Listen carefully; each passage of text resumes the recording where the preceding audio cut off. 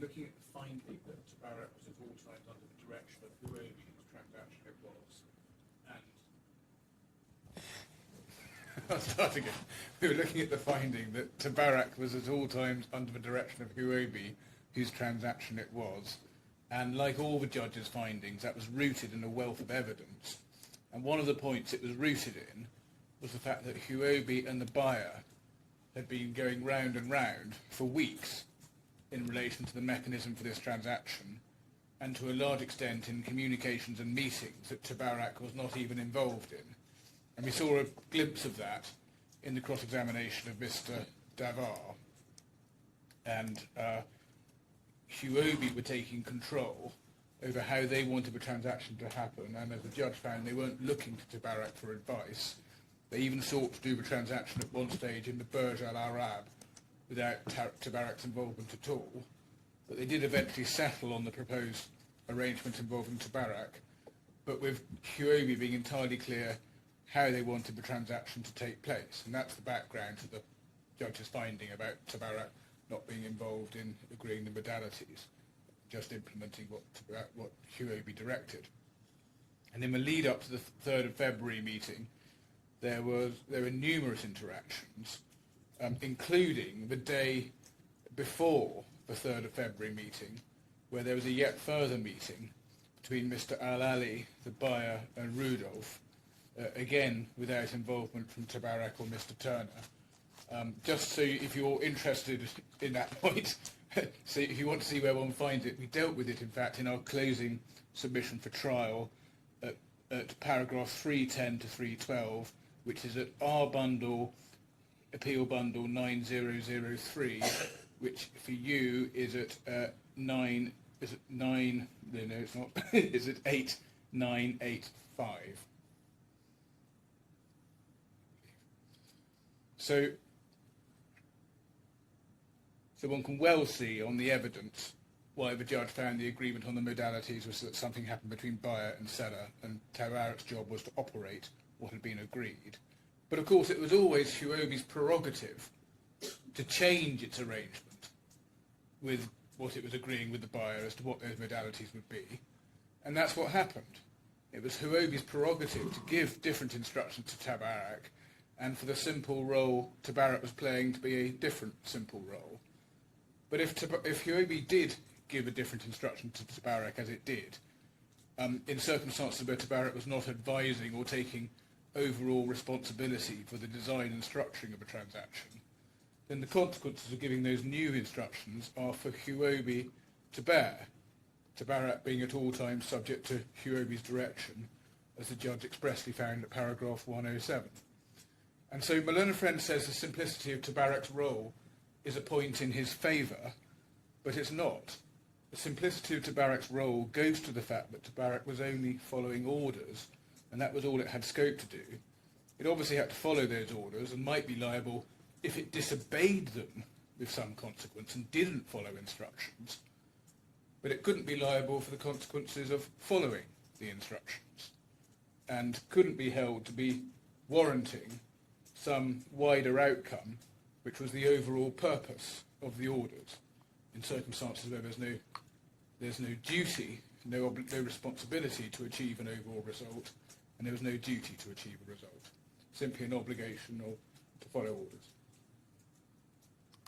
Now, so that's the one point of context. The next point of context I wanted to come to is the findings on tort and other claims, and just starting off as I did in opening, just with the steps in the sequence. I'm not going to repeat myself by spending a lot of time going back through the steps in the sequence. You have them in my hand up at section B, starting at page 4 of my hand up from opening. I would particularly highlight the early steps in the sequence. First, that Mr. Morozov insisted that the Bitcoin be transferred into one of the Trezor wallets he had bought, paragraph 107.24, and specifically that he said he wanted to set up the wallet, and that Mr. Morozov's proposal was that the C words be split, with 6 to be noted by TABARAK and 6 to be noted by the buyer. That's paragraph 24. And that's an important point, because that's the proposal from the buyer, which HUOBI agree to, and in no way an initiative of Mr. Turner or TABARAK. And of course, the judge recorded that Mr. Al-Ali unwisely chose to agree to the proposed use of the wallet. And then the next step in the sequence is HUOBI team objecting to the buyer's team setting up the wallet. So they object to Morozov's proposal, but he sets up the wallet. So just pausing there, by this stage the HUOBI team are already agreeable to the use of the wallet and the principle of splitting the key words. And of course that's the critical point which introduces the flaw, because who set up the wallet isn't important on the facts. It was the fact that the keywords were split, with the buyer to input half the seed words. But that was inherent in the proposal of going along with the Morozov proposal or insistence at all. And the HUOBI team had by that point already agreed that. And the judge was very clear at the end of paragraph 24 that Mr. Al-Ali agreed to the proposal that Mr. Turner should set up the wallet, because the HUOBI team asked Mr. Turner to set up the wallet, which he did. And that's again paragraph 24 and paragraph 108. And again, although Mr. Turner did do the setting up, the flaw was inherent in the proposal that there should be this splitting of the seed words with Morozov entering half. And that was what was instructed by HUOBI, instructed to go along with that integral part of the process.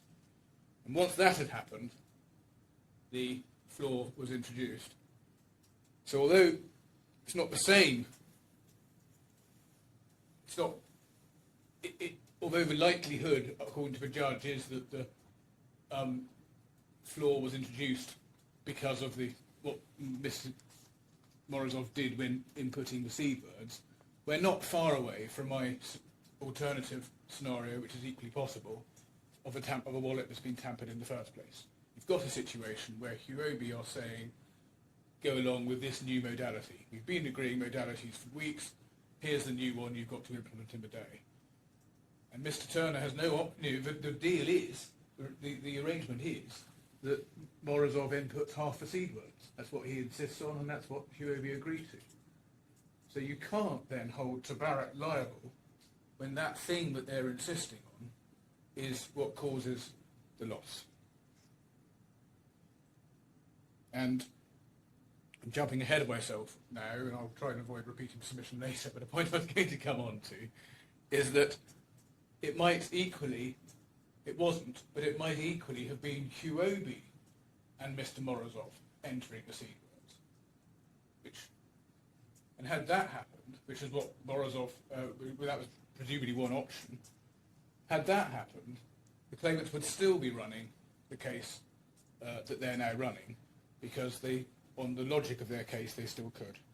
But if you analyse what occurred after,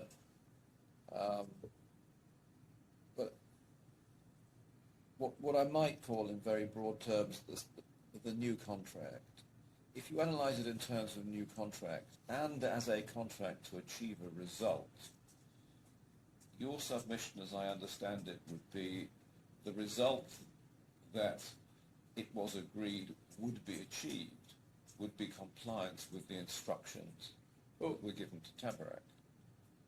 No more, no less. Not that the transaction would succeed, and not that the transaction was not, how can I put it, vulnerable in any way. Yes, I mean, that's certainly one way I put it. Yeah. But I also put it that you don't construe this as a contract to achieve a result.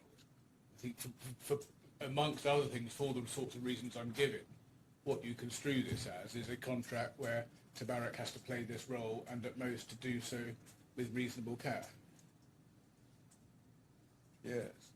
And then I also say a yet further point is, even if you do, because on the claimant's case you construe some sort of contract to achieve their result, what they say, you've got to build in by a process either of implication of terms, probably essentially implication of terms, you've got to build in appropriate commercial qualifications so that it's not... Well, you say that HUOBI's case, on your submission, got the wrong result.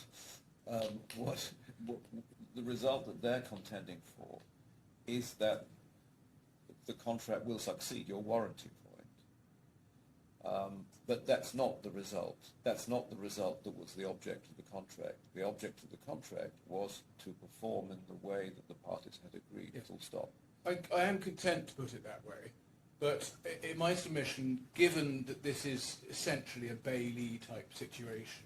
Well, there are difficulties with bailment of digital assets. Well, I'm not sure if... I think where you got to in the Court of Appeal was that one could be. Yes, I mean, but the question was left open. Yes. And Well, we've not argued. We've not argued that. I had understood that to be now a given the Court of Appeal's judgment. I thought it was left open. Right, well, I better go back and look at it, because I haven't Yes. come prepared to argue that point. No. But we certainly do submit... Well, we submit you can be a Bailey of digital assets. Yes. And in any event, you can be a Bailey of the wallet. We could say, there's no question that you'll be Bailey of the physical Trésor wallet. Yes, but I think perhaps more importantly, TABARAK's role is in the nature of a Bailey's role. It's a warehouseman type I can role. accept the analogy, Yes. if not Yes. actual bailment. Yes. And that being so, the law is going to approach this, or should approach this, as saying your duty is to take care not to achieve a result. Because if it is to achieve a result, you could say that in pretty much every warehouseman situation. Of And course, that's just not the way the law approaches it. in the analogy, ironically, in the analogy with bailment, you're essentially doing a bit of a volte-face from the trial, aren't you? Because you were rubbishing the concept of custodianship, so much so that it even reflected itself in the judge's judgment. Well, we don't accept that.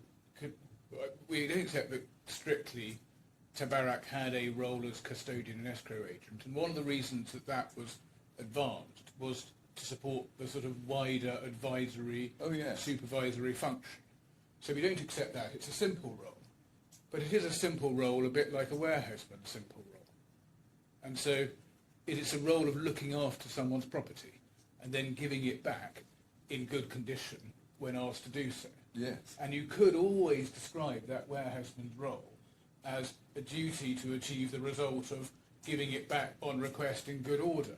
Yeah. But that's not how the law does describe it. The law describes it as a duty to take reasonable care without strict liability. Yes, I mean, if I'm frank with you, I find your analogy with the warehouseman more problematical than the analysis in terms of what was the result that the parties agreed would be achieved. Can I commend both alternatives to you? I'm not surprised. I mean, because it may be, like many things, it may be in your own room and you're working back through it. My way of looking at it does commend itself to you a little more, and Okay. I will be coming back to it a bit more today. And I'm not. If it's okay, I'm not going to resolve from it, because I do think it's quite instructive, and it is. One point about it is it does show how, if with a clever lawyer could construe many legal situations where the law approaches this as a duty to take reasonable care, a clever lawyer can always interpret the obligation as something to achieve a result, and the law doesn't do that. The law takes a view on what actually is the nature of this obligation, and the nature of this obligation is one of looking after the wallet and complying with instructions. So yes, I'm happy to say the duty is to comply with instructions, but also I do say the right way of looking at it is one of reasonable care. So I'm just going to go back to where I was. The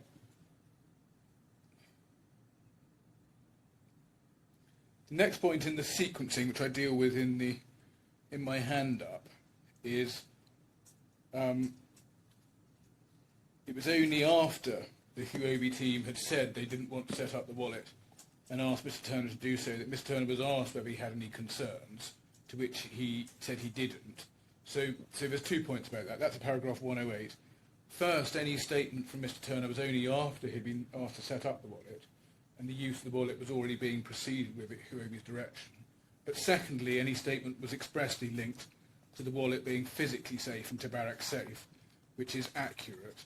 And then just some overarching findings on all of this. Obviously, the one we most centre on is the finding that TABARAK was at all times subject to the direction of HUOBI. That the judge also found Mr. Turner was not an active advocate, and also the finding that Mr. Al-Ali feared that the use of the buyer's wallet, with it being passed to Mr. Morozov to note the remaining 6 words mnemonic, posed a risk, and unwisely chose to agree to the proposed use of the risk. Now, the question came up yesterday, well, what was the risk? But the judge's finding is clear. That's paragraph 111. Yes. Mr. Al-Ali feared there was a risk of the wallet being passed to Mr. Morozov, and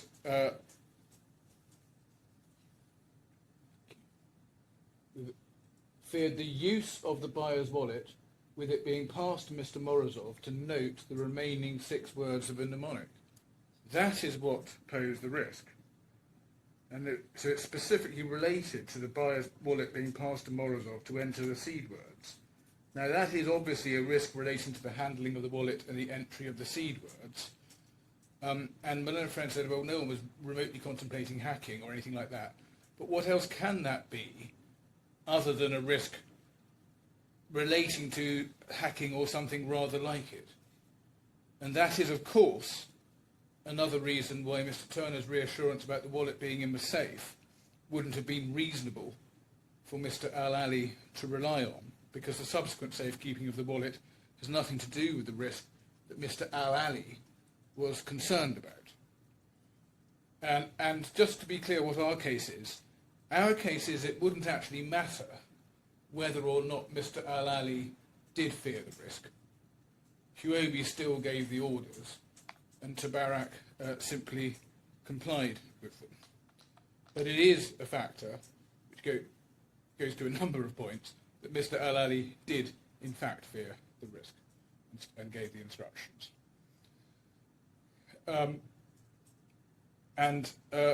Just on Mr. Turner's reassurances, my learned friend did seek to pray those in aid yesterday, and his submission was that HUOBI were reassured, but the judge has found with good reason that it was not reasonable to rely on HUOBI on any assurance. The judge explained at paragraph 107 that Mr. Al-Ali took the risk perceiving he was in a tight spot, and he acted unwisely. And as I say, one can see from the judge's description of the assurance it has nothing to do with the risk that Mr. Al-Ali had identified. And the claimant's submissions and evidence references they took Your Honour to yesterday about the hedge, which I'll come back to later, also shed some light. HUOBI did want the transaction done quickly. We accept that.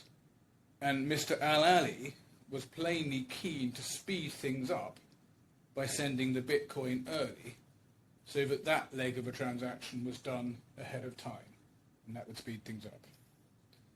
And then the other steps. So after the setup of the wallet, the commissions agreed. That is the point at which as I understand the claimant's case now, they say the contract incepted. But it's worth noting, this is a separate point I'll make later, by this stage the damage had been done. The wallet had been set up, and the seed words were already potentially in the hands of, the seed words were already in the hands of the buyer, and so were the Bitcoin once it hit the wallet. So the damage was done even before the contract incepted. And I'll come back to that because that's a relevant point when it comes to the court determining what, if any, obligations TABARAK had. And then the remaining steps on the day I deal with paragraphs 10 to 12 of my hand up, and in particular I give the references there as to why the transfer of the coins early was contrary to the planned sequencing, which was the second unwise action on the part of Mr. Al-Ali, which I'll come back to. Now, just coming back again to the nature of the risk and what was unwise about Mr. Al-Ali's actions. My learned friend's overall submission yesterday was this is all simply about hedging, and in particular he's referring to Mr. Davar's evidence. Now, it's important to be quite analytical here. The judge identified two areas where Mr. Al-Ali was unwise. First, the agreement to the use of the buyer's wallet. Secondly, moving the money early. And on the use of the buyer's wallet, critical finding was the finding at paragraph 111 that I have just been to. Now, I've just explained why it's quite an important finding that Mr. Al-Ali considered that the handling of the wallet and Mr. Morozov handling it to be able to enter the seed word was a risk, and that this has nothing to do with Mr. Turner's subsequent safekeeping. There's also a relevant WhatsApp from Mr. Saxena, which is in the appeal bundle, our reference 1357, your reference 1361.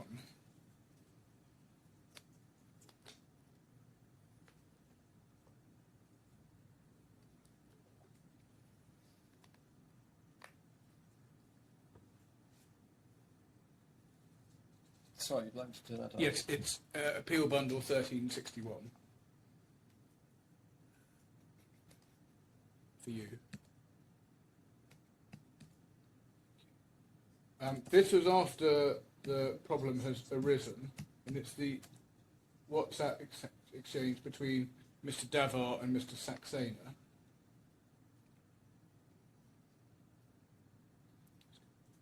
What timestamp? Yes, I'm interested at the bottom of the page. Starts at 1:42, coins transferred 1 p.m, moved from Tabarak to his new wallet at 3 p.m. Sushant told me they haven't checked the device yet. How can they transfer around 9? Mr. Saxena, this is at 1:44. Sorry. I'm sorry. So I hope it's for you. As my maths 1361 and... No, my maths is wrong.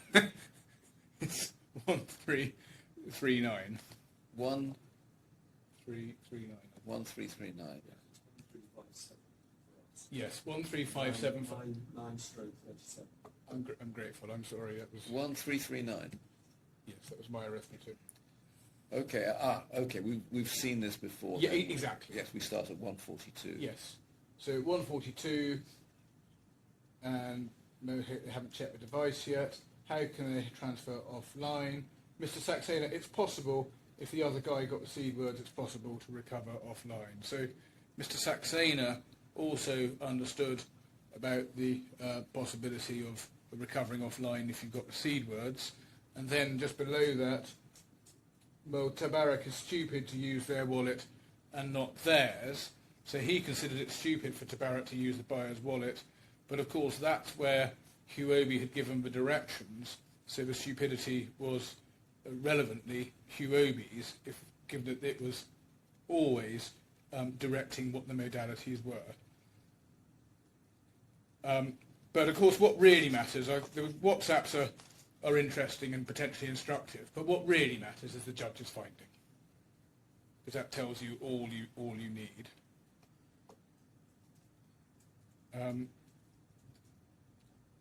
The second finding of what was unwise was that it was unwise to send the funds early. That's at paragraph 111 and the end of 110 of the judgment, and that it wasn't reasonable to rely on Tabarak's assurance in that regard.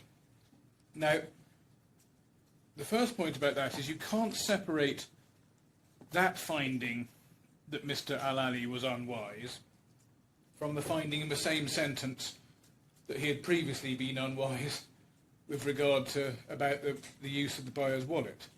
Because having done the first unwise thing, which created the risk, it was then unwise to send the funds early, because of course that crystallised the implications of the risk and made the risk even more significant.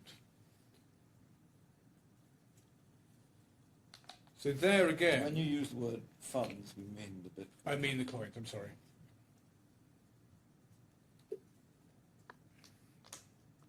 So there again, the main point we rely on is the judge's finding. It's not the content of the WhatsApps from Mr. Davar. I did cross-examine on him on those because I had a witness I could cross-examine. Yeah. But what we really rely on is the judge's finding. That's the important point. And my learned friend placed his focus, not unfairly because I had cross-examined, but he did place his focus in submissions on the Davar WhatsApps, but that's not what really matters. Now, on the Davar WhatsApps, we don't accept that Mr. Davar was, in fact, only concerned with hedging. The relevant WhatsApp is at page, it's in the same clip, page 1356, the page before, so your page 1338.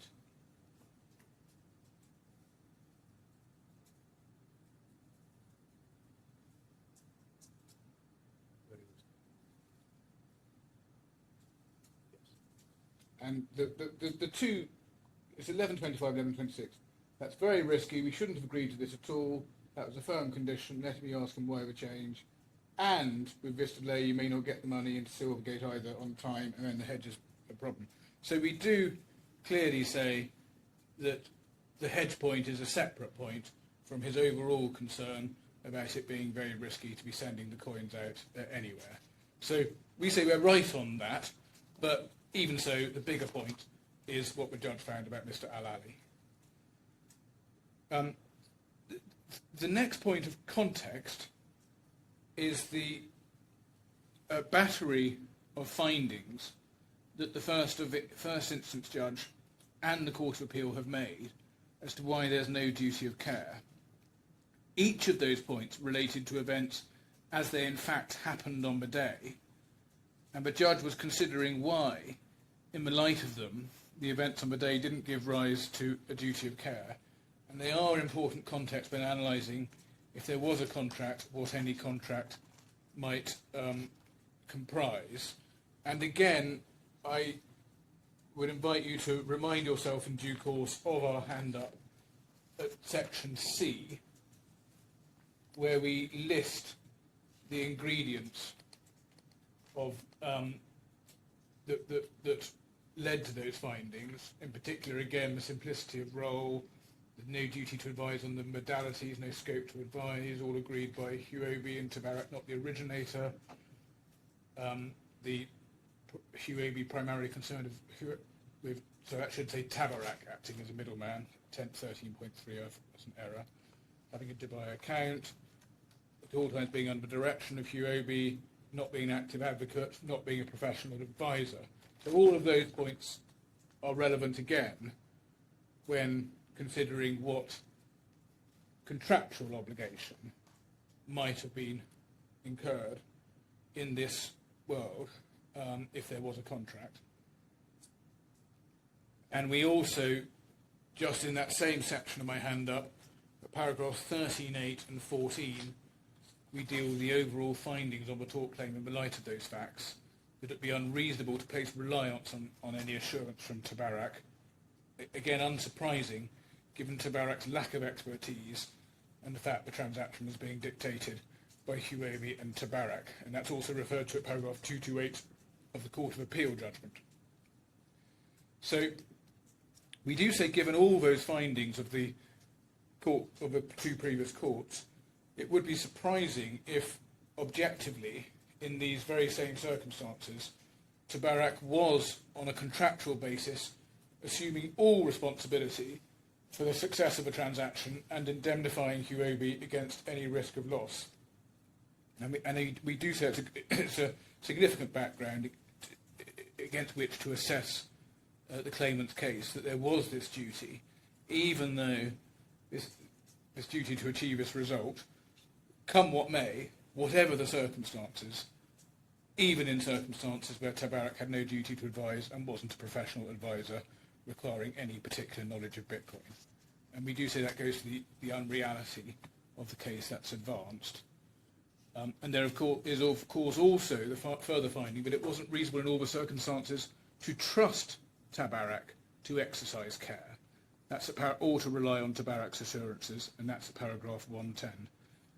If on an objective interpretation it wasn't even reasonable to trust TABARAK to exercise care or to rely on TABARAK's assurances, it would be surprising if all those circumstances involved a warranty from TABARAK about the safety of the arrangements. All of the judge's findings again point in the direction of TABARAK having so limited a role and such limited knowledge and essentially acting at the direction of the principals that it wasn't even reasonable to impose a duty of care or to rely on their assurance or expect it to take care. And that all means, I do say it would be surprising if the objective interpretation of the same facts means that TABARAK assumed a strict duty to achieve TABARAK's purpose, HUOBI's purpose of a transaction. So that's the context. I'm just going to move on to why the case is untenable.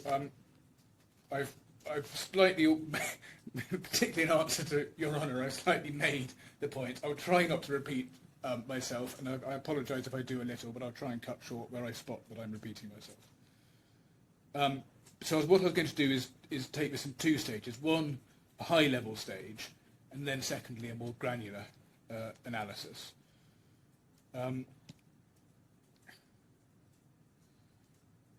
So just to emphasise 3 points on why, in my submission, it would be uncommercial and remarkable if TABARAK could be seen to be assuming a duty which is more than a duty to take reasonable care.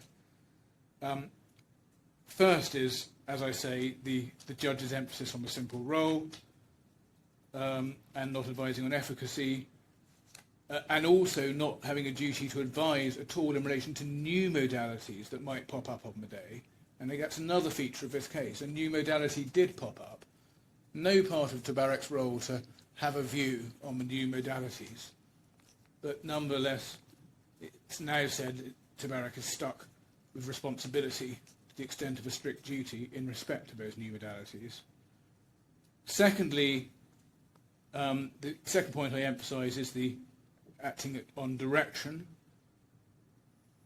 And I've made that point, and that's a key point in my analysis. While one can well understand liability for failing to comply with direction, it's very difficult to understand how you construct a term that gives you liability for faithfully complying with a direction, absent, of course, some wider advisory duty. And just on acting on direction, my learned friend made some observations yesterday about that submission, and my learned friend tried to play down the importance of it, and he even went as far as to say it was wrong to characterise TABARAK as acting on instructions. But the judgment was entirely clear at paragraph 107 that TABARAK was at the direction of HUOBI at all times. And what the judge was referring to there was the change in modalities and the sequence of events on the day that led to the loss. That's clear from paragraph 107. Now, my learned friend says, oh, well, TABARAK couldn't literally have been under an obligation to comply with all possible instructions from HUOBI. But of course he's right in that part of TABARAK's role was, for instance, only to transfer the money to HUOBI when the coins had been delivered. I'm not saying HUOBI could give instructions that caused TABARAK to breach that part of its role. But in terms of the modalities of what TABARAK was doing, that was something that the principals agreed and HUOBI gave instructions on. And the judge is entirely clear about that at paragraph 107. And in point of fact, the claimant's approach that somehow TABARAK could be taken to have assumed some sort of responsibility on the day, it just ignores the fact that the buyer and HUOBI had been in constant communication prior to the day, not involving TABARAK, and setting the modalities for the deal. Tabarak wasn't in a position and wasn't asked or expected to be in a position to take any role in that. So it can't be right for the consequences for Tabarak. Tabarak has to be liable for the consequences of following those instructions.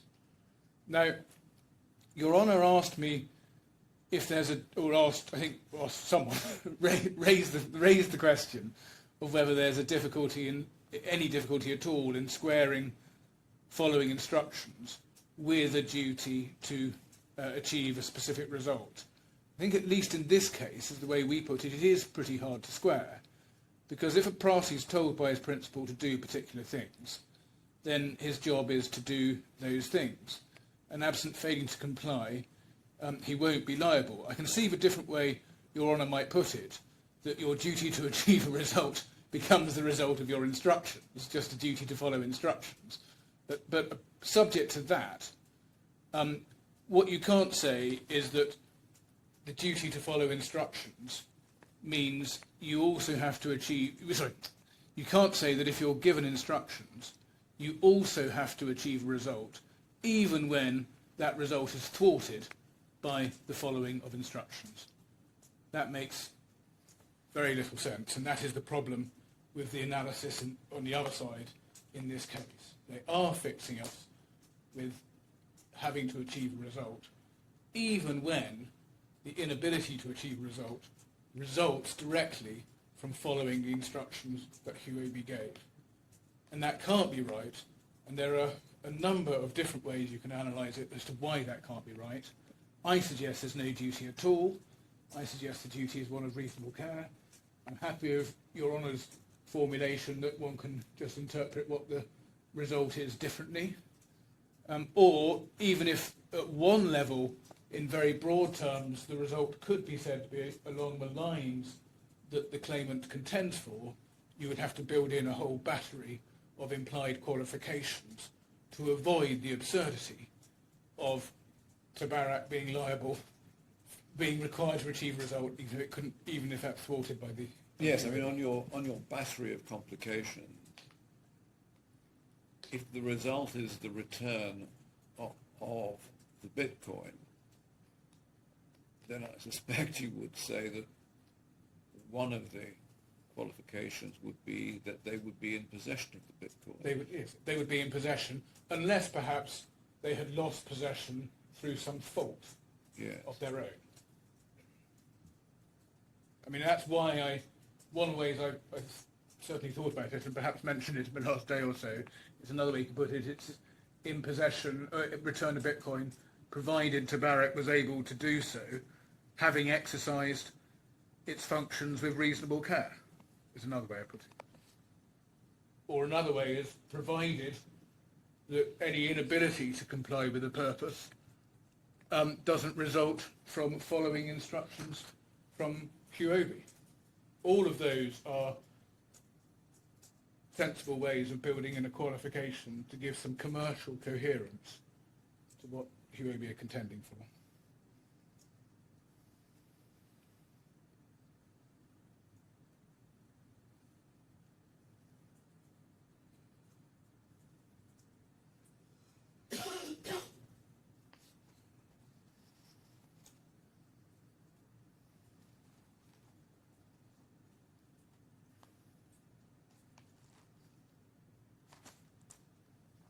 So if I could just move to the more granular analysis.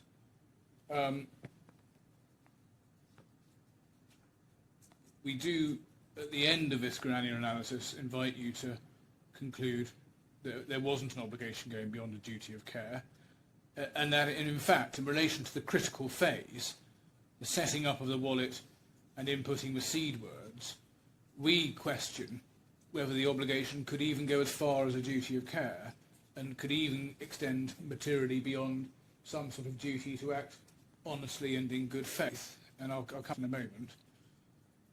And we do say, starting with the contractual framework, it's important to distinguish between roles and functions and strict obligations. What was the agreement? It was an agreement to perform for reward the role of a middleman in the transaction, receiving the cold wallet, holding on to it, using it to pass the Bitcoin to Navicon once the money, so Bitcoin to Navicon, using it to pass the Bitcoin to Navicon once the money was in and it was able to do so. So that's a description of Tabarak's role. That doesn't spell out what the precise obligations are within that role. What are the duties? What is the standard required of Tabarak?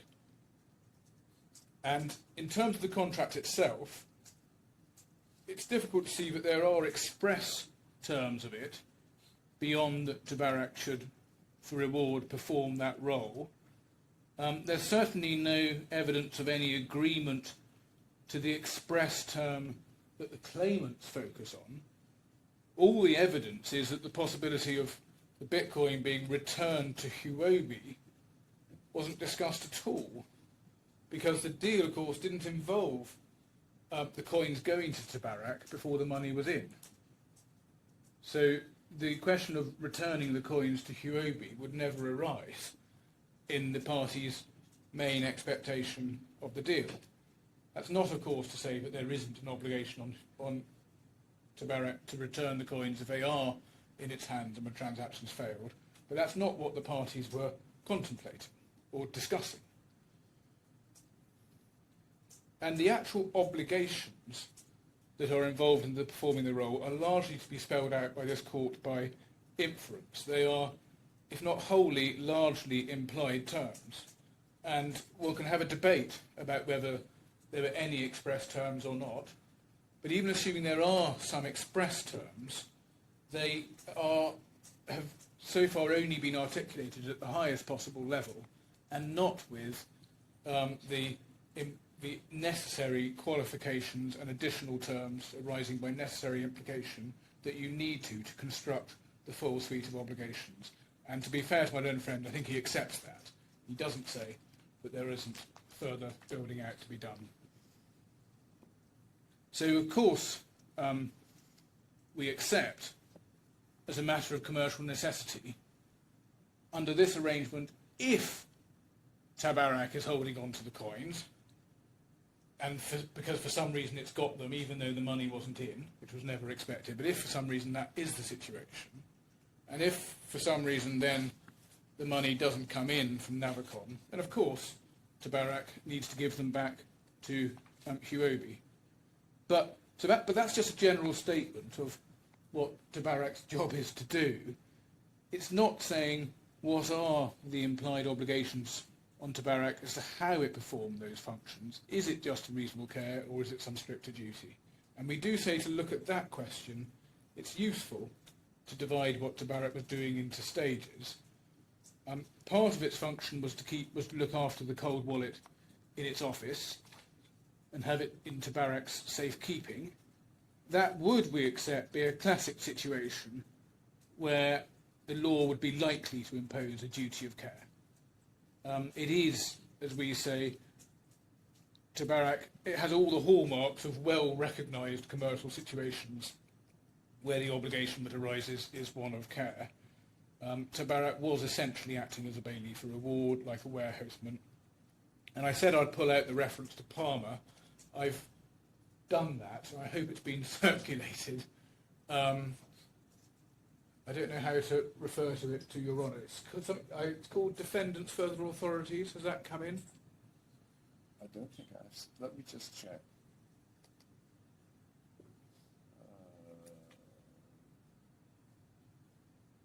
Defendants Further Documents. And when will it have come in? It would have been last night. Then again, because I have it open. You've got that last night. Sorry? Okay, let me have a look at my email.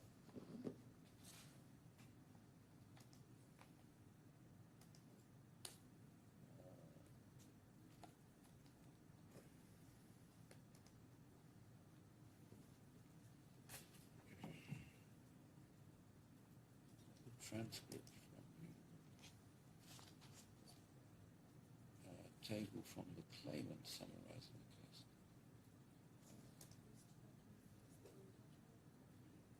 I can't see. Sorry? Yeah, if you send it to me again, please.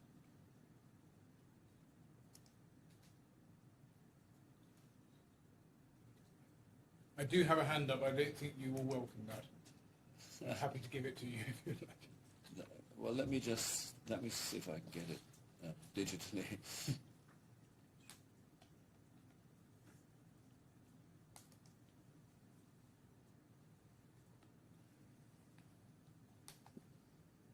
Sent it on Teams.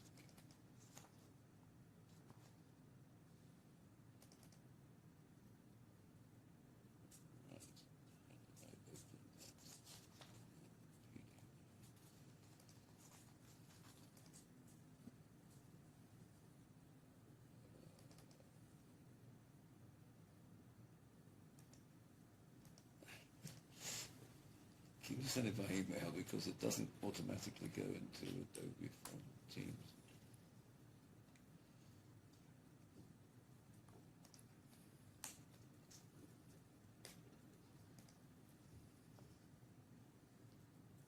Would it help to use the previously uninfected successful means to transfer naming Millennium Junior's USB stick? No, once I've got it by it's only Teams, I think, defaults to a Microsoft PDF reader, which is not as good as Adobe.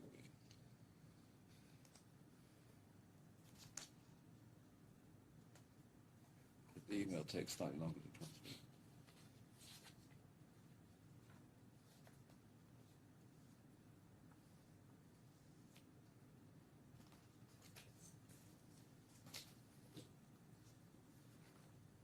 It's not come through. Let's see if I can get it open.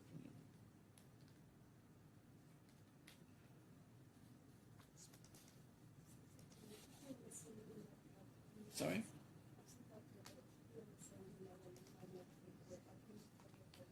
I'm sorry, I can't hear.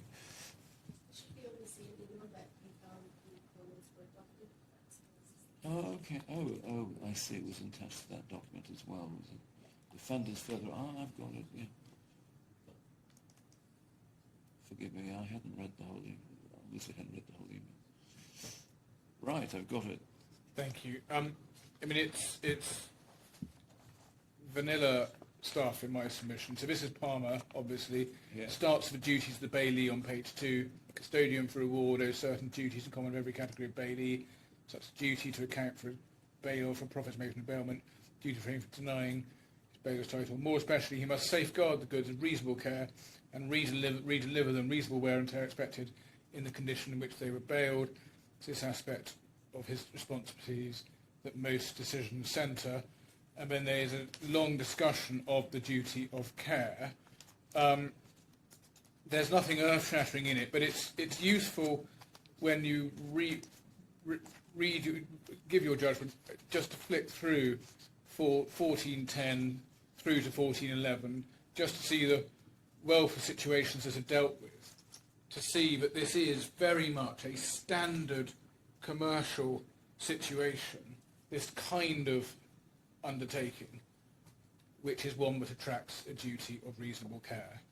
And as I say, one could always, in so many of those situations, a clever lawyer could formulate some duty to achieve a result, but that is not the approach the law takes to this type of relationship. Now, my learned friend did take issue with my warehouseman analogy and the point that TABARAK's role was essentially that of a bailee for reward. And just a few points in answer to what my learned friend said. He said, well, this doesn't square with the judgment, but the judge, as I have submitted, didn't get on to the details and nuances of the agreement that he found. He described, in essence, what TABARAK was to do, what TABARAK's role was, but he didn't get on to the details of what the precise obligations were on TABARAK attaching to that role. So there's no inconsistency with the judgment. My learned friend then referred to the judge's finding that there was no duty of care, but that point doesn't work. That was a finding that related to the tortious claim. It doesn't mean that the judge would not have found that the contractual duty was one of reasonable care if he had got that far in the analysis. If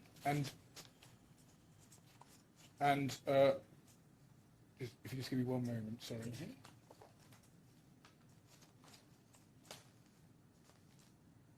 And we submit the findings of the tort claim are relevant to simply to the standard of care. What TABARAK as a non-expert was doing was simply following orders. It wasn't part of its regular function, and this took place before the contract incepted. So I'm about to come to this. The finding that there was no duty of care is of some relevance to the stage in the process where TABARAK enters the seed words and so on, which I'll come to. But at a general level, we would accept that parts of TABARAK's role certainly are that of a bailee attracting a duty of reasonable care. And the obvious example is TABARAK looking after the cold wallet, putting it in its safe, and the like. That is a duty of care type situation.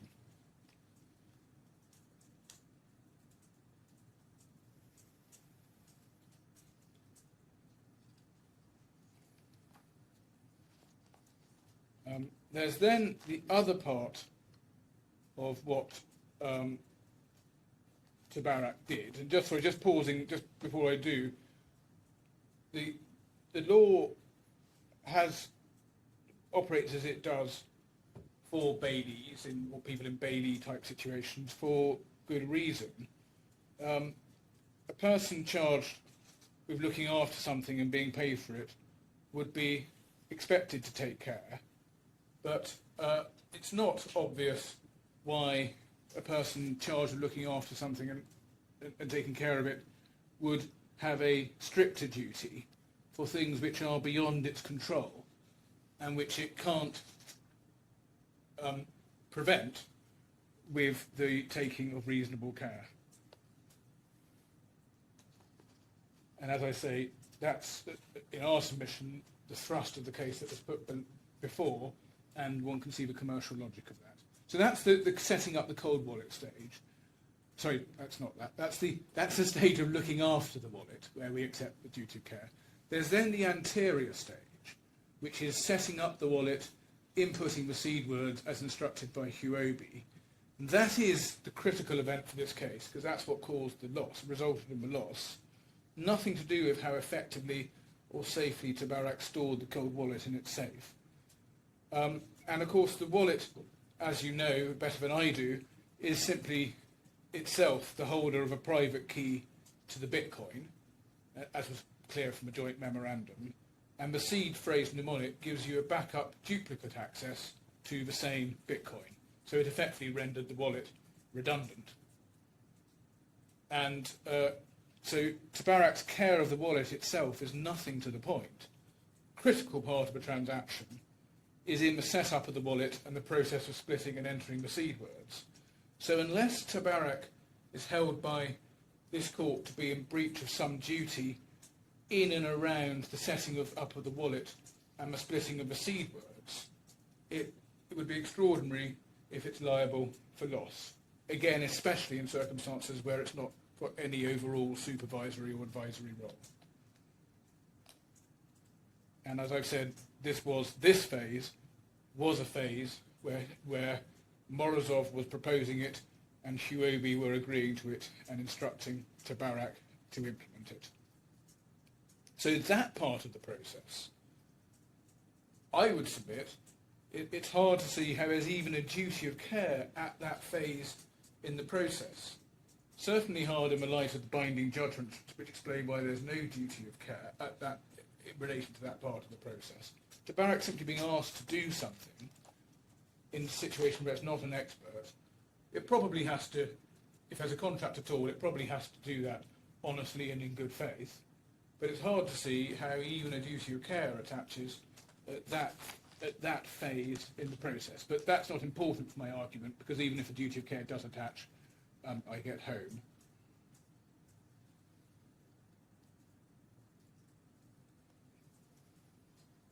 So that's what TABARAK's duty is, if any.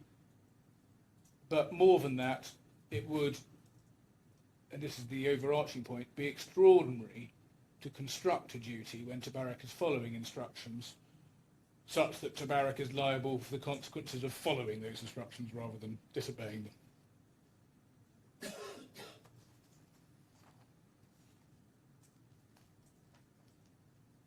Again, of course, all on the assumption there's no wider duty to advise, which would change the picture entirely. So that's that point. The next point is that, as I mentioned, the critical phase predated the commission and so on being agreed.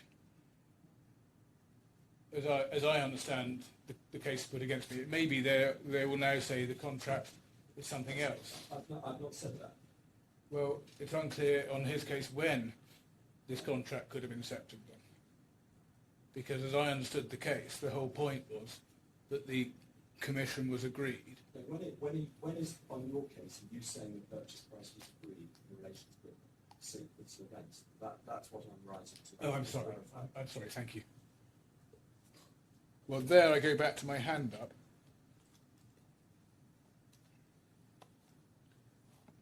And in my submission, it's quite clear from a judgment that the agreeing to the commission is after the splitting of the seed works.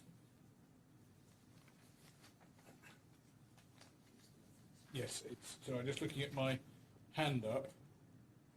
Well, the judgment says no later than, doesn't it? There's no later. The agreement was no later than. Where is it?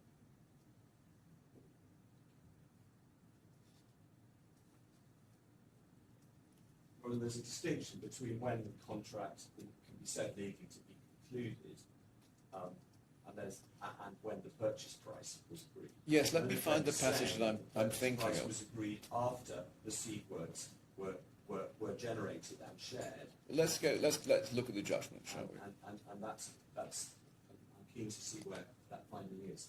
Well, let's look at the judgment. So 85 So 85 of what? of the judgment, sorry, paragraph 85. Which is in the bundle. Which, I'm sorry, I'll give you a reference in just a second. I've got it. I can find that myself. So it's page 9493 of the appeal bundle, which is... It's okay. 85. 9465. 85. So 9475.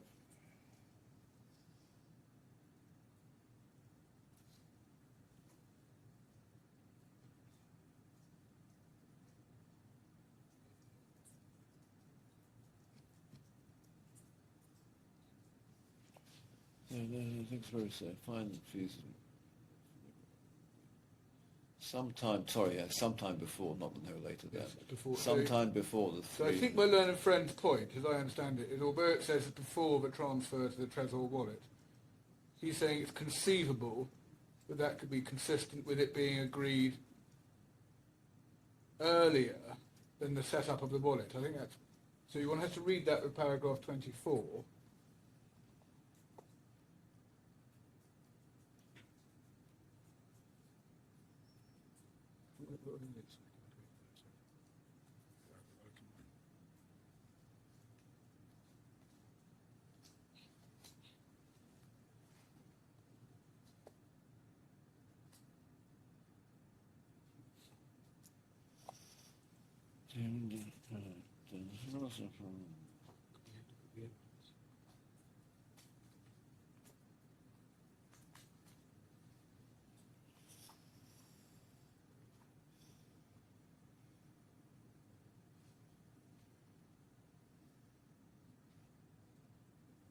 point is that there's nothing in paragraph 24 to 26 to suggest that seed words were set up, the wallet was set up, at which point, as we know, an email was sent saying you can transfer the money to this address, and after that,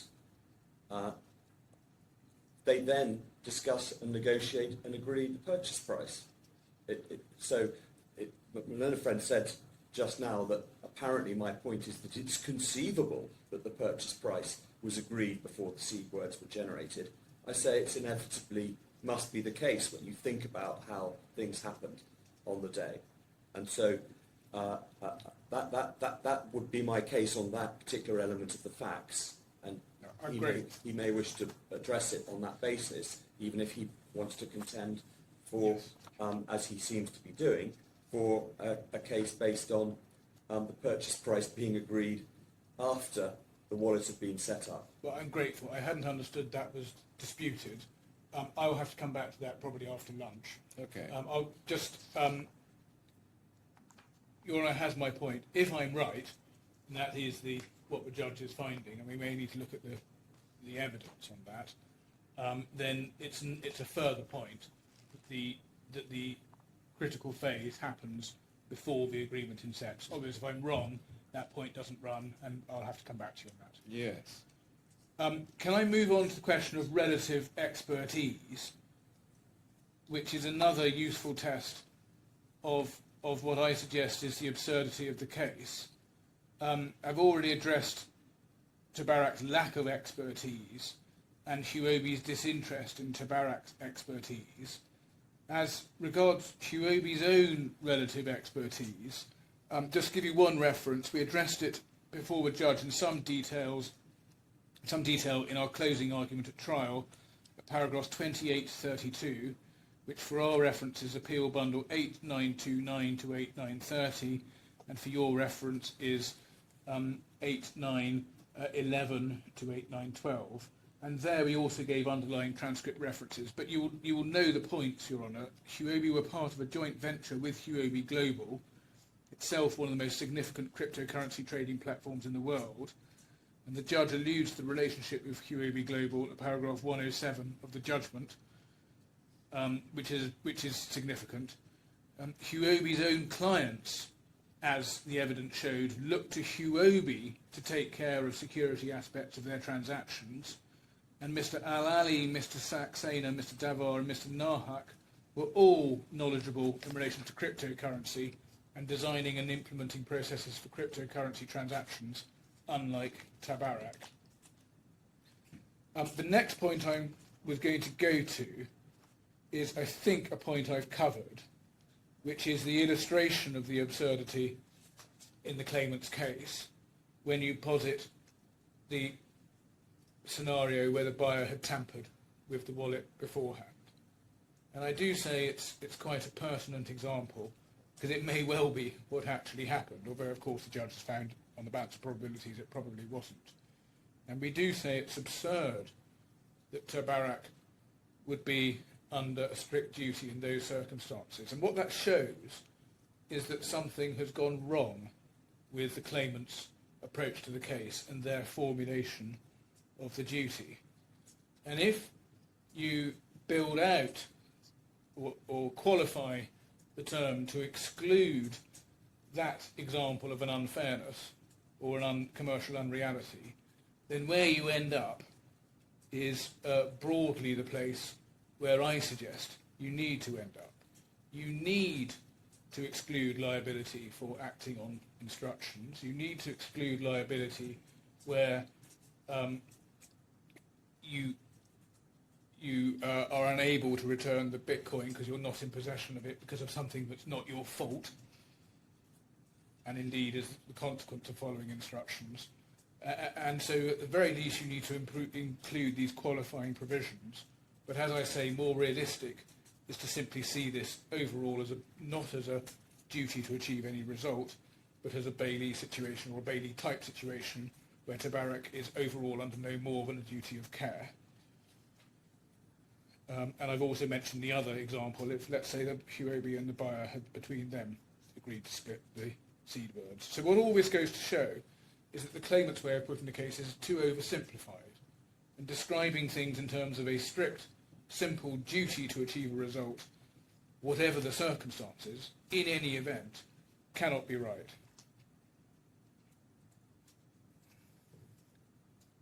The next point is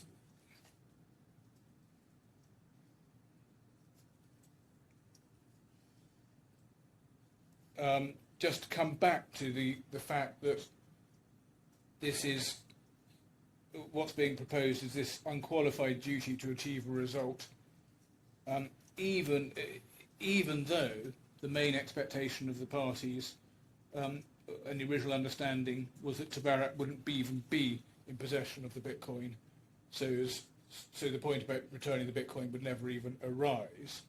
It wasn't part of the expected arrangements, and we do say it's deeply improbable, but there was this unqualified term, claimants now say an express term, that TABARAK owed a duty to return coins in any situation where the money didn't come in from the buyer, when that eventuality was no part of the expected deal at all. And as I say, of course, I'm not saying that TABARAK isn't under some implied obligation to return the coins if it's got them and if the transaction has failed. The next point is that it's unrealistic, in my submission, to construct a term that is inconsistent with the express terms of the account operating agreement. Now, the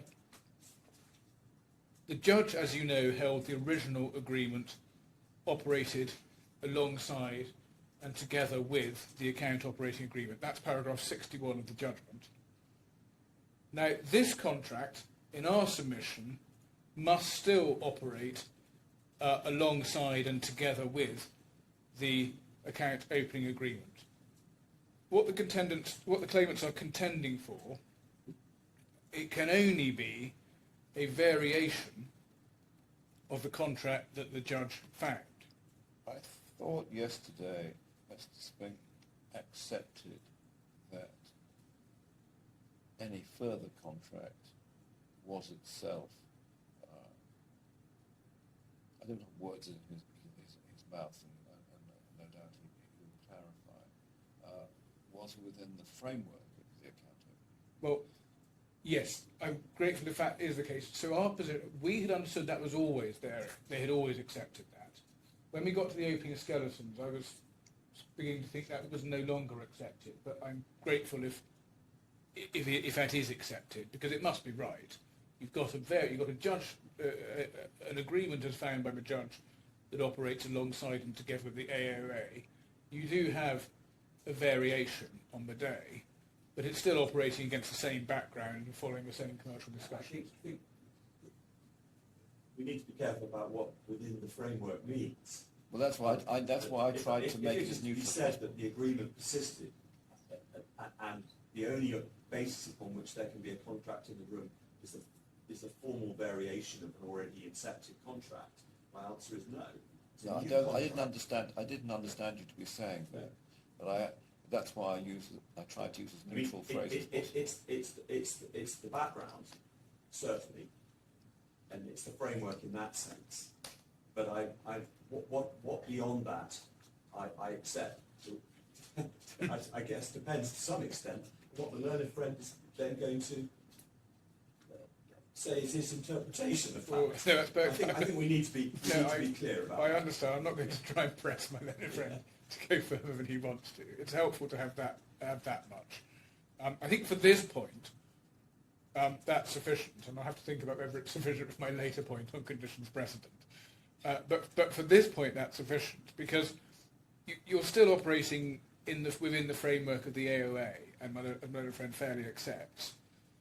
I say, because of this can only be a variation. He may say because there's some new contract that operates in that same framework. But whatever, the AOA does include Schedule A, which is at Appeal Bundle 2346, 2328 in your bundle, and that provides at clause 12 for HUOBI to indemnify TABARAK from losses arising out of any advice or services pursuant to the agreement.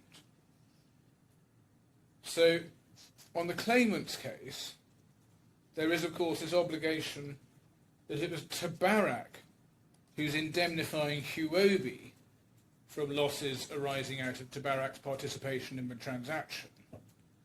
But that obligation is inconsistent with the express term of the AOA, which works the other way round, and it's HUOBI who indemnifies TABARAK in respect of things it does under this, for HUOBI, under this agreement. I'm just trying to find Yes. clause 12.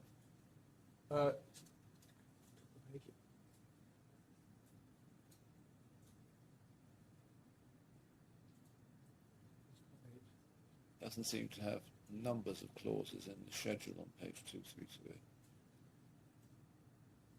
Yes, this version. 11. That's 11-212. I have. 1121, yes, sorry. There's no provision clause number. But Sorry, yes. The second paragraph starts. Thank you, client will yes. identify. Yes, thank you. So that is an express provision within the agreement. And it's completely at odds with my learner friend's case, which is you've got TABARAK essentially indemnifying HUOBI. Well, when can I HUOBI asks can I to just do read something. that? Yes.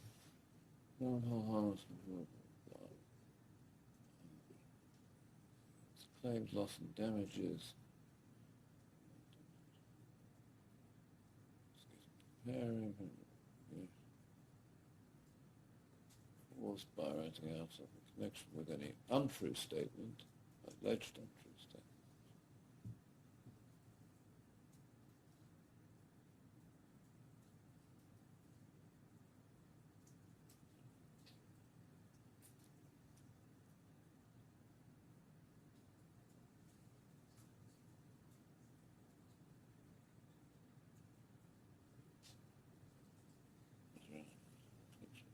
Advice or services rendered.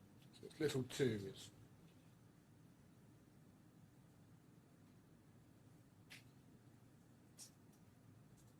I have some difficulty in finding little. I'm two. sorry, it's little. Do you have little 2 about 3/4 of the way down? I think it's particularly. I'm actually trying to find it. Oh, sorry. Caused by. It's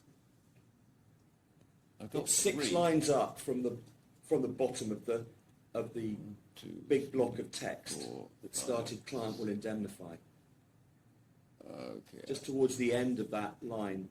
I have it now. Thank you. Two otherwise arising out or in connection with the advice.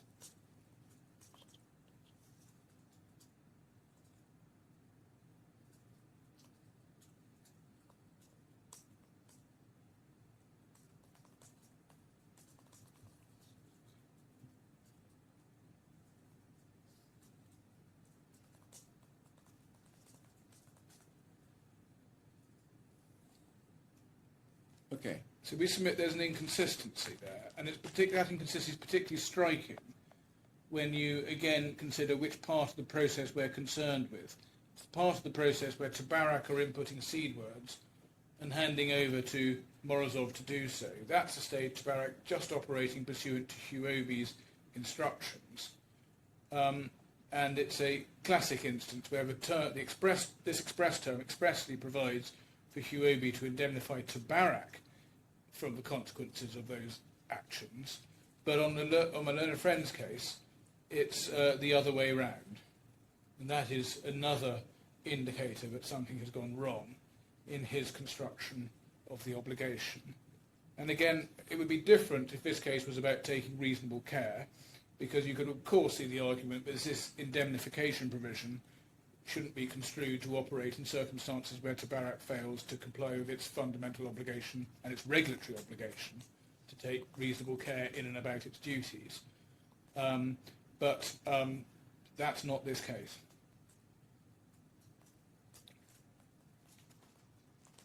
So, oh, I'm so sorry. Yes, but a friend reminds me of the time. We've been going a while. I wonder if now is a convenient moment. Yes, of course.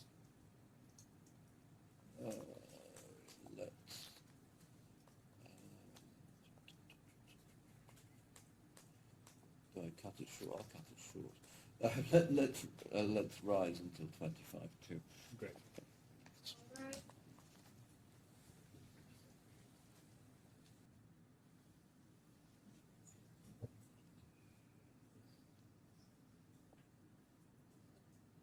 Can I move on now to the way the claimants seem to approach the claim? Their endpoint, as Yora knows well, is a submission that, in substance, even though TABARAK could not realistically be said to have breached any standard of care or skill or done anything wrong in the way, or indeed disobeyed its instruction in the way that it set up the wallet, it nevertheless owed a duty in all circumstances to return Bitcoin to HUOBI at the end of the day, irrespective of why it was that TABARAK could not do so. That involves analysis that's fundamentally flawed. And the way they get to their conclusions rely on one aspect of the role that TABARAK was to play, which involved returning the Bitcoin from the wallet to HUOBI in the event that the Navicon's money didn't come in. Brackets, and actually if the main plan for the deal somehow wasn't followed, because TABARAK should have never been in that position anyway. And they say that TABARAK never, they say because of that, TABARAK assumed an obligation in all events, and whatever happened, to return Bitcoin to HUOBI in any situation in which Navicon's money had not come in. And that analysis is fundamentally flawed for at least three reasons, probably more. The first, it confuses TABARAK's role with what its precise obligations were with regard to the various aspects of its role, including the standard of care that's assumed. And I've touched on that. I mean, for obviously, TABARAK's role did involve returning Bitcoin in any world in which it was holding it, and the transaction had failed. But none of that tells you anything about TABARAK's obligations if, through no fault of TABARAK's own, and only as a result of complying with HUOBI's instructions, the Bitcoin wasn't in a position to be returned. Could you turn your microphone on? Sorry? Would you turn your microphone on? Put a note from I hope the I think that thankfully I've probably been shouting so loudly for transcribing. I think it's picked everything up. So, good. Thankfully I won't have to repeat anything. So secondly, and this is the related point, the claimant's case operates at too high and general a level and doesn't ask the sufficiently granular critical question. And the critical question is whether there is an obligation on TABARAK to return Bitcoin in the event that it couldn't do so because of some anterior failure arising from the setup of the wallet and TABARAK acting on HUOBI's instructions. And the answer to that is, of course, there couldn't be, in any rational commercial world, any obligation on TABARAK to be under that duty. For all the reasons I've explained. It makes no sense where TABARAK is following HUOBI's directions and isn't advising or taking some overall supervisory responsibility. And it would be irreconcilable with the findings that it's not reasonable to rely on TABARAK to exercise reasonable care and that TABARAK was acting under directions and wasn't devising the modalities. And I've given the way one contested, which is the assumption that the wallet was tampered by the buyer tampering with it before it was even introduced into the room. And once one has that point on board, it does expose the fallacy of the claimant's exercise of describing TABARAK's role or function at such a high and general level it enables you to assert some sort of simple but actually incredibly onerous obligation, far more onerous than one could ever justify when drilling into matters at a more precise level. And then thirdly, and related to probably both those points, the claimant's approach has the flaw of treating the rather generic description of Tabarak's role in the judgment as some sort of express term in those ipsissimi verbi, such that that is the full extent and the precise extent of the exact term. And the judgment wasn't remotely intending to do that. It was just describing the role. And even if you, as I said earlier, even if you could treat the description of a judgment as the starting point, the detailed nature of the obligations and all the necessary qualifications and implications need to be spelled out.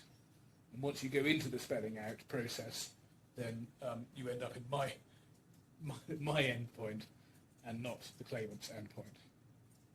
And we do say that what the claimants are doing is effectively sophistry and very clever, and all credit to them, but they are reverse engineering from an overall statement of some part of Tabarak's role into a strict duty or strict liability that makes no sense. Now, and they obviously and understandably refer, for example, to paragraph 167 of the Court of Appeal judgment in that regard, and that's at that's at page 5775, I think, of the retrial bundle. Well, my note. Yes.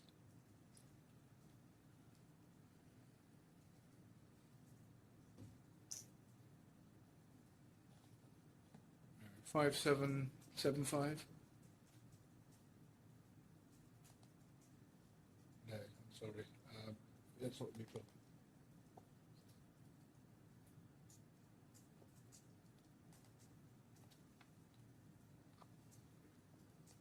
And Your Honour will obviously be extremely familiar, having written it. Yeah. But that's what you held there. So And which paragraph? 167, I think they particularly rely on. Yes, paragraph. Well, 166 and 167, but I'm happy to look at either, but I was particularly focusing on 167, because that's the high water mark of their case on trying to draw. Bookmark somewhere. There we go.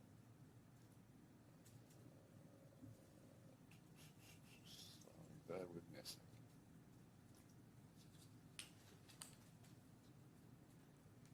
Yes, 5775, correct.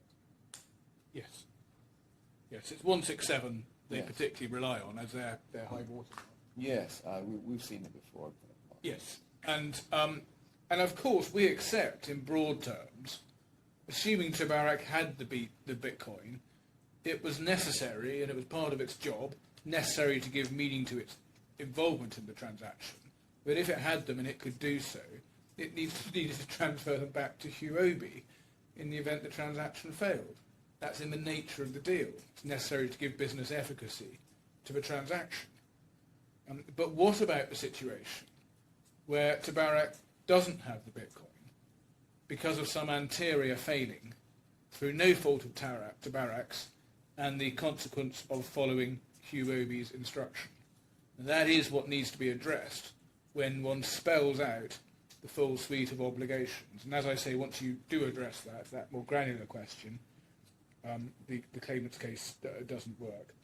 And it would be wrong to treat the high-level term, high-level description of Tabarak's role or even obligation, summarised at paragraph 167 as some kind of fixed rubric with ipsissimi verbi, as I say, which operates to an uncommercial effect.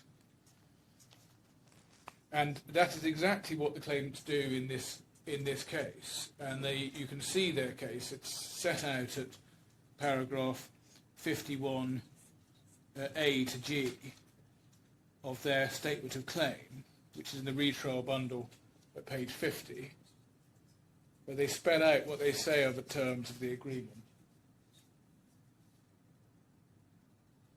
And again, it's a high-level description on the whole of the role, which is apt to be misleading if you try to reduce the precise words of the points elaborated there into unqualified terms of the contract.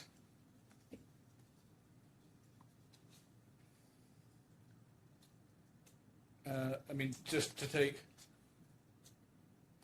little c, something never said. Little a describes TABARAK's role, but it doesn't describe doesn't describe the obligations, if any, that are attaching at that stage of the process. And then their critical point is little f, and that's a description of what TABARAK would do, assuming the Bitcoin was in its wallet and hadn't been removed because of some flaw in the setup process, unbeknownst to TABARAK and introduced by following HUOBI's instructions. So it's not addressing at the right level the nature of TABARAK's obligation. And as I say, once you do start to build in the appropriate forms of implied qualifications and limitations, you end up at my result rather than the claimant's, because you would need to qualify it with an implied limitation, for instance, to the effect of unless TABARAK, or provided that TABARAK was able to do so, brackets, unless any inability to do so resulted from a breach of TABARAK's obligations, and obligations of care or whatever. And as I say, in fact, the best way to formulate this, if one wants to construct as a contract, is simply to impose a duty of reasonable care upon TABARAK as bailee, and to impose a slightly lesser obligation in respect of the process of just setting up the wallet when asked to do so.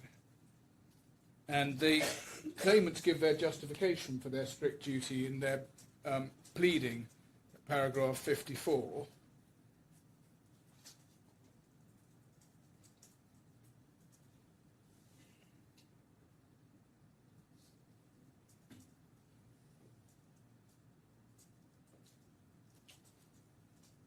And and what they say is the obligation, in all the discussions, the obligation was expressed by the parties, a specific undertaking by the defendant to achieve a secure transfer of the BTC in exchange for the purchase money.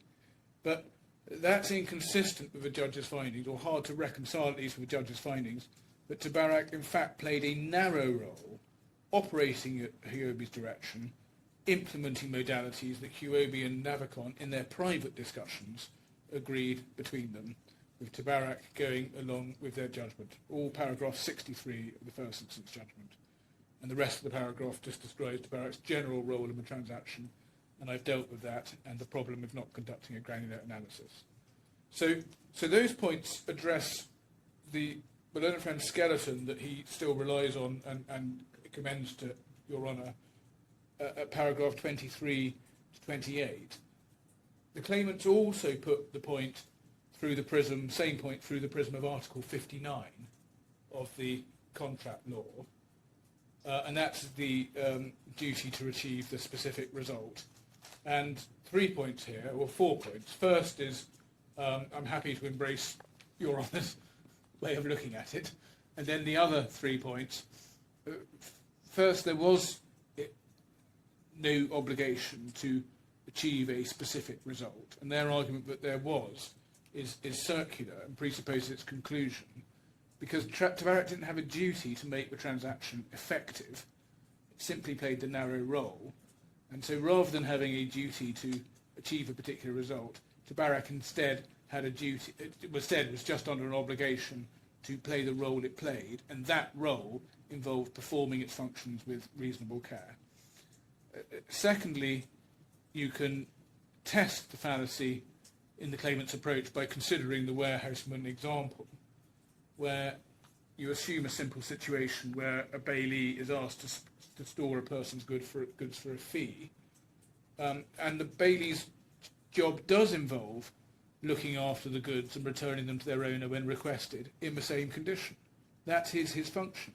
And as I said earlier, you could easily recraft that as something that fits within the, at least notionally, fits within the language of Article 59 as being a duty to return goods when asked in the same condition. But that is not the approach the law takes. Thirdly, there are multiple fallacies in the claimant's approach in their skeleton, where they contend that TABARAK needed to guarantee safety, or there'd be no purpose to its involvement. And there's at least 4 points wrong with that submission. One is that in almost any case involving a bailee looking after something, the purpose is to keep the property safe. Property is very often very precious and valuable, and the whole point of the bailee's job is to look after the property. But that doesn't mean there's strict liability, quite the opposite. The usual standard is one of reasonable care. Secondly, the only purpose of TABARAK's involvement was not to ensure the property was safe.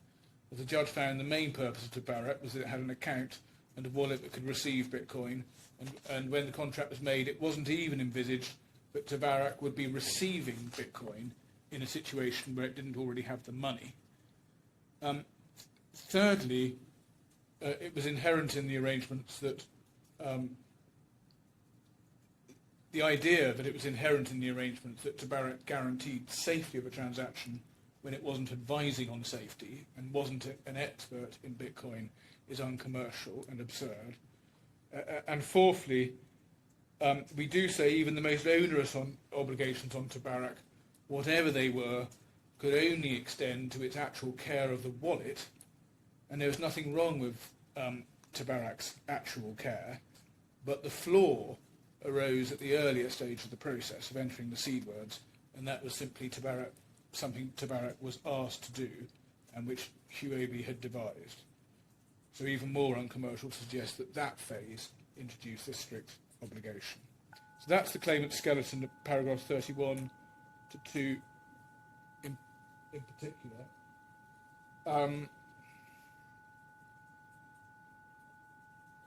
There's then just, so Your Honour has my note on my skeleton, paragraphs 33 to 34, we suggest this involves the sophistry I've already dealt with, of treating the judge's description of the role, or the overall structure of it, as spelling out with precision the ipsissimi verbi of the terms of the contract and all the obligations attaching. That's simply not what the judge is trying to do. It does sound like somebody's telephones. Yes. Although, to my ears, I think it's coming from up there. Yeah. I think it's within. It might be something to do with the court systems. I think. Okay. Sorry? I can't hear. I'm sorry. Okay, thank you. Then the claimants pre-enable the straightforward nature of TABARAK's role, and I've dealt with that. It's a point against them for the reasons I've said, in circumstances where TABARAK was following instructions and isn't having the sort of advisory role that would give it liability even for following instructions. Then there's a point about TABARAK's remuneration, and this is whether TABARAK would have been doing all this for free on the claimant's approach. And the learned friend now says, oh well, his case is that the account opening fee would be paid out of the transaction proceeds. So even though it would be paid out of transaction proceeds, nevertheless the fee would be payable in any event if the transaction failed. Well, that's never been said before in 5 years of litigation. And the claimants put forward detailed damages calculations, and they've done so again in their statement of claim in this proceedings, for instance at paragraph 102 at page 65 of the retrial bundle, and not suggested that damages are subject to a deduction of the account opening fee. And this in my submission shows how tactical the claimant's submission is. They've never previously accepted that the fee would be paid, and their position would no doubt always have been in the real world that the fee should not be paid if the transaction failed. The next point at paragraph 38 is a point the claimants make, 38 of our skeleton, a point claimants make about the ability of another party to influence performance. And the argument is that it wouldn't sufficiently serve HUOBI's purpose if the obligation was limited to one of reasonable care. And there are several problems with this argument. First, again, if it were correct, it would apply in almost every bailee scenario. The warehouseman, for example, and in those situations the obligation is to take reasonable care. Secondly, it mischaracterises HUOBI's intentions going into the transaction, because the intentions were not to transfer the Bitcoin to the wallet in the first place before the money was received. Thirdly, the claimants make an Aunt Sally about whether TABARAK could have just, on our case, hung on to the Bitcoin. Of course it couldn't, and I've raised that and dealt with that a number of times. Fourthly, the claimants overlooked the fact that the flaw in the transaction took place when Mr. Turner was simply inputting the seed words, which was something that HUOBI directed him to do. And we say, in fact, the point about the ability of another party to influence performance is a point against my learned friend, especially when you look at their skeleton paragraph 38, which quotes the Unidroit commentary, because critically, HUOBI was able to influence TABARAK's performance. It was agreeing, and more than influence, it had total control, because it was agreeing and directing that Mr. Turner input the seed words and allowing Mr. Morozov to input his own seed words. And that introduced the risk. So that, according to the Unidroit commentary, would be a situation where, even if TABARAK had otherwise been under a duty of strict duty, in fact, it was only at most a best efforts obligation. And although the better analysis, of course, in our submission is that there can be no liability on a party who simply follows the mandate of someone instructing him. There's then a point, paragraph 40, which my learned friend didn't mention orally, about Article 22 of the Implied Terms Law. But amongst other things, it doesn't affect the duties or liabilities in case of bailment of property, and I'm not sure that's a point that's pressed. The last point, paragraph 41, is, and this is a point that was raised orally, is whether there was no obligation limited to one of reasonable care, because, as they put it, TABARAK didn't have latitude about how it performed its duties, and that's a reference to the Philip and Barclays push fraud case, where the point that's made there is that a bank has a general duty of skill and care, but where, for example, there's a clear payment instruction with all the relevant information provided, the bank has a direct and complete instruction with no scope for latitude, so it's not a skill and care situation, it's a requirement to execute the transaction. Now that doesn't help the claimants, because TABARAK obviously did have latitude as to how it handled the wallet, like any bailee that does have a duty of care. It had to keep it safe, it could choose how to do so, whether and how to put it in its safe, how many turns on the combination lock to close the safe, whether to leave the doors to the room, whether the safe was kept open, all those sorts of matters are TABARAK's areas of latitude. In fact, the area where TABARAK did not really have much latitude, if any, was in the process of putting its own seed words in and allowing Mr. Morozov to put in his seed words, because that was something that was inherent in the proposal from Morozov that was agreed to by HUOBI, with Mr. Turner being asked to implement it. And so it works the opposite way from the way my learned friend wants it, because you couldn't conceivably, as I've said before, have a liability for complying with an instruction rather than breaching it. And so, for all those reasons, we do say that claimants are bound to fail on the substance of the contractual case. So that's the main part, the main area I wanted to cover on liability. There's then... Yes.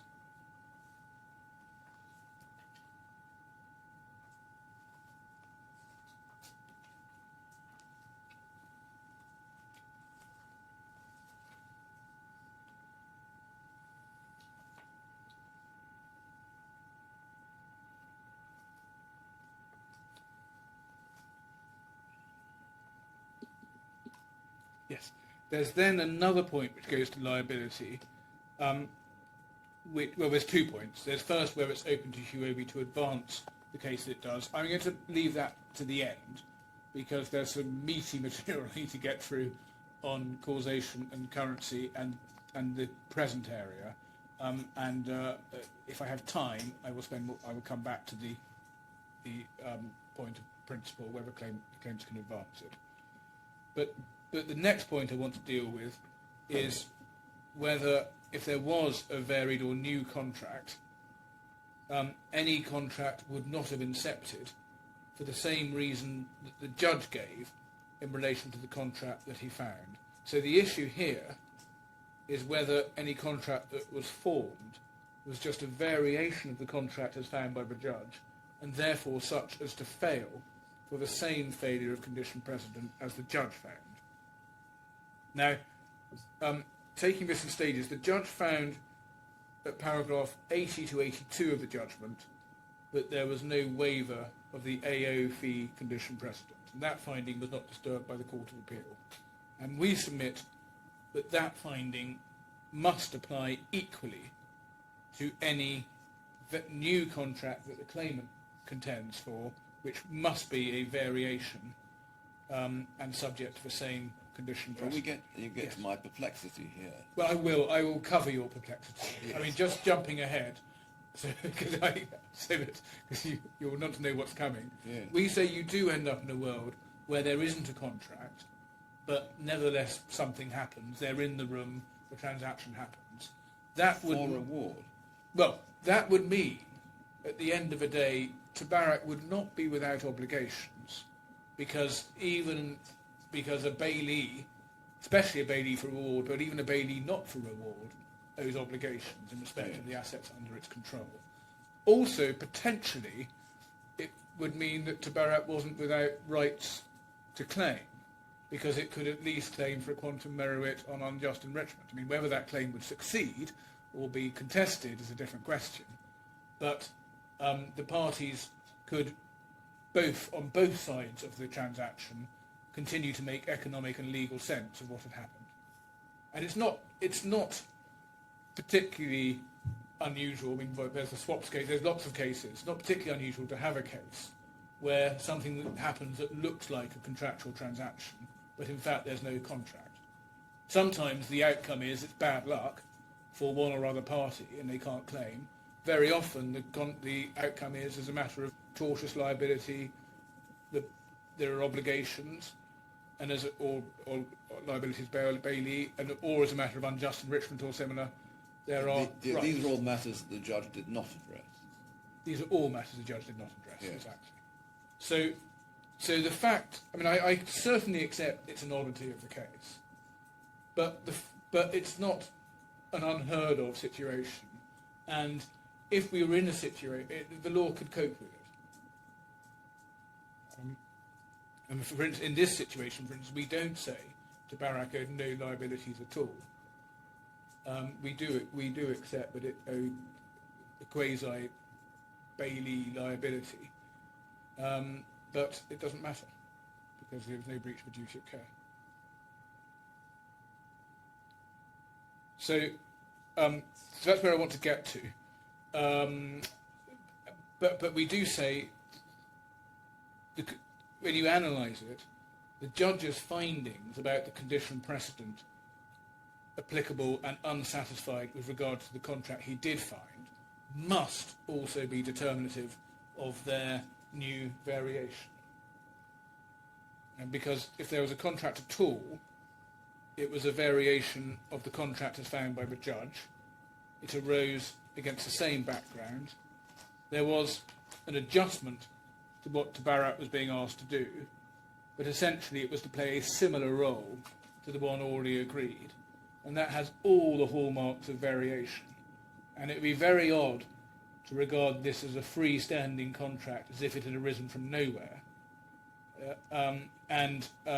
Also, it couldn't be seen, and I think my learned friend fairly has made clear, he fairly accepts, it couldn't be seen as being unlinked to the AOA, which is where the condition precedent arises from.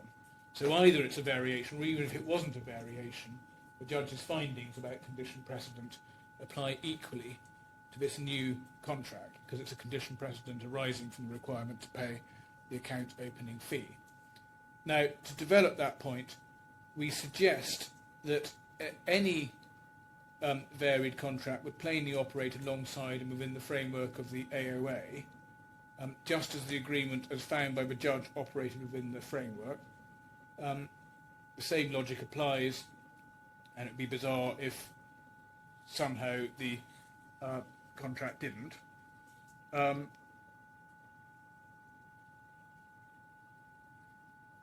The judge's reasoning in relation to the AO fee condition precedent, as I say, applies equally to the varied contract, just as it did to the contract as found by the judge.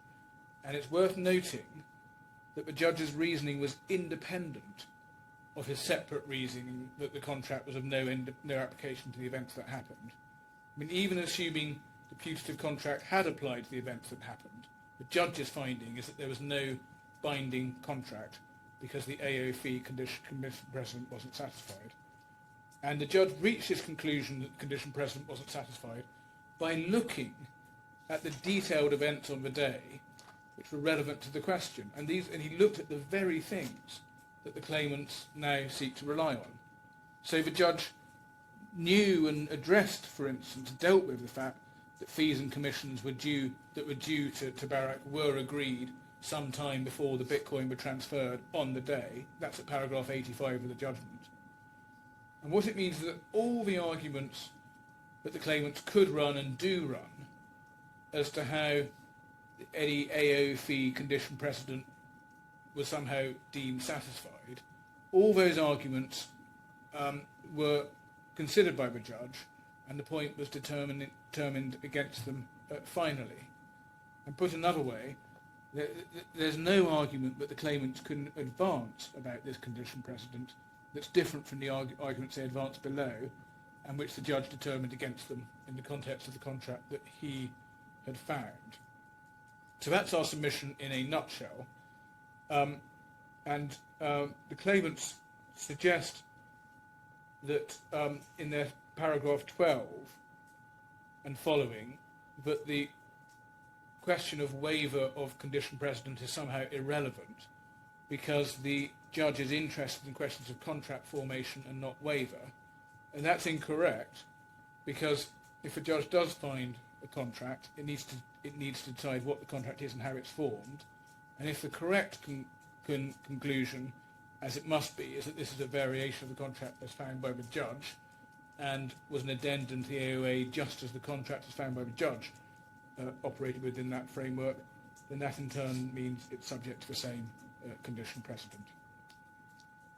So just to take those points in stages, point one, any varied agreement operated within the context of the AOA, and that I think is that far, although my learned friend may not accept the concept of variation, the operation within the context of the AOA is common ground. Secondly, it was a condition precedent to the agreement that the AOA fee be paid. That was at paragraph 64 of the judgment, and that finding is as true of the varied contract, or new contract, as it is of the original contract as found by the judge. It's just an incident of operating within the framework of the AOA. So that condition precedent needed to be either satisfied or waived. Thirdly, the binding finding of the court below, and confirmed by the Court of Appeal, is that taking full account of the conversations held between Mr. Armady and HUOBI, addressed at paragraph 80 of the judgment, there was no waiver. Fourthly, part of that finding is that Mr. Turner did not have apparent authority to agree that the fee be paid out of the transaction proceeds. And this is because HUOBI were on notice that Mr. Armady was making it his business to ensure that the fee was paid. And that's at paragraph 71. And fifthly, the judge knew and had in mind the fact that the level of fees and commissions to TABARAK were agreed only at the subsequent meetings prior to the transfer of the Bitcoin, and after the discussion with Mr. Armady. And that's clear from paragraph 85 of the judgment. And sixthly, that was a finding reached by the judge, as I've said, separately from his further finding that in any event the agreement did not apply to the events that happened following the game changer. So it was a general finding about the agreement reached on the day, not tied to his separate point about the agreement not being apt to cover the new modalities. So I just Yes. rewind slightly. Yes, please. I'm not sure I understand the fifth point. Yes. So the fifth point goes to Malone Friend's arguments. He relies on the fact that the level of fees and commissions were agreed on the day, and I'll come to how he puts this in a moment. So he says that's relevant to whether, notwithstanding the condition precedent not earlier being waived, there was a waiver or if you like an agreement on the day. But when he found the condition precedent was not waived, the judge was well aware that there was further activity on the day post the discussion with Mr. Armady, which included agreement to the level of the fees and conditions, because the judge recites that at paragraph 85.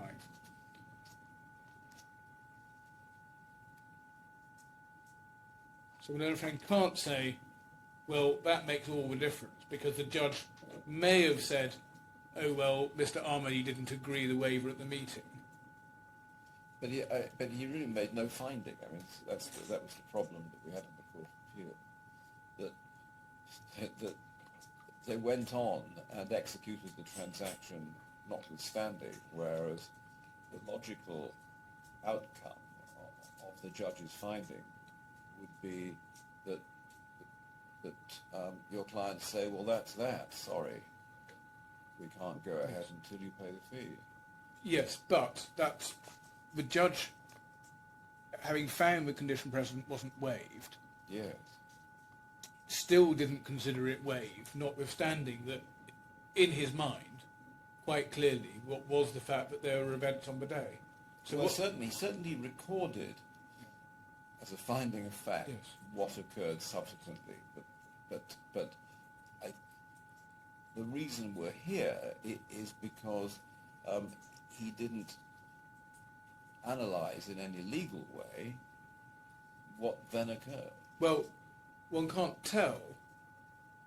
I'm not sure that's entirely right. One can't tell what he thought about. Well, I'm happy with even that. If one can't tell, that's why we're here. Well, no, but if I can just finish that a minute. One can't tell from the judgment, but of course he found there was no waiver. And I'll come to this in a moment. He found there was no waiver, that Mr. Turner did not have authority. No waiver because Mr. Turner did not have authority to waive, and Mr. Armady knew it. And the way the claimants try to square the circle is they say the judge elsewhere found that Mr. Turner did have authority for what happened at the meeting. And they say, therefore, because Mr. Turner is doing things at the meeting with, on that part of the judgment, authority, therefore you can jump free of the judge's finding that Mr. Turner didn't have authority to waive the condition precedent. Yeah, I mean, I do find all of that hard to understand in the judgment, I have to say. Well, I know, but the judgment is clear that Mr. Turner didn't have authority to waive. Yes. If it were the case that when the judge said Mr. Turner did have authority for what happened at the meeting, that even extended to waiver of the condition precedent, then the judge couldn't have found there was no waiver of the condition precedent. So the judge must be implicitly finding, when he says Mr. Turner didn't have authority to waive earlier on, that extended to his activities at the meeting, because the judge is completely conscious of his activities at the meeting. And that's the flaw in my learned friend's approach, is to read too much into the judge's statement that Mr. Turner had authority at the meeting for essentially everything else. So, to put it another way, there is nothing anywhere to indicate that Mr. Turner regained authority to waive. On that aspect. Yes. Yes. And had there been, the judge couldn't have ended up with the finding he ended up with, because he would have needed to say, okay, the condition precedent wasn't waived at that moment, but Mr. Turner regained authority, and therefore the condition precedent was waived. So it's inherent in his finding, although I accept he hasn't spelt it out, it's inherent in his finding that the condition precedent was not waived despite everything that went on the day. That has to be inherent in the finding, because the judge is fully cognizant of what goes on in the day, because he deals with it. And part of what's inherent is that Mr. Turner never had authority.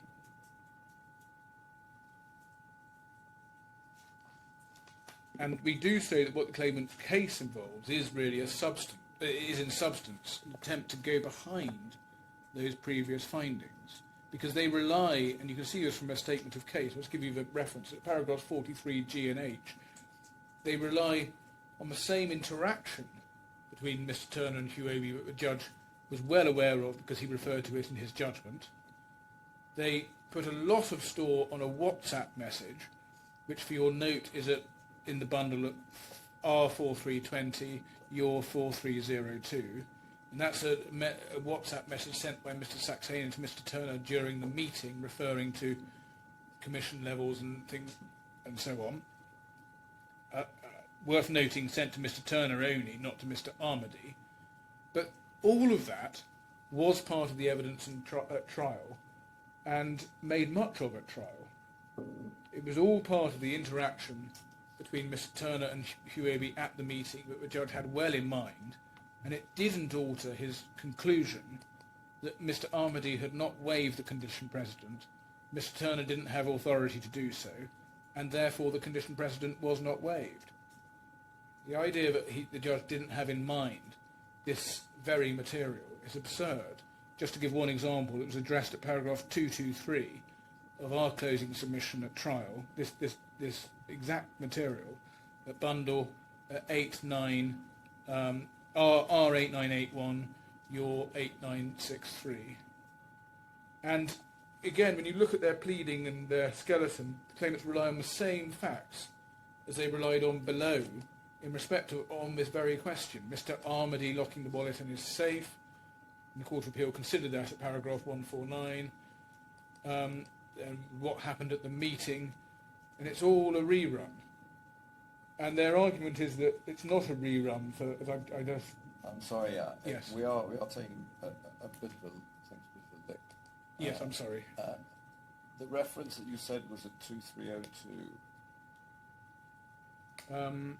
4302. That's 4302. Yes. That's fine.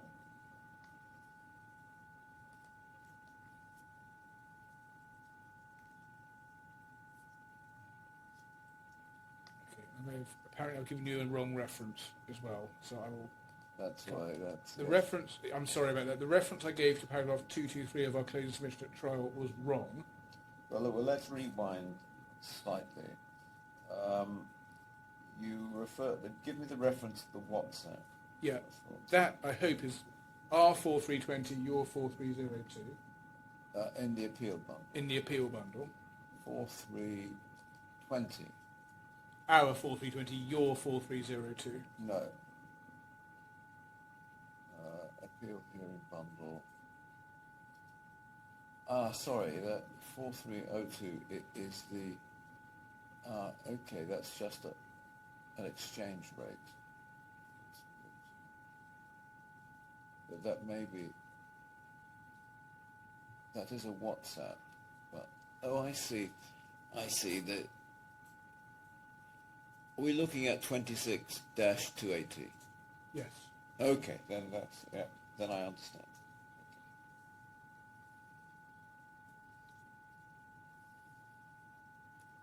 Yep, and your closing submissions. Paragraph 223 of our closing.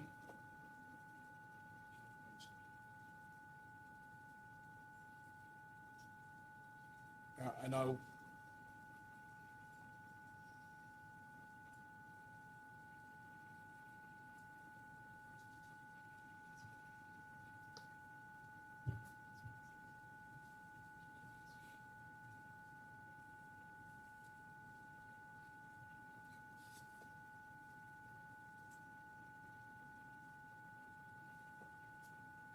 Then just another reference to, I think,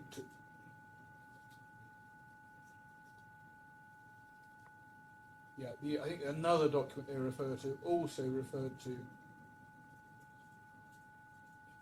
referred to below at our 4319, your 4301. I say below at the first trial.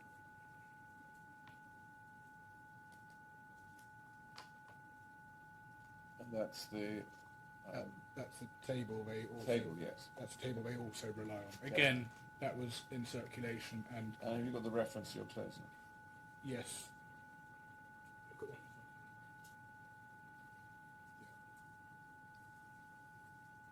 Sorry, I've gone a bit fast over that. No, it's okay. I just haven't got the reference to paragraph 223 you're closing. Yes.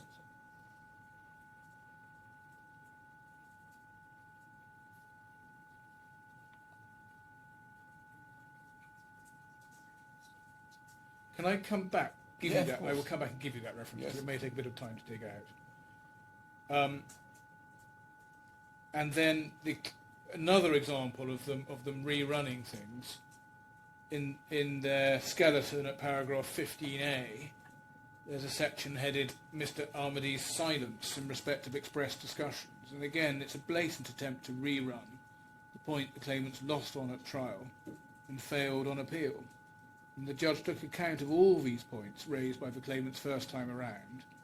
His finding was that this wouldn't have led an objective observer in the position of Mr. Al-Ali and Mr. Saxena clearly and equivocally to conclude that on behalf of TABARAK he was waiving the AOFE condition precedent, and the court dismissed the appeal on that. And then there's the point that the claimants particularly major on. And they do say, as I say, that Mr. Turner must have had authority to waive the condition precedent and agree the AO fee because the judge found he had authority for everything at the meeting. And that is an ingenious point, but it's an obvious distortion of what the judge substantively found. Because the judge found that Mr. Turner did not have authority, and HUOBI knew it, and that only Mr. Armidy had authority to waive the fee. That's paragraph 71. And the judge found at paragraph 82 that there was no waiver. And in making those findings, the judge had well in mind the subsequent communications and actions at the meeting itself, because he refers to them 3 paragraphs later at paragraph 85. And that doesn't alter his conclusion. So his general finding, we do accept that on the word of judgment there is this general finding that Mr. Turner had authority for what happened at the subsequent meeting, was quite obviously not intended to negate his finding that the condition precedent wasn't waived, because otherwise what Mr. Turner did at the meeting would have said that it did waive the condition precedent. He'd already found that HUOBI knew that only Mr. Armidy could agree to waive that. So, putting all those points together, the claimants cannot say that there is some contract that doesn't fail for the same reason that the judge found the contract he found failed. It's the same condition precedent, it's the same event being looked at, and it fails for the same reason as the judge found, and that is, and in my submission, Your Honour is bound on that question by the existing findings. And as I say, coming to the oddity of the case, I'm not saying that TABARAK could jump free of any obligations whatsoever in this rather odd world where it's doing something and there's no contract. It couldn't. It had certainly had obligations, and had the situation ever arisen, it might well have had rights under unjust enrichment or something similar. So that's the second area of liability. I want to move now to questions of causation and contribution. And the starting point is that we should keep in mind there that the judge has already held what led to the loss at paragraph 111 of the judgment. And he identifies 2 aspects. First, the decision to use the buyer's wallet. As the judge said, that was HUOBI's decision and Mr. Al-Ali's agreement. And once that was decided on, then the transaction was exposed to the loss, because inputting the seed words was a necessary part of the proposed use of the wallet, and that exposed the contents of the wallet to being removed, however safely the wallet was subsequently stored. The wallet was essentially wide open. And we would say if it mattered, if one ever is interested in the question of control over the Bitcoin, from that point, TABARAK had at most dual control with the buyer, because the buyer was equally able to access the Bitcoin on the wallet as TABARAK was. And that was a function of the process that HUOBI directed TABARAK to perform. For reasons I've gone into at some length, none of TABARAK's involvement in those steps that led to the loss of the Bitcoin could involve a breach of contract by TABARAK. All it was doing was complying with requests and instructions. Now, let's assume you do get to the causation question. There would be 3 sets of principles for the court to address. First... Oh, sorry, you said in causation that you said the judge held 2 things. Yes, sorry, yes, I just realised my note doesn't finish that off. No. The second thing, same paragraph, it's the transfer of the money. I mean, I'm going to come to both things at a bit of length.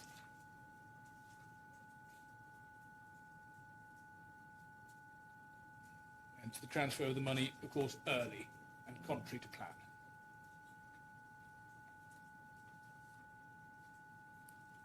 And both, just jumping ahead, both those things the judge holds involve unwise actions on the part of Mr. Al-Ali.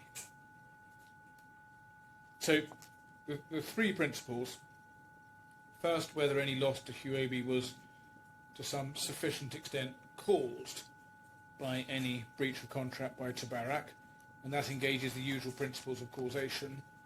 Secondly, whether any loss was at least in part due to HUOBI's actions, and this engages Article 15 of the damages law.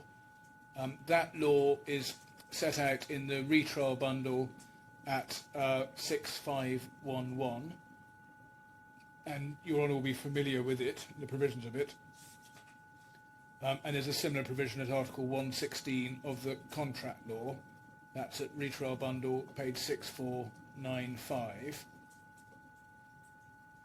And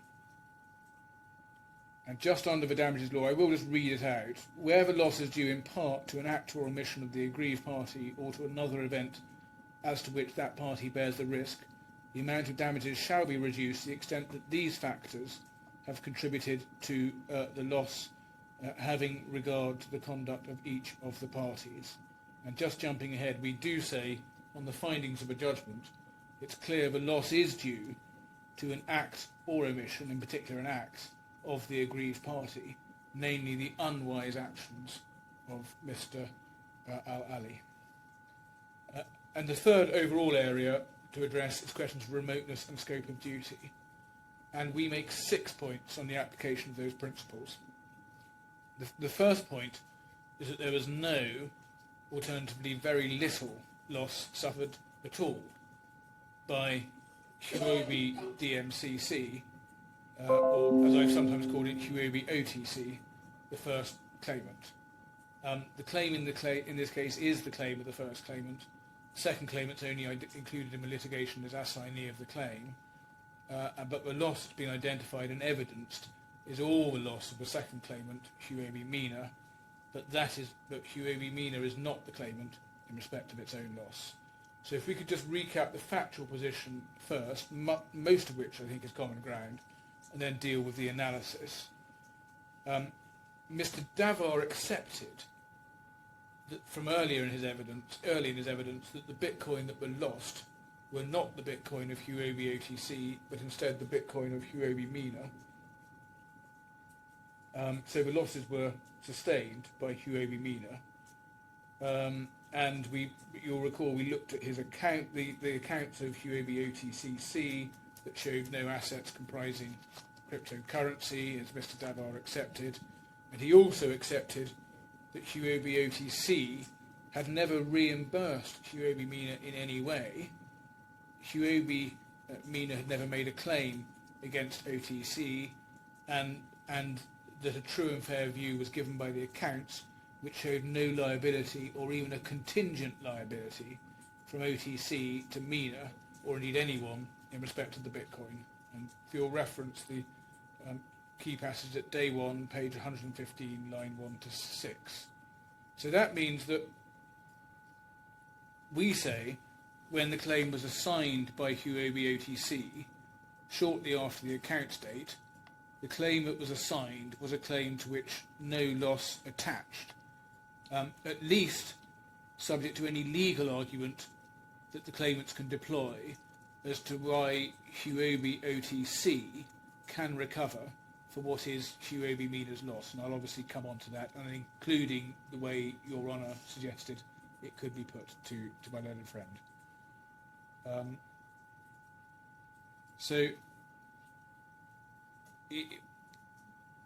Can I just mention that although it was helpful to have the candid acceptance from Mr. Davar early in his cross-examination, and indeed it was, I think, foreshadowed in my learned friend's opening, that it was no longer suggested that this was HUOBI OTC's Bitcoin, that was in fact a significant shift in the claimant's case.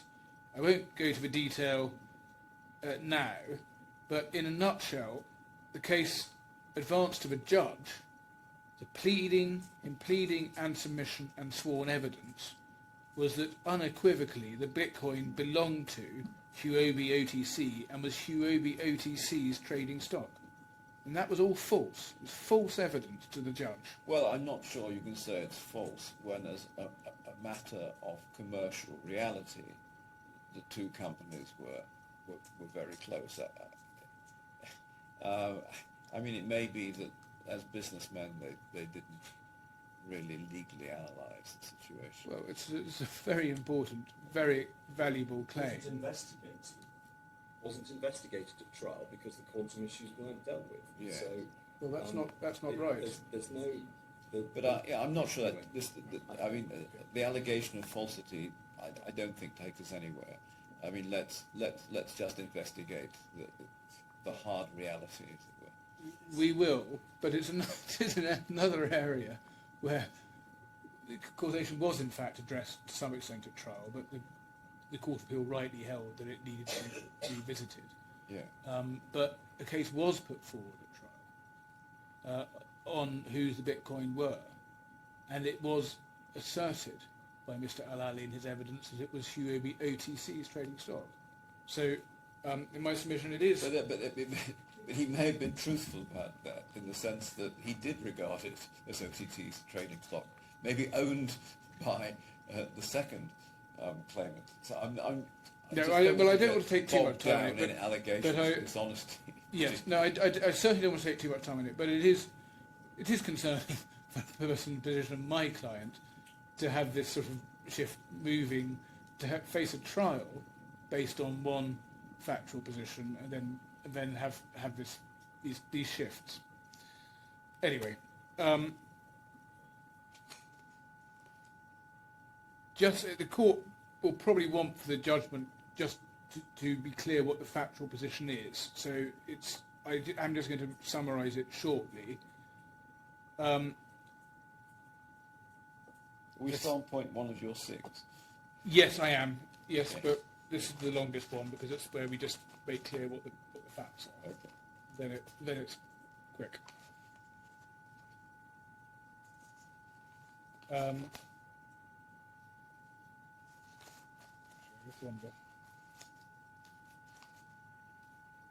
Yes, there I am. This is by far the longest one, and then it goes quickly. But I think you'll. I hope this aspect is just going to be helpful to Your Honour when you write your judgment, because you'll want to just be clear what the various assets are. You first got the block of the 300 Bitcoin breaks to be 3 blocks of Bitcoin listed by Mr. Davar, paragraph 18 of his witness statement.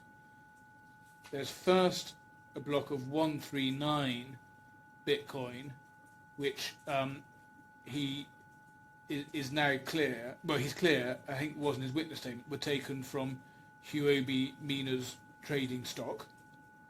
So that was HUOBI MENA's stock. And that's paragraphs 18A and 20 of his witness statement. And he accepted that clearly at day 1, page 113 and 116. So that's the 139.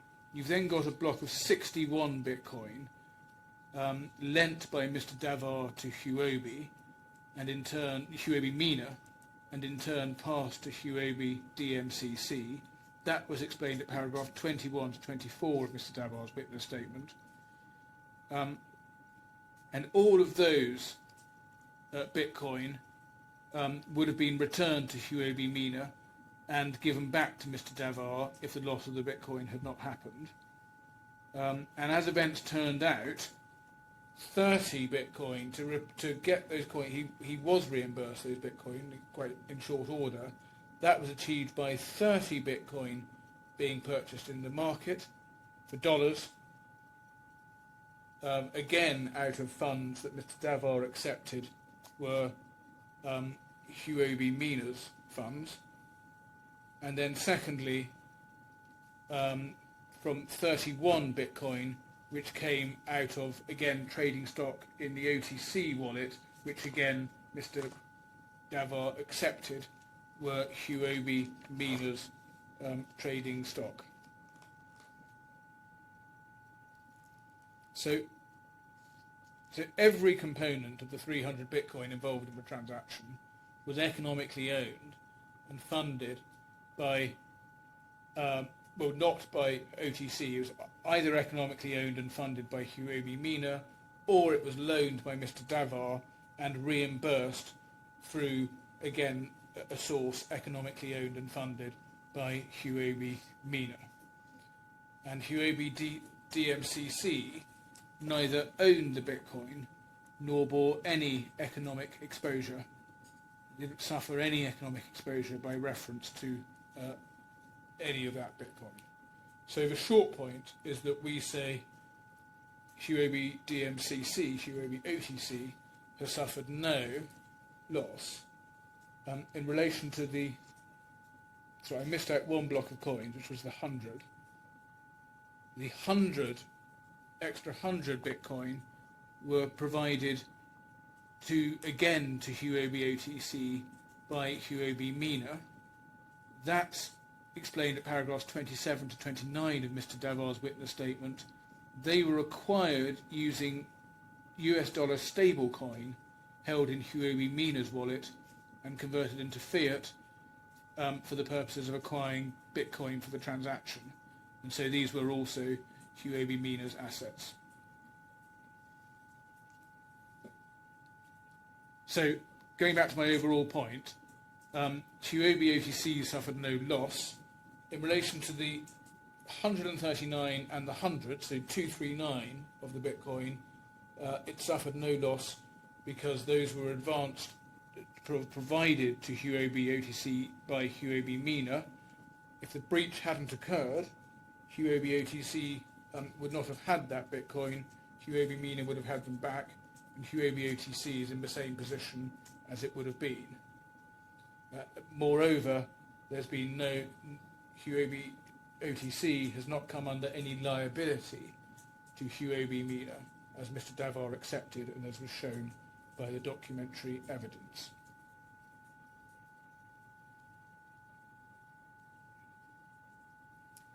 For what it's worth, while I'm on the point, Mr. Davar also accepted that had the transaction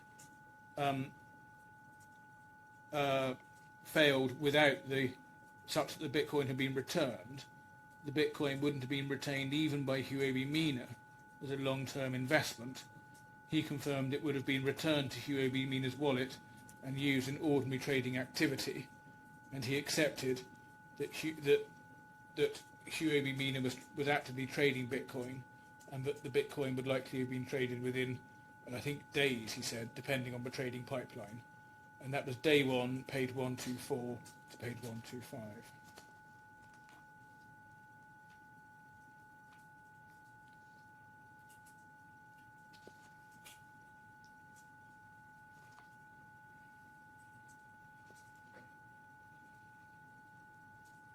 And we get the same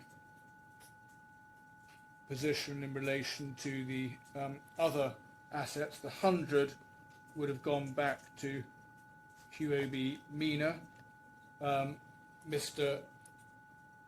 Davar was somewhat equivocal about whether the 100 would have gone back into stable coin or would have been used as Bitcoin and part of a trading stock. For my purposes, it doesn't matter. It would have gone, my submission likelihood is it would have gone back into stable coin because it had only been liberated from stable coin for the purposes of this transaction. But even if it had stayed as Bitcoin in the trading stock, it too would have been rapidly traded. And then the 61 Bitcoin, there too all the loss was suffered by HUOBI MENA. The 30 was HUOBI MENA's stock, and the 31 was repurchased in the market. Sorry, the 31 was HUOBI MENA's stock, and the 30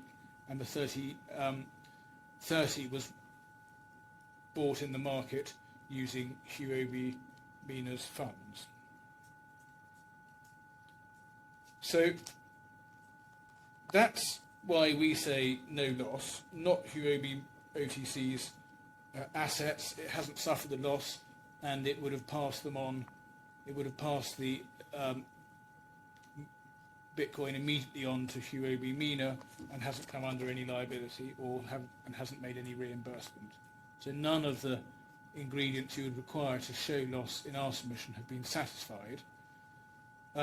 If I could just deal with the points that are taken against me and Your Honour's point now.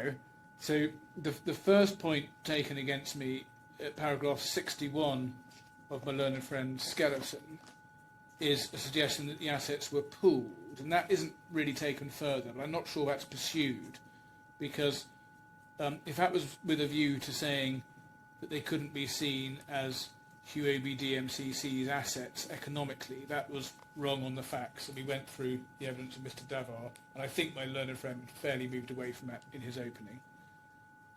Secondly, paragraph 62 of their skeleton, they pick up on some infelicities of our pleading arising from the definitions of the claimants, and we accept we got the wrong things a bit the wrong way around in a couple of points in our pleading, but I've made clear today and throughout this trial what the substance of our case is. Thirdly, this is paragraph 63, it's suggested that our approach is wrong because the premise of the coins being advanced from MENA to OTC is that there's a liability on OTC to repay MENA, which is in itself a loss. Now, that may have been an argument if there was a liability on C1 to pay C2, but we now know very clearly there was no liability to pay for OTC to pay MENA, and that was the position at the time that the claim was assigned. So that argument doesn't work. The fourth point at paragraph 64 is it said, and this is where I will come on to your point, Your Honour, it said that there are a host of situations where a party can recover despite being a trustee or alike and not feeling the loss itself. But the difficulty is that we say none of the situations applies here. In all the situations that have been identified, and I will come on to Your Honours, there is a sound juridical basis for recovery and one that satisfies the rules of causation.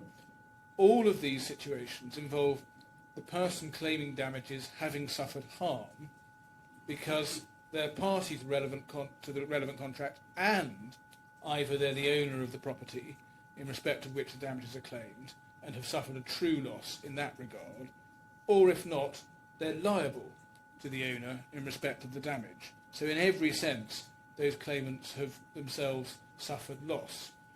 And a personal representative or trustee is someone with title who's treated by law as the person who can sue and recover, even if economically he could be considered to hold the benefit on behalf of the beneficiaries.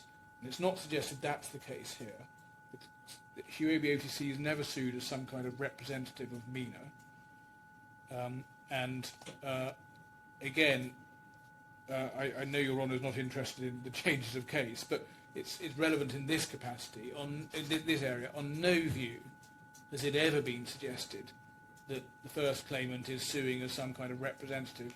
On the contrary, the loss has always been put as being HUOBI OTC's loss. And just to give you some references, in this case, paragraphs 58 to 60 of the statement of claim not suggested that the first claimant's loss is in its capacity as trustee or agent.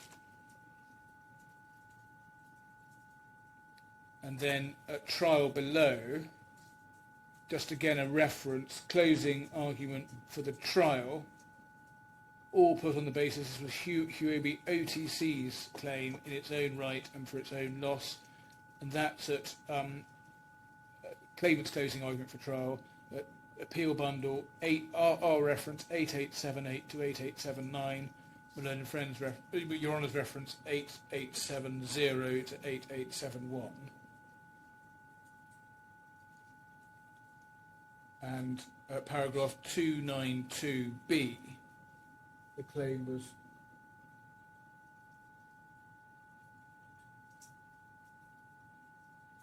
yeah 292B, so 879. Reference Mr. Al-Ali's evidence in saying the 300 Bitcoin transferred to the Bitcoin address comprised 139 from C1's own stock.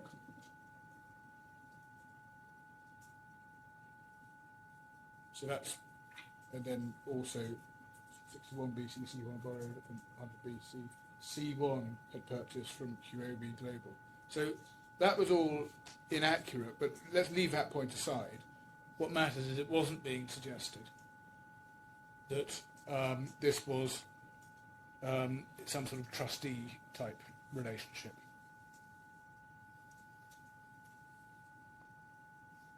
That paragraph for closing reflected Mr. Al-Ali's evidence, and just if you want the reference to it, it's paragraph 103 of his witness statement, and the reference is our appeal bundle 453, your appeal bundle 435.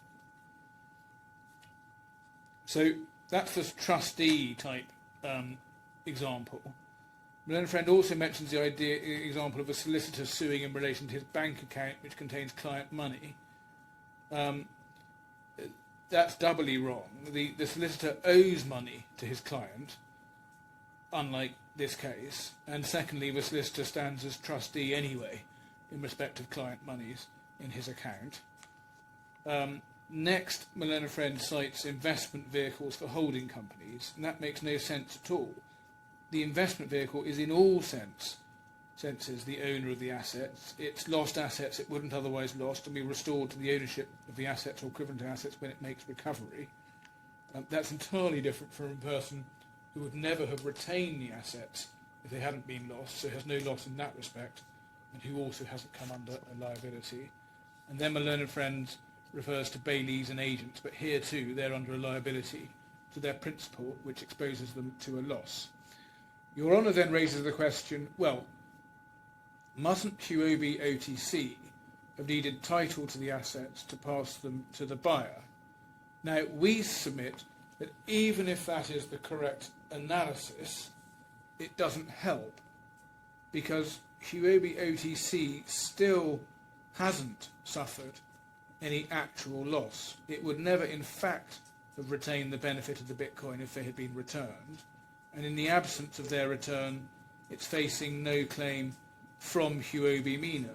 So while it may have title to sue, it's still in the same position as it would have been absent the alleged breach, and therefore on ordinary principles of causation, we say there's still no loss.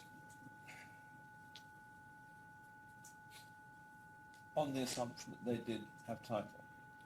We say even if even if you assume they had title, that certainly gave them title to sue, but it doesn't help when they wouldn't have retained the benefit of the Bitcoin if they'd been returned, and they're not under a liability, such that they are still, as a matter of fact, and causation is always a question of fact, they're still in the same position as they would have been in but for the breach. So it goes to title. Assuming Yes. everything against you Yes. at this stage, they would have lost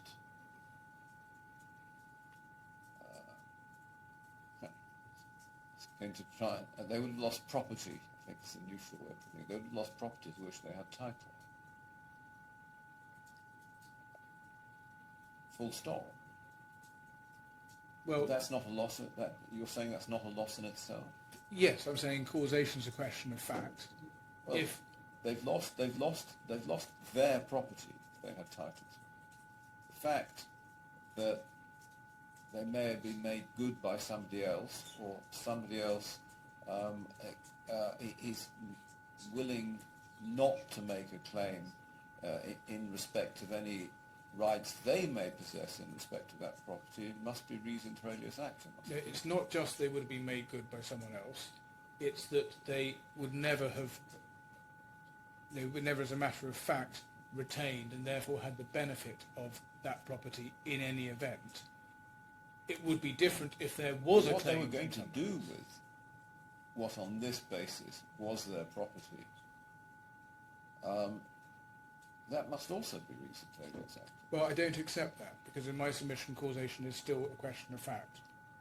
So I think the dividing lines between us are, I think they're probably, I'm not sure I can go further. No, there was no division between us. I'm just investigating. Yes. what No, the I mean, I'm submission- not sure I can go further than what I've said, which is that it still remains a question of fact as to whether there has a loss has been felt. And in circumstances where a party was simply passing something through and isn't under a liability for not passing through, we don't accept that as a matter of factual causation, the loss has been sustained.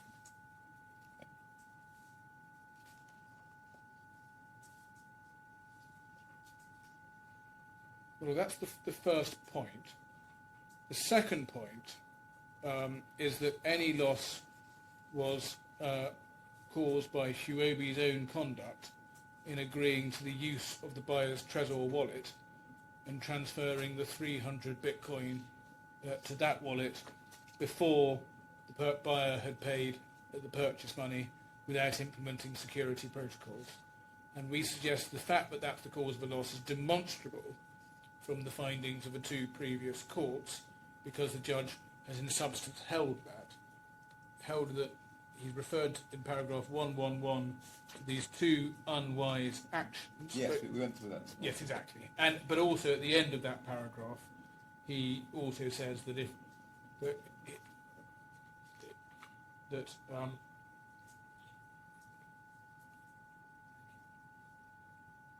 he also says that if Mr. Al-Ali had heeded that instruction and refused to agree to the use of Mr. Morozov's Bitcoin, the 300 Bitcoin would not have been lost.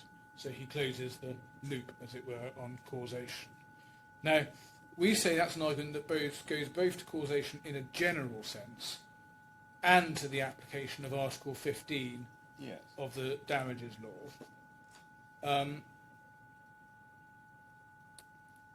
And we also say the judge's findings are, of course, we read together with the judge's other findings along the lines of Mr. Turner not being engaged to advise on safety and so on. And we submit that that itself establishes the causative link. Now, if I could just drill into those two findings a little more, which of course go both to causation and to contribution.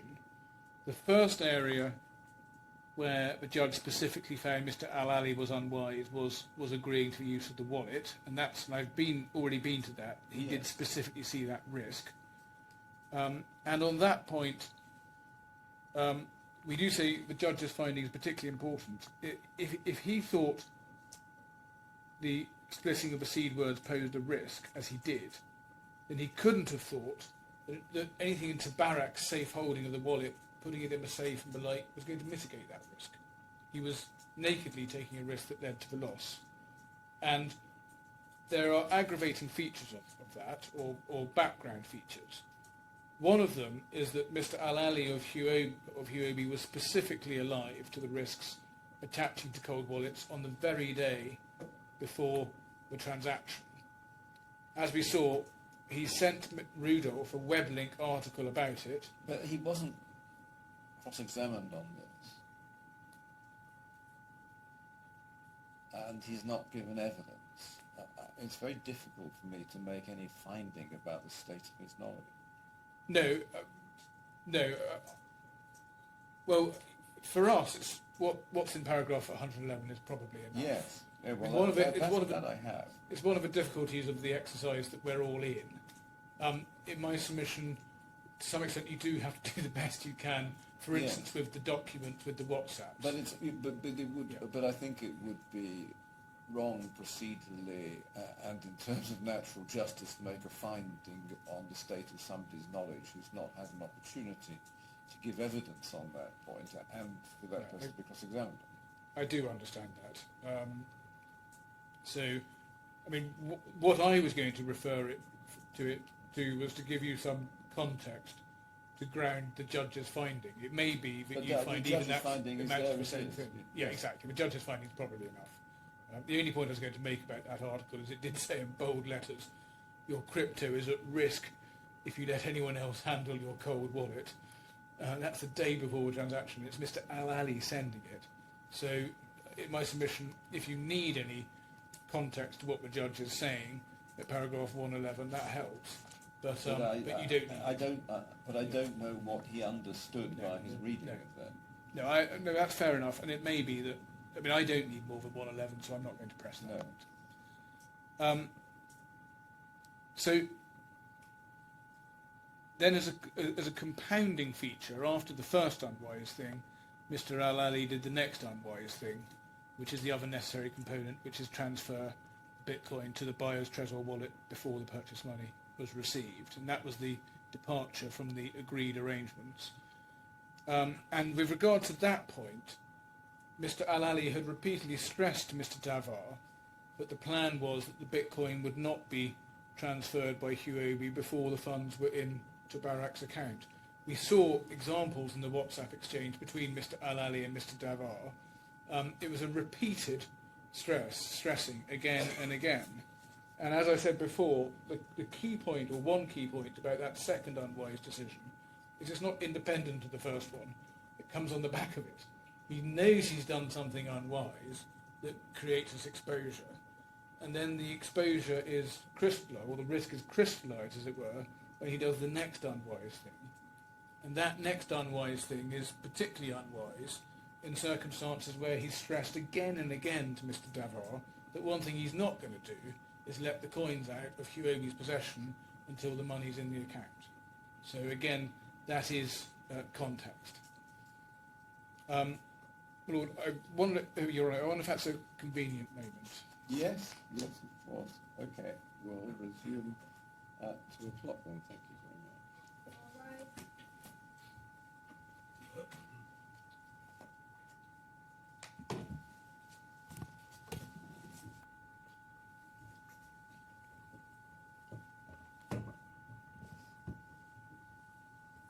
I was on causation and contribution, and I'll try and take the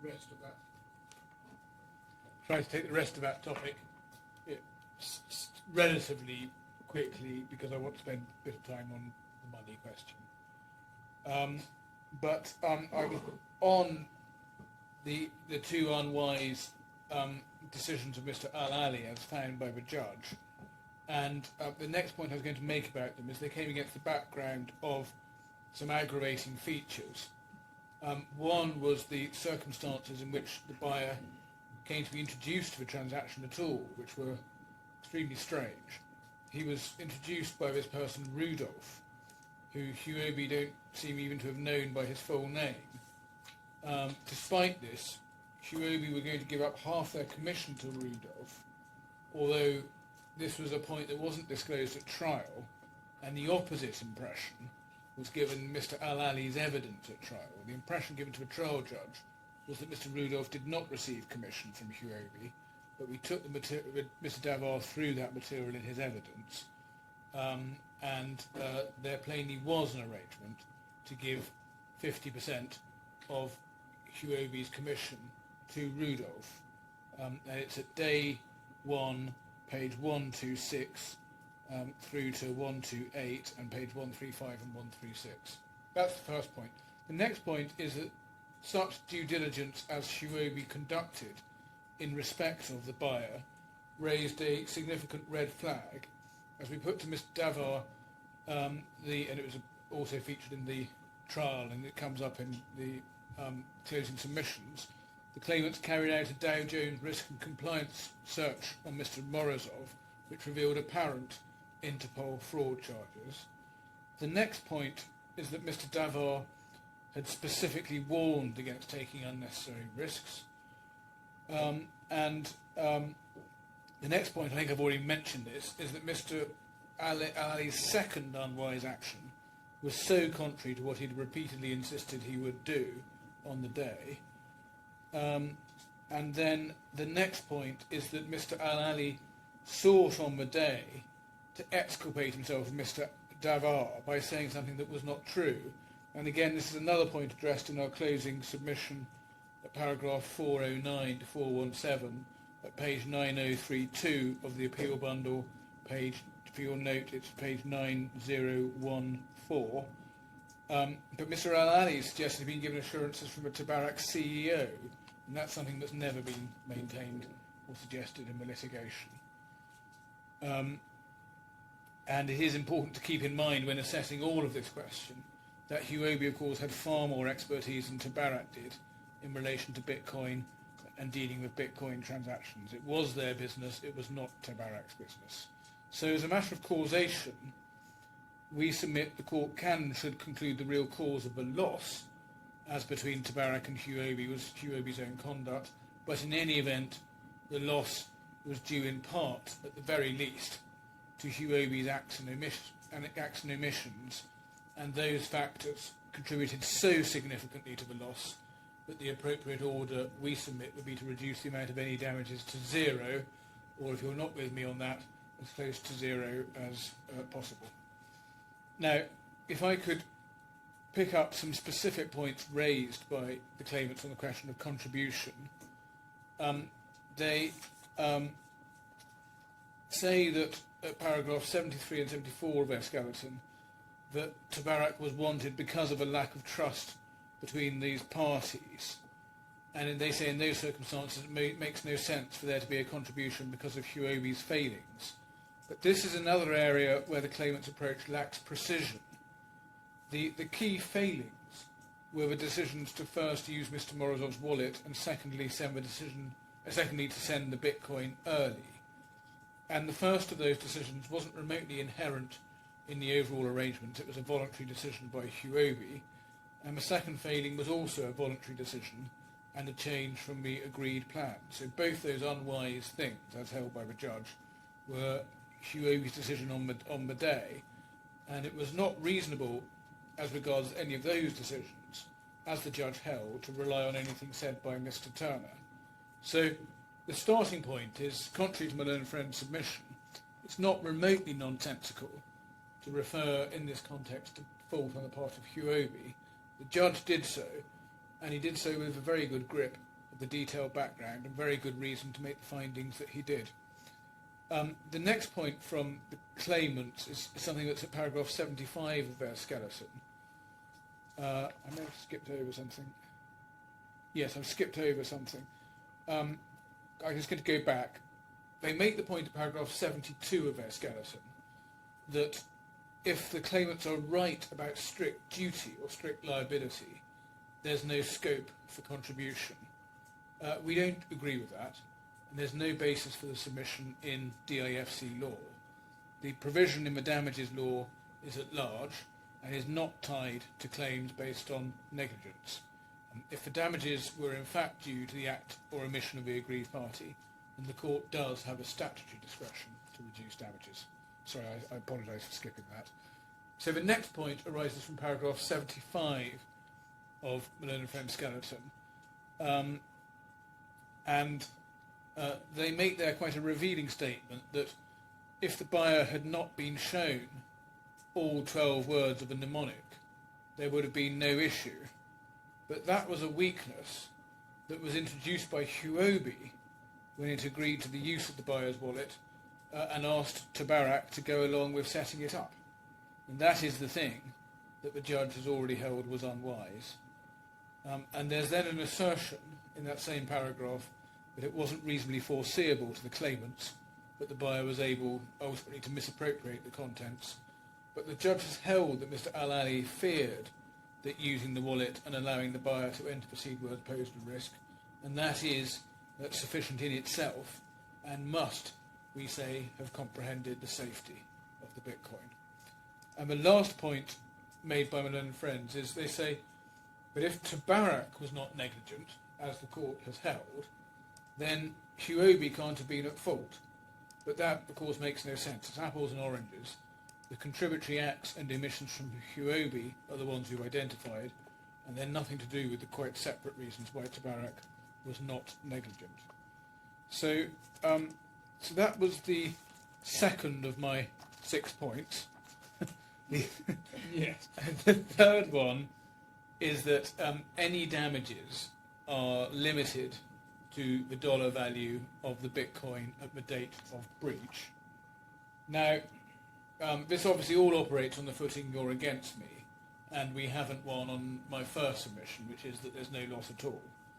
And if, say, you're against me because of, for instance, your point, Your Honour, that HUOBI OTC had title, let's say you're against me on the first ground on that basis, then on that footing, while HUOBI OTC could claim for loss, that still would not justify assessing a loss on the basis of what would or would not have happened to the Bitcoin in HUOBI MENA's hands.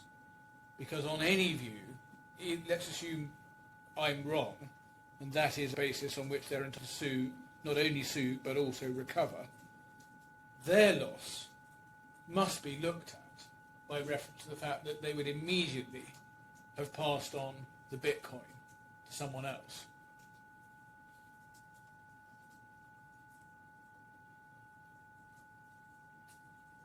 And it can't be right to do what the claimants are doing in this case, which is look at HUOBI MENA's position and say HUOBI MENA was locked in or whatever else they say, such that HUOBI MENA can recover the loss from the appreciation in value of the Bitcoin in circumstances where on this footing HUOBI OTC only gets to recover on the basis it had title, but in reality it would have got rid of the Bitcoin on the same day. And it would not have been a long-term holder of the Bitcoin in any way.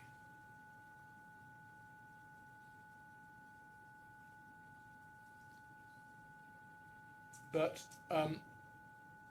so now going down the chains of argument, if for some reason you're against me on that, and it's legitimate to look at the position of HUOBI MENA and what its loss is, then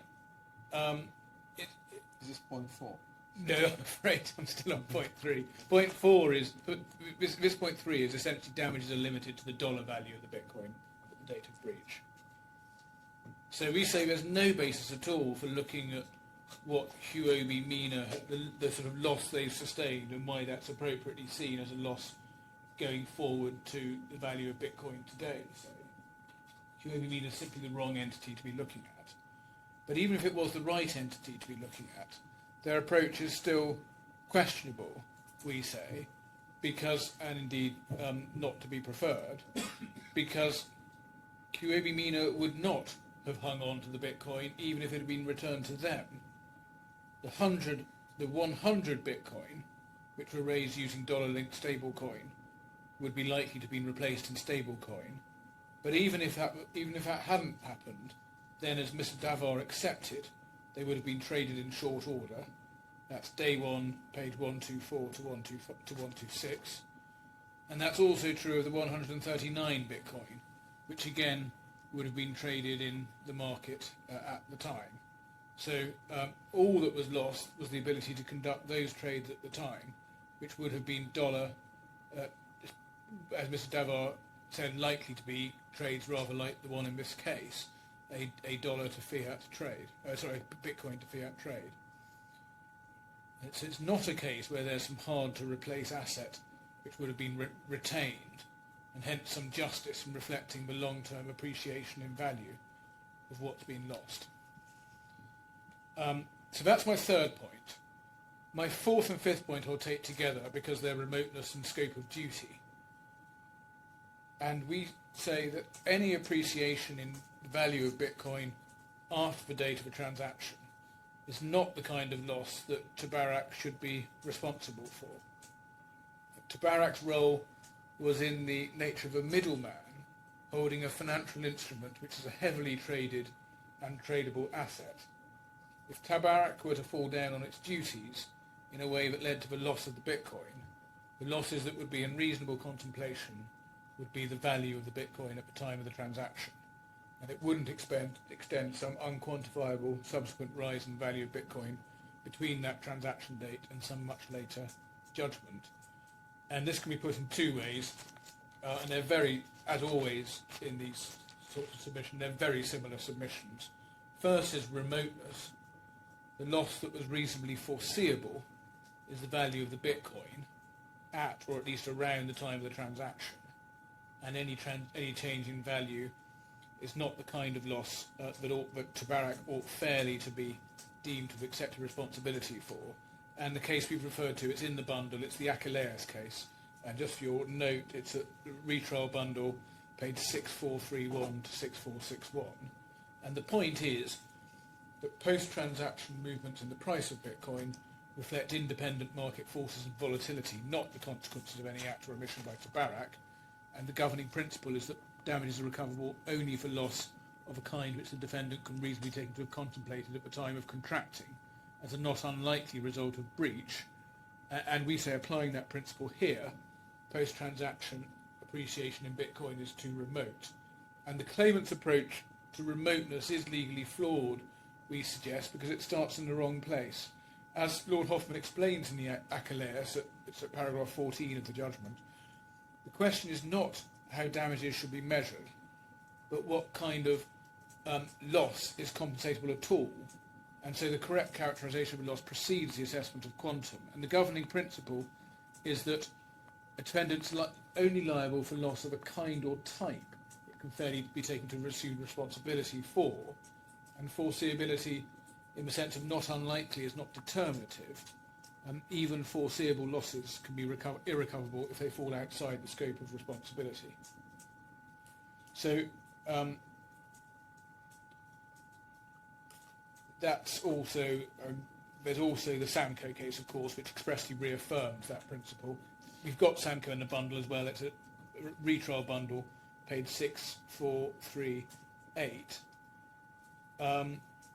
And so the fact that Bitcoin prices are volatile or that appreciation is foreseeable in a general sense doesn't answer the correct legal question, which is whether TABARAK can reasonably take into assumed responsibility for post-transaction market movements in the value of Bitcoin. And Bitcoin, of course, was a freely traded asset long after the transaction had failed. And just to give the example in the Achilleus itself, that was a case where loss of profit on a subsequent, it was a charter case, and the House of Lords held that loss of profit on a subsequent charter was not recoverable, even though one could foresee that a late redelivery might cause the owner to miss a follow-on fixture. And the loss was excluded because it was a different type of loss, falling outside the scope of responsibility, which the charter could reasonably be taken to have assumed. And so, and Lord Hoffman emphasised there that the law doesn't impose liability for risks which are commercially unquantifiable and which the defendant couldn't reasonably have regarded as priced into the contract. That's paragraph 23 of the judgment. And so the fact that a loss is causally connected isn't enough if it arises from independent market forces and represents a qualitatively different risk from the one the defendant undertook. And we say the same applies here. Any appreciation in Bitcoin after the transaction date reflects independent market movements, not non-performance. It's not merely a larger measure of the same loss, it's a different category of loss.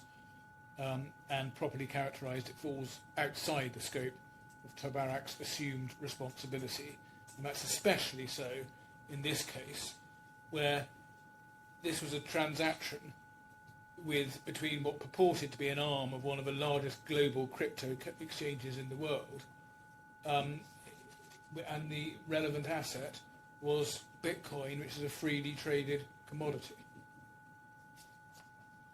So that's remoteness, and really very similar arguments arise, as they always arise, in relation to scope of duty, where one is looking in particular at the Manchester Building Society case, which we've again put in the bundle. It's appeal bundle, page 5250, in paragraphs 13 and 17 in particular. But when one analyses it through the scope of duty lens, the scope of any duty has to be identified by reference to the purpose for which the duty was undertaken and the risk it was intended to guard against. And TABARAK's role, even on the claimant's case, was about avoiding settlement risk during the transaction. So it's the risk of the Bitcoin being released before receipt of cleared funds, and it's not a duty to protect against market risk or subsequent price movements in a freely traded asset. And this is particularly so, whereas here, the Bitcoin were not intended to be retained even by HUOBI MENA as a long-term store of value, but were held temporarily for the purposes of a specific transaction. So, properly characterised, the duty was transaction-specific and time-limited, and any subsequent appreciation in the value of Bitcoin does reflect independent market forces and not the risk against which TABARAK's duty was directed. So, well, that's remoteness and scope of duty. And the sixth point, I'm not going to develop, and it's because it's in my skeleton, and it's a right down the end of a list of points, but it's the point that there's no liability we submit for increase in value beyond at the latest judgment in the first trial. But whether that point commends itself to you rather depends on the view you take about whether what's being run in this trial is a point that wasn't developed in the first trial. In my submission, the point, and I hope I get time to come to this at the very end, I'd still do say the point that's now run wasn't run at all at the first trial, but if I'm wrong on that, it was run so vestigially that that's the explanation for why the trial judge didn't deal with it. And in those circumstances, it really is down to the claimants why this litigation has gone on as long as it has through so many phases, and for them to, them having conducted the litigation that way, for them to take the benefit of appreciation in the Bitcoin for that period, we submit would be wrong and contrary to the principle in the Malhotra and Chowdhury case. But that's in our skeleton. So that's the end of causation and contribution, and we now move to currency-related issues. And the starting point, obviously, is Article 20 of the damages law, and my learned friend took you to it. Damages are to be assessed either in the currency in which the monetary obligation was expressed or the currency in which the loss was suffered. So what matters is there needs to be a currency. And we refer in our skeleton also to Article 17 of the damages law, which deals with interest, which is of some relevance, because in the question of interest for failure to pay money, it said if a party does not pay a sum of money, it's entitled to interest, and the rate of interest shall be the average bank short-term lending rate to prime borrowers prevailing for the currency of payment at the place of payment. So that does, in our submission, give you a steer as to what one is looking for within this legislation for the meaning of currency. And against that background, I just want to make 2 points in particular.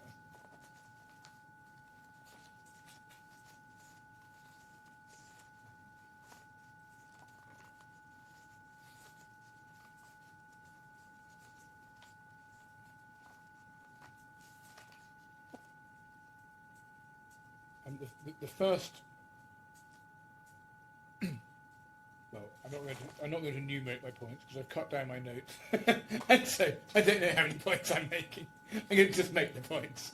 The next point is that Bitcoin is not currency, and that is the question that's addressed partly with the benefit of expert evidence, but also it's a legal question.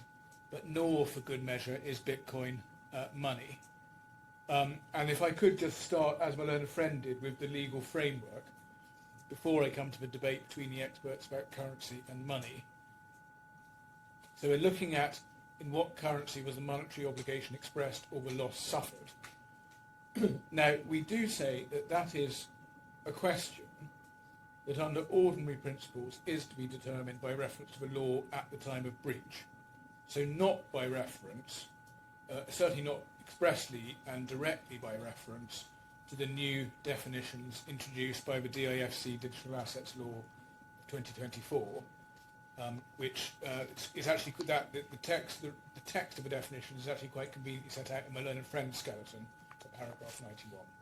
So it's not directly to be determined by those references. Now that point was until the trial common ground. It was common ground on the pleadings because the claimant's reference in their pleadings to the new law was only by way of guidance to the old law. That was at paragraph 80 of their statement of claim at page 59 of the retrial bundle. So there's now a change of position, and I'm obviously not going to say my learned friend can't change his position on that. That's the sort of thing he can. Now, as I said in opening, we query whether the change of position is of significance, because that depends on the view you take of the new law. So, just to make that clear, we don't have a problem with the definition of money under the new law, and we're happy to see that as money for the purposes of the new law and the old law. As I said in opening, the difference may arise on currency, and probably does arise on currency, because I think the claimants are still saying, my learned friend didn't really develop it yesterday, but I think he's saying that under the new law, the definition of currency should be read so that it's sufficient for a medium, an asset, to qualify as currency if a digital asset is money. So in other words, if a digital asset is money, then he says you interpret the definition of currency such that any digital asset that is money is necessarily also currency. We don't accept that that's what the new law is intending to say. I mean, if it's saying every digital asset that is money is currency, then of course it would follow that every asset that is money must also be currency. And if that's the case, you would wonder why there is need for both the terms currency and money in the legislation with different definitions. They are differently used and differently defined, and so we submit it follows that they have different meanings, and we disagree with their interpretation. What we say is that under the new law, a digital asset that is money can qualify as currency, but provided it qualifies generally within the ordinary meaning of currency. So in other words, it's not sufficient that a digital asset that is, for a digital asset to be money, for it to be currency, but a digital asset that is money can be a currency if it falls within the meaning of the word currency as generally understood. And the meaning of currency is essentially a legal question, so it's not one where the experts' views, they were always helpful, but it's less significant than in relation to money. We gave the dictionary definition of money at paragraph 79 of our skeleton, which is perhaps worth turning up.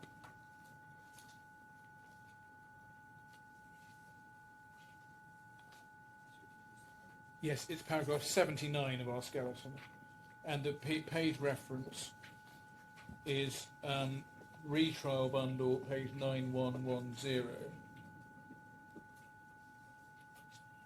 Where currency is defined in the Cambridge Dictionary as the money that is used in a particular country at a particular time.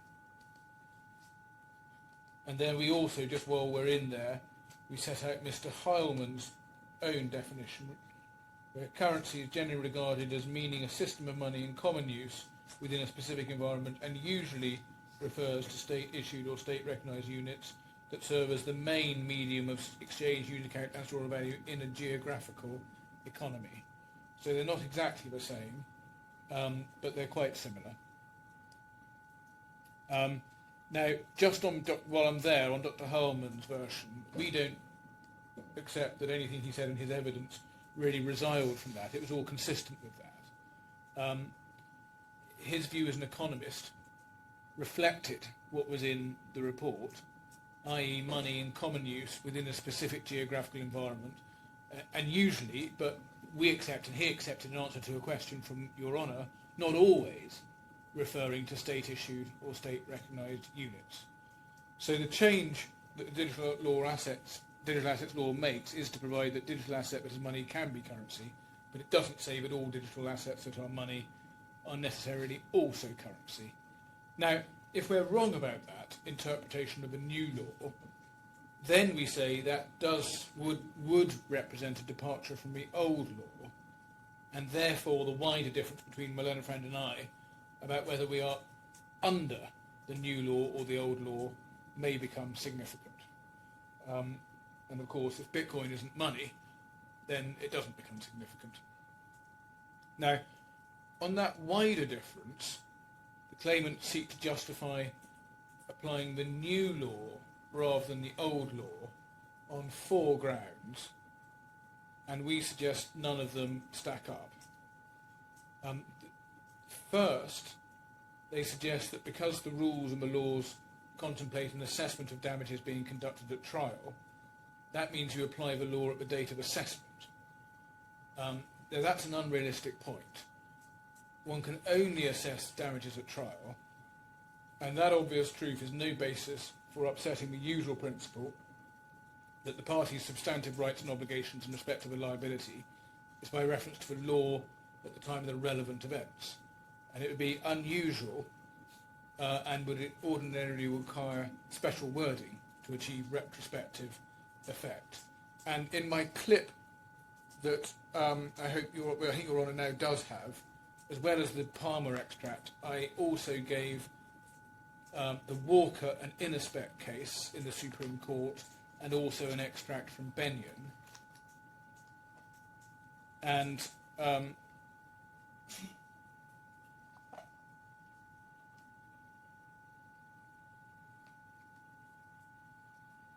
in Walker and Innerspec, the key passages at paragraph 22, the Supreme Court explained, and it is orthodox, that the general rule applicable in most modern legal systems is that legislative changes apply prospectively. Under English law, for example, unless a contrary intention appears, an enactment is presumed not to be intended to have retrospective effect. The logic behind this principle is explained in Benyon on Statutory Interpretation, 6th edition, Comment on Code, section 97. Quotes, if we do something today, we feel that the law applying to it should be the law in force today, not tomorrow's backwards adjustment of it. And then I've quoted Benyon, sorry, not quoted, I've given you Benyon, and the extract is at 7.13, 7.13, section 7.13 and section 7.14. And that deals with retrospectivity, that it's a matter of legal policy that changes in the law don't take effect retrospectively, and legislation is retrospective if it alters the legal consequences of things that happened before it came into force. And then 7.14, there's a presumption against retrospectivity. So we do say that the claimant's first point is contrary to principle. Secondly, I think in an attempt to answer that, they say that the new changes in the laws relate to procedural powers and not substantive law, so that they apply to the exercise of a procedural power at the time of exercise. And in my submission, one only has to state that proposition to see that it's not correct.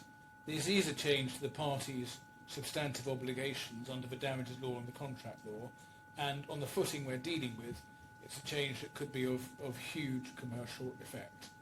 And if the claimants are correct, it would mean the courts can award damages in a digital asset that does not fall within the general meaning of the word currency, and that's not a procedural change, it's a substantive change.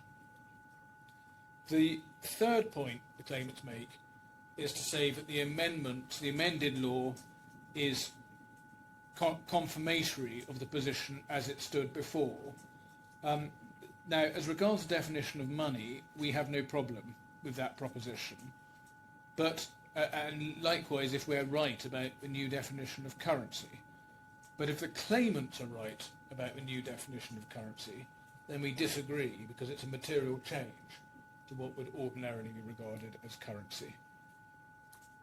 And then the fourth point and last point from them is it's suggested that even if this does involve an extension to previous law and the new law is not of retrospective effect, the court can achieve the same result by a form of incremental interpretation that reinterprets the old law so as to make it mould it and make it fit with a new law. My learned friend suggests they get some help on that point from what the Court of Appeal said at paragraph 12 of the Court of Appeal judgment. But that's reading an awful lot more into the Court of Appeal judgment than I submit that my Lord intended when he wrote it, because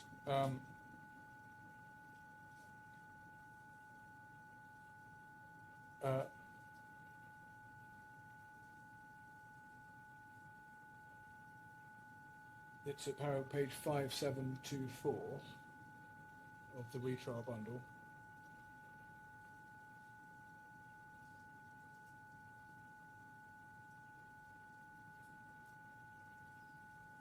And my submission that what's said by the Court of Appeal is quite an orthodox formulation of a process of interpretation. What it doesn't do is involve a process of interpretation that invites you to go behind the principle outlined in Benyon and in the Innerspec case of giving retrospective effect in any material way, so that by some sort of process of interpretation you achieve by the back door exactly the thing that is contrary to principle as per Innerspec and as per Benyon. I mean, if one's getting substantive rights in that way, that can't be done by reinterpreting old provisions. And indeed, we question whether the court has power to do that, but if it does, it would be a power rarely exercised, and not in this case. So that's the framework, what I wanted to mention about the framework. There are, I think, other points as well in Miscallison, so there are other points in Miscallison, but that's what I wanted to focus on. I now turn to the debates between the experts about money and currency, and starting first with the issue of currency. And I've been to the dictionary definition. It may be all you need. You questioned to my learned friend whether it could be equated to legal tender. That would fit with the dictionary definition, and we would be content with that approach because it is broadly in line with the dictionary definition which we rely on. Now, it is more of a legal question than a question for the economists, but the economists did deal with it, and I've just shown you the reference from Mr. Heilman in his report, and there was in fact quite a wide degree of agreement, and one can see that from the joint experts report at paragraph 23, and that's at page 7116 of the retrial bundle.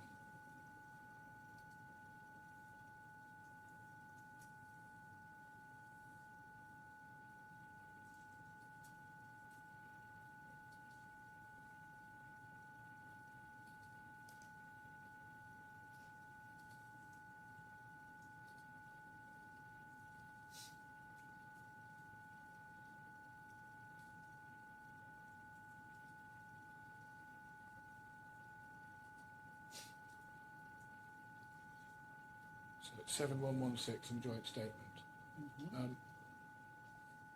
If you manage to get it the right way round, we've been to Mr. Holman's description. What Mr. Williams says about it, claimant's expert opinion. Economists use the term currency loosely to describe instruments used for exchange. Whilst I agree with Dr. Heideman's description when a currency is typically used to state-issued or recognised money within a country or region, I do not agree with his characterization of currency as being considered the general adoption of a monetary unit. Rather, currency can be thought of as a subset of money. For instance, the IMF guidance defines money as having the three characteristics discussed in this report: medium of exchange, store of value, and unit of account.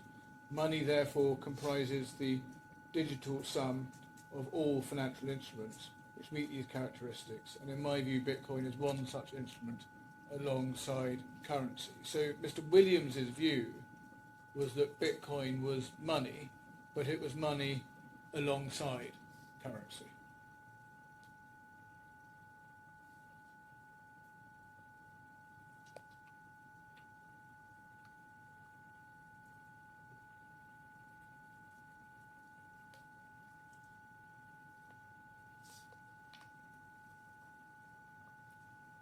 Well, they do appear to agree that currency is a subset of money. You can have money that is not a currency. Yes. But presumably you can't have currency that isn't money. Yes. But that goes. Recall that one's looking at the question of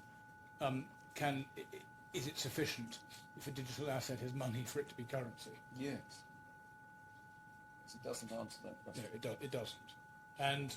But what he seemed to be, his opinion is that Bitcoin is money.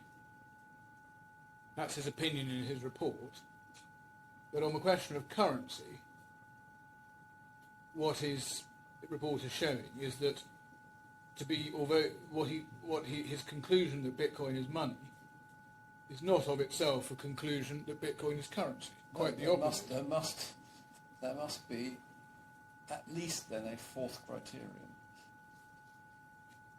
for currency. So you have three criteria for money. Yes. And then there must be at least one additional criterion that converts the money into currency. Yes. Yes, that's one. That's certainly a fair way of looking at it. And indeed, we cross-examined Mr. Williams on this point. And he seemed to confirm his evidence in cross-examination, the point he made in his report when we cross-examined him, because he accepted that there was a distinction between Bitcoin and currency, ordinarily so-called.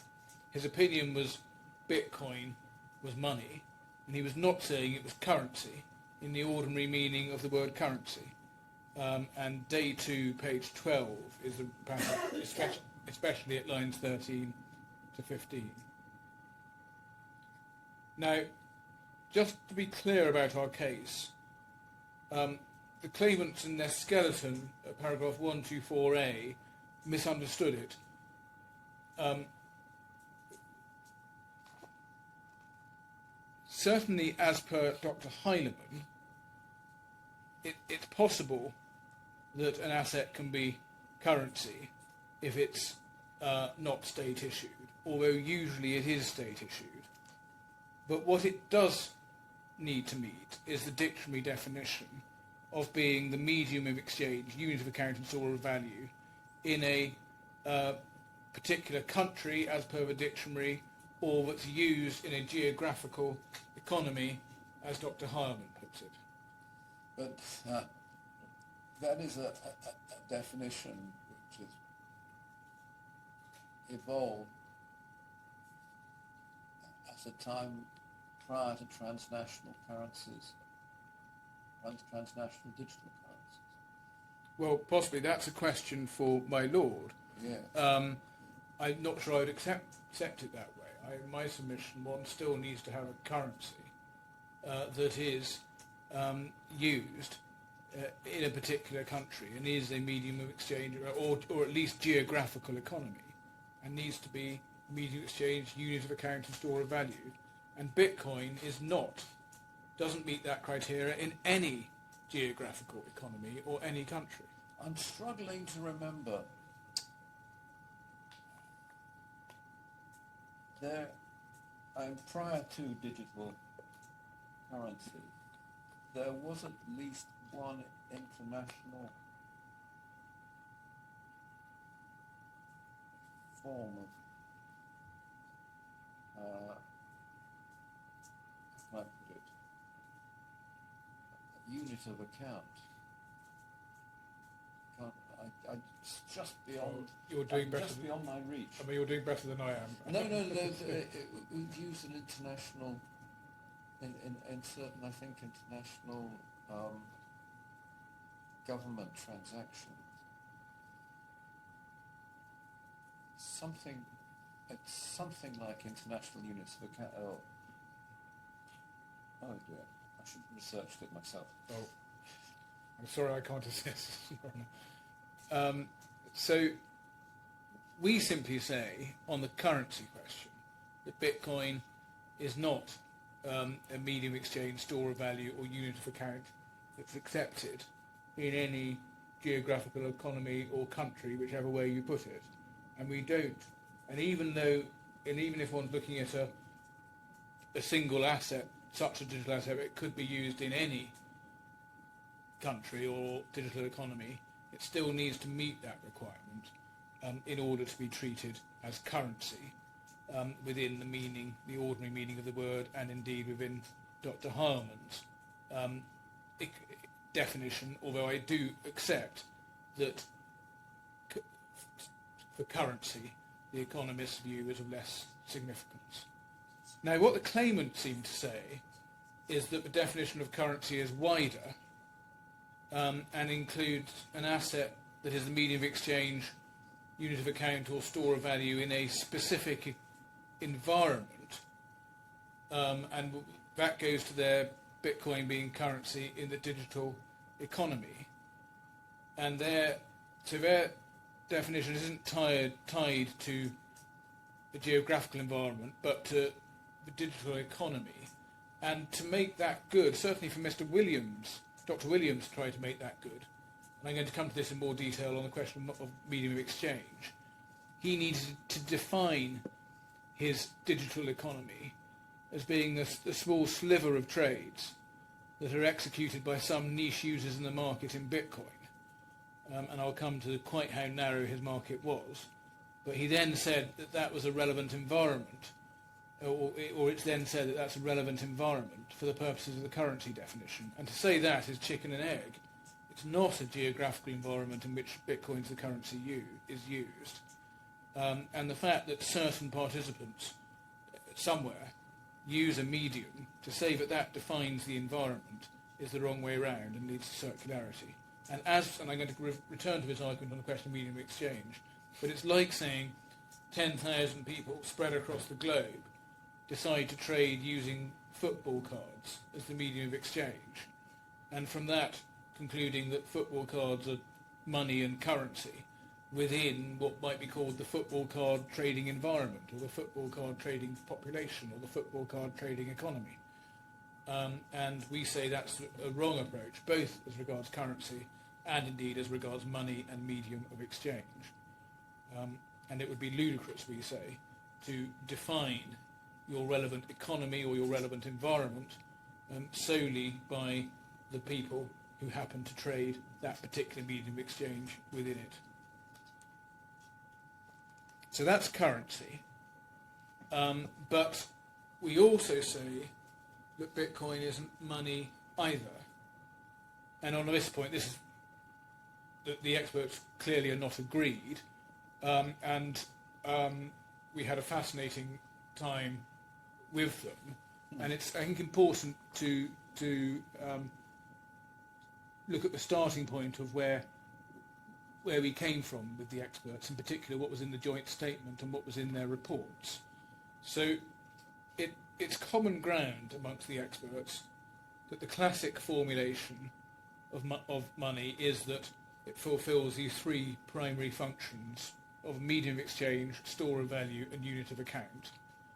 And Bitcoin doesn't fulfill, in our submission, any of the three. And before I go to the three functions individually, it is worth, in my submission, taking a step back and having an overview. We looked with Dr. Williams at some fairly authoritative sources in my submission, in particular the opinions of central bankers, who considered that Bitcoin didn't satisfy the definition of money because it didn't satisfy any of the three criteria. And we looked, for example, at the Australian Federal Reserve Bank's explainer, which was in our further documents bundle, and we looked at the view from the Chief Executive of the Hong Kong Monetary Authority, which is in retrial bundle, page 4107 to 4110. And indeed, Dr. Williams very fairly accepted that those were just examples, and that there were other similar sources to the same effect. So you have those views on the one hand, which reflect the orthodox view, and are directly in line with Dr. Holman's view. But on the other, you have Dr. Williams, and you don't have anything else at all. And as a starting point, in my submission, that should be ringing some alarm bells. And if Dr. Williams was right, then given all the hard work that he and the claimants have put into finding materials, you'd expect them to have found some support for their view that Bitcoin was money and that it satisfies the criteria. But there's nothing of that kind. And what was telling was that Dr. Williams did, I think recognising this, he did strive in his joint statement comments on the point of disagreement to identify material that he said supported his view. And that's why I went to it with him. And none of it squarely addressed the issue that he needed to address, unlike the authoritative sources going the other way, but nor on analysis did any of the material even provide indirect support, because when we analysed it and we went to the detail of it, it was unhelpful to him. And that was the passages of cross-examination at day 2, page 49, line 9, through to page 65, line 8. Now, my learned friend sought to address that in his oral closing by saying, well, these old orthodox views of the central bankers aren't addressing the new world. But they are. They are directly considering cryptocurrencies specifically. The central bankers know extremely well, and probably better than anyone in this room, certainly better than anyone this side of the bench, how the economy, and how, including the new aspects of the economy, work, and their view, in full understanding of all of this, is that Bitcoin is not money. So that's the first general point. The second general point relates to the criteria, and I think, as Your Honour, I think probably reached this provisional conclusion after considering how it worked for a unit of account, but they are interrelated. So you're looking for an asset or a medium that's widely accepted as a medium of exchange and operates as a store of value and as a unit of account, and you have to look at it holistically. So what you can't say is that in one isolated instance in an economy, a medium can be shown to operate as a unit of account, and then in some other ways you can say it's quite widely used as a medium of exchange, and consider these boxes separately ticked off. You need to see that the instrument that's being used as a medium of exchange is also in those transactions operating as a unit of account, and indeed a store of value. So on the medium of exchange criterion, you need to look at wide usage, because that's acknowledged as being part of the criterion. But it also follows that wide usage is important and a part of the criterion for unit of account operating within the economy. And that's, I mean, in my submission it's self-evident just from thinking about how it works, but also it's self-evident when you look quite carefully at the definition that's agreed between the experts, or the description that's agreed between the experts of the unit of account concept itself, because its purpose is to be the standard numerical measure by which prices or economic values are expressed, enabling a comparison across diverse goods and services. So the whole point... So is that a quote? Yes, it is. That's Williams' own report at paragraph 3.4.6 at Retrial Bundle, page 264. So the whole point, and just sort of applying it to the man on the street, is that your unit of account is the systems of value or the measure of value by which you think and by which you compare different things. So you can say, gosh, that house is worth 3 Lamborghinis, knowing in each case that your house is $1 million and your Lamborghinis are around 300. What you don't do is think in Bitcoin. And that's the whole point about diverse goods and services. And the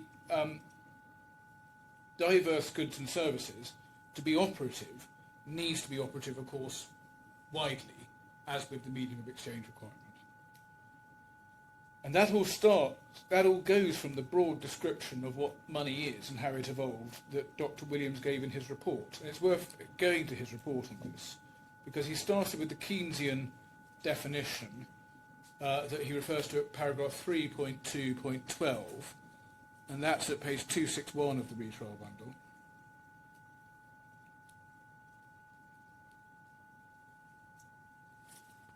And as he says there, he expresses Keynes that notes that money can be considered that by which delivery of debt contracts and price contracts are discharged, and in the shape of which a store of general purchasing power is held. So that's what we're looking for, a general purchasing power. And at 3.2.6, Mr. Williams explaining, again, he's at this stage in his report, he's explaining the history of money and how one gets to money.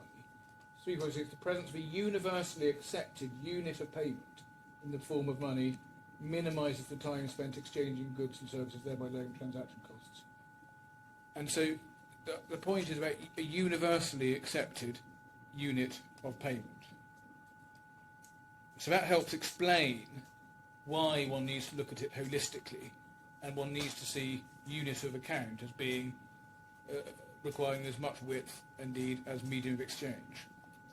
And it also explains this idea of a store of general purchasing power. It also explains why money has to be widely used as a medium of exchange within the economy. And this is a very important point, because it goes to, in particular, my learned friend's argument about Coinbase and BitPay and so on. And it goes to whether it counts if, in an internet sale, you can have dual pricing, and you'll notionally go, and you can actually pay in Bitcoin, but the vendor won't touch it with a barge pole. Because that's very important, because that is not satisfying the medium of account function, and that is because the point of the medium of exchange function, point of that is that the vendors of goods and services need to widely accept it, so they have to accept it with confidence that they can use that medium for their own diverse goods and services. So it's the point I put, and it's put colloquially, but it's an important and true point. You sell eggs, and you're confident in receiving this medium because you can use it to buy your fish and pay your rent. And it's about accepting it.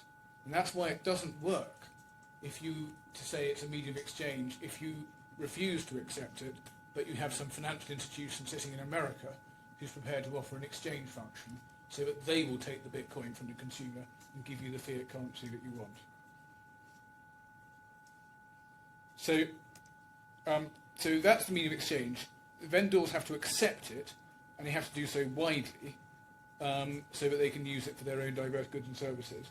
And then it also has to be a unit of account, so that vendors are not only accepting it, they're pricing in that unit, and genuinely pricing, not just showing a dual price that fluctuates with the real price, or as the exchange rate against the real price moves.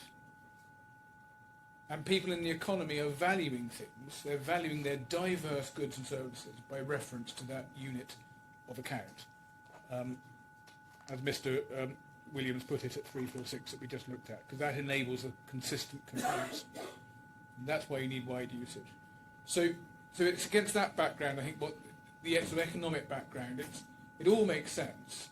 And just to finish off on the store of value point, point about store of value, it doesn't just have to store some value. It has to be a reliable store of value, because you need to have some confidence that the asset that you are the vendor is freely accepting when he sells his eggs and he wants to pay his rent with it, is something that's going to be broadly of the same value when his rent check is due at the end of the month. And if it were Bitcoin, for example, and you were in that world, we know, just from looking at the news today, that it's dropped from around 125,000 to somewhere around 65,000 between Q4 of last year and today. So if you've got your quarterly rent coming up, you would be in quite a difficult position if that truly were your unit of account.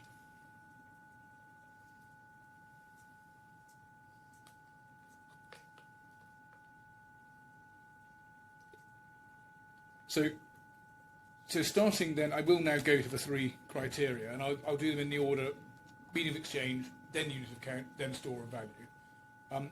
Starting with medium of exchange, to satisfy the monetary function, it does need to be generally accepted or widely accepted, and according to one of Dr. Williams's formulations, even universally accepted. And just for your reference, that's Williams 3.2.6 and 3.2.14 and 3.45b, and Heilman paragraph 5.2.1.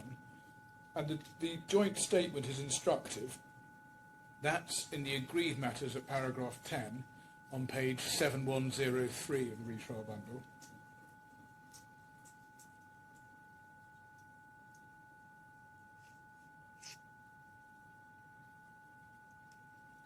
It's agreed that a medium of exchange is defined as an item that is widely accepted as a means of payment for goods and services within an economy. So wide acceptance is important. And we cross-examined Mr. Williams at length on this question, because it was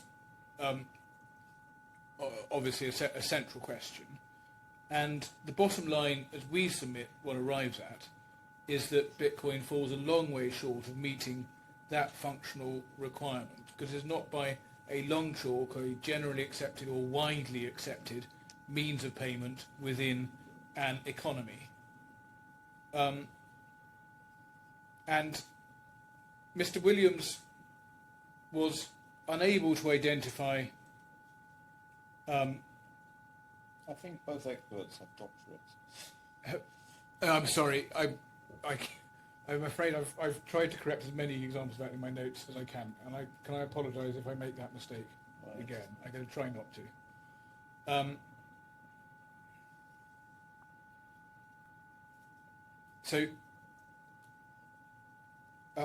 We submit that Mr. Williams was unable to identify any general acceptance of money within the economy as that term is usually understood, and we suggest that should be the correct test. We suggest it must be the correct test because the question is whether it's accepted for a diverse range of goods, such that the trader who accepts that this medium can have confidence he can freely use it for a diverse range of other transactions. And Mr. Williams, in my submission, was ultimately candid in agreeing there was no general acceptance of that kind. But his point was that nevertheless there was acceptance in what he called the digital economy.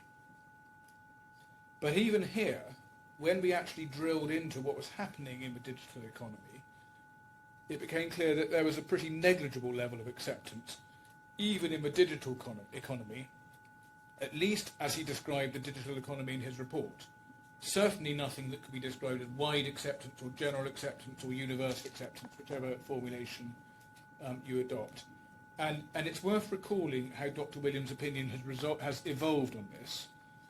In his report, his evidence was that the functional criterion was met, although his formulation of his acceptance was always somewhat equivocal, and we took him in that context to paragraph 5.28 of his report at retrial bundle 271 in that context. But he, at least with words of equivocation, he was broadly saying the functional criterion was met. And that opinion, at the time he wrote it, was based on acceptance of Bitcoin in what he called the digital economy. And the key paragraphs were at 5.23 to 5.27 of his report. And when you go back to reread those paragraphs, what you'll see is that he was saying you could demonstrate ready acceptance in the digital economy. And by the digital economy he was including, and indeed it was a key part of his reasoning in these paragraphs, he was including e-commerce generally. Now, Mr. Williams clearly, by the time he came into the witness box, had seen the problem with that evidence, because he changed his evidence at the beginning of his cross-examination to give a new definition of digital economy that wasn't including e-commerce generally, unlike his witness statement, unlike his report, sorry, Dr. Williams, but he was instead redefining it as the narrow pool of users who did, in fact, use and receive Bitcoin directly. And the examples he was able to identify, and I asked him not a number of times to give all the examples he could, but the only ones he could identify were Lightning users for small Bitcoin transactions and parts of the NFT marketplace. So it was that narrow ecosystem that became his definition of the digital economy in which the medium exchange Bitcoin was widely accepted. Now, although he had moved away from his report, we did cross-examine him on his original thesis, which treated the relevant digital economy as including e-commerce. And it became apparent from that cross-examination of my submission why he had moved away from his report, because he couldn't demonstrate wide acceptance in the digital economy once you define it in that way, which in my submission would be a more sensible way to define the digital economy. Because in one of the key relevant areas, which is e-commerce, Mr. Williams' report had given the impression there was a considerable degree of acceptance.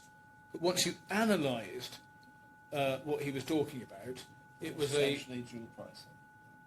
More than that. It's partly dual pricing, but it was worse than that. And I'll come to quite how limited it was.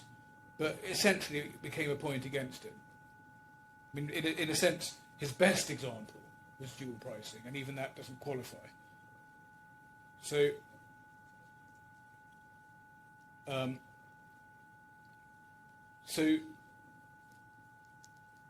the ability to pay Bitcoin in e-commerce, as became apparent, is limited. It's not very wide. The example Dr. Williams gave, we accept was not particularly up to date, but it was the only example he did give, and so the only thing I could cross-examine him on. And it was a survey which was self-selective, at least for his purposes, because it was a survey of the only businesses that accepted Bitcoin. It identified only 606 participants, and they were considered in the survey to be most of the English language online providers who did accept Bitcoin. So it's a very small number. And then when you drilled into the survey, it turned out that most of those only did so via a third-party intermediary who was the real acceptor of Bitcoin. And the survey actually expressed the point in terms that vendors shied away from accepting Bitcoin. What they accepted was fiat currency, with the conversion to Bitcoin happening at the point of sale. And the relevant passages of the survey were at retrial bundle 3587 and 3589, and the relevant passages of the cross-examination are at day 2, page 67 through to 68, and at page 73. And in fact, probably the whole passage from 67 through to 73. So So there were sort of two problems with his survey. One, actually a very small number, and two, of those, the general principle seemed to be that they didn't directly accept Bitcoin. Dr. Williams then extended his analysis to other e-commerce providers, and he identified Microsoft, Overstock, various universities and the like. But as he candidly accepted, and I cross-examined him, all of those providers also offered to consumers to pay in Bitcoin, but pricing was in fact by reference to fiat. So in most cases it's not even dual pricing, it's fiat pricing, but you've got the option to pay in Bitcoin. Although I accept in some cases there is dual pricing.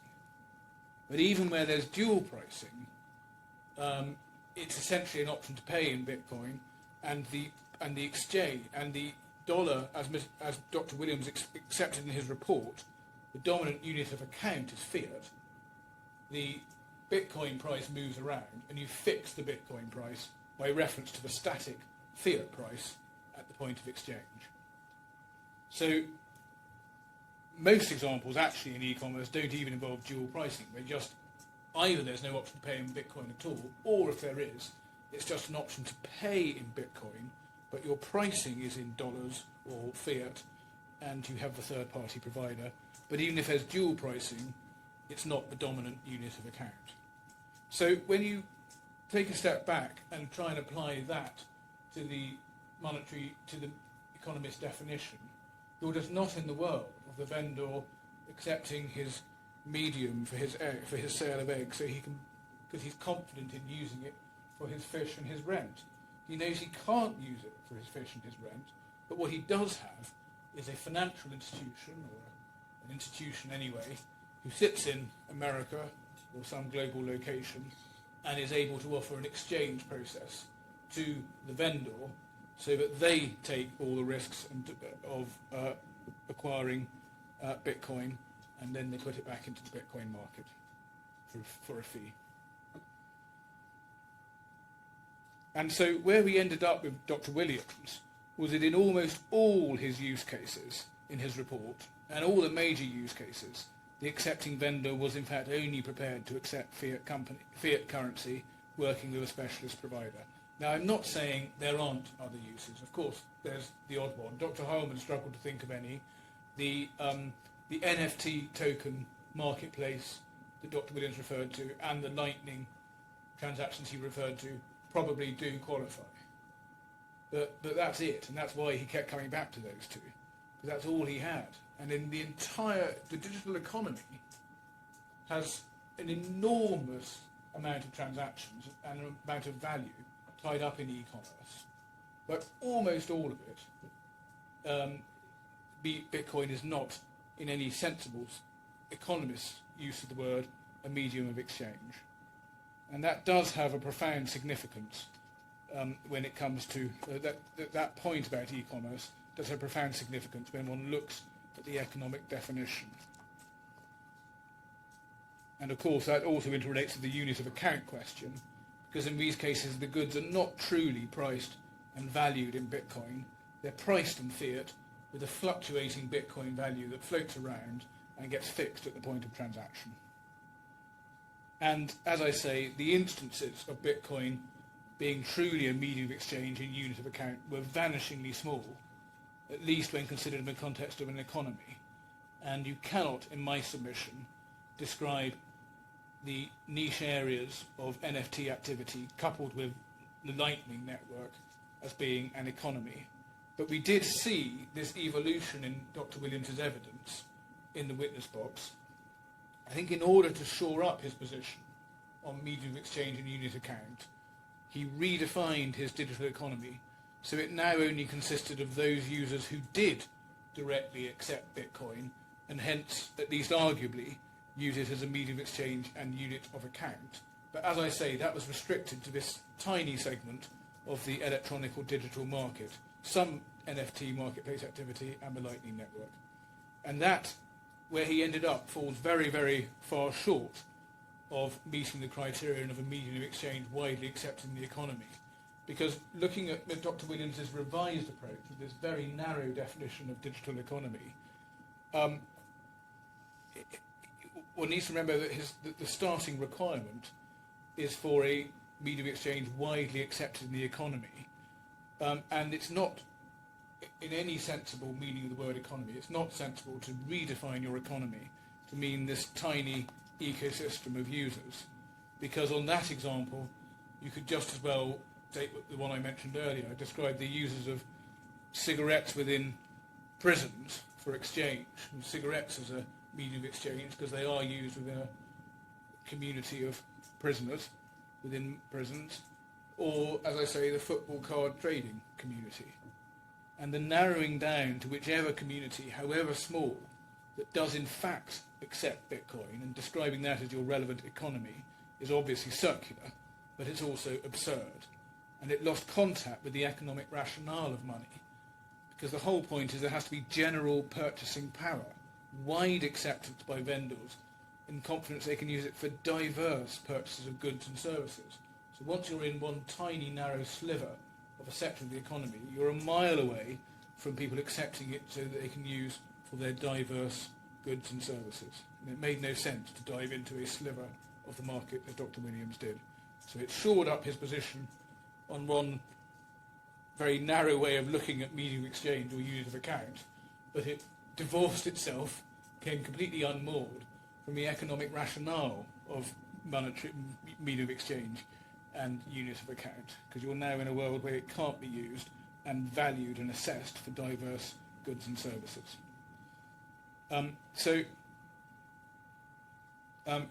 In my submission, Dr. Williams was driven to this position because he recognised the difficulties of his original thesis, but it did leave him in an even more extreme and untenable position. And at that point, it is worth taking a step back and reminding oneself about the more authoritative guidance from the central bankers. They were unequivocal about Bitcoin not being money and amongst other things, not being a medium of exchange. And can I now go to some of the point? Yes, right. Okay, I'm going to. Yes.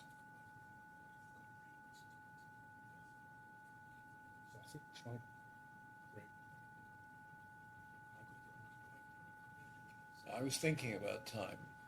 I think I'm all okay. My learned friend's got around 25 minutes, but we've got to have a break. So I've probably got sort of 20 to 25 minutes. I think I could just about do it. I have to move. I've not been keeping a chess clock. How long? I didn't whisper to the learned friend about time because I wanted to stop the submission so I had time. It's just that we're clearly going to go to 4:30. Yes. Whether it's him speaking or me. That's true. And the purpose of the break is to give the transcript. I'm very grateful. Break. That was all I was just reminding you. I think it is worth having a break, and it might help me speed up and get a bit of energy back. But we'll break until 3:30 in that case.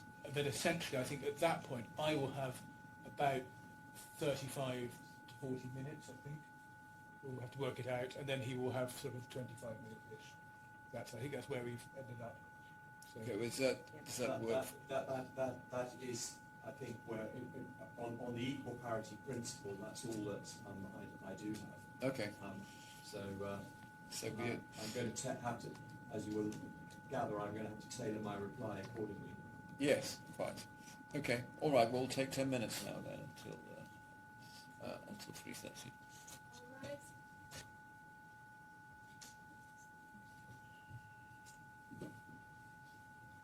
I'm going to move on to my learned friend's cross-examination of Dr. Harman in relation to medium of exchange and indeed the follow-up points he made in closing. And just two introductory points there. First, at least for the most part, my learned friend did seem to be rather parting company from his expert in that he mostly didn't go for the narrow definition of digital economy comprising NFT token sales and the Lightning Network, and say that that was the community of users that constituted the relevant economy.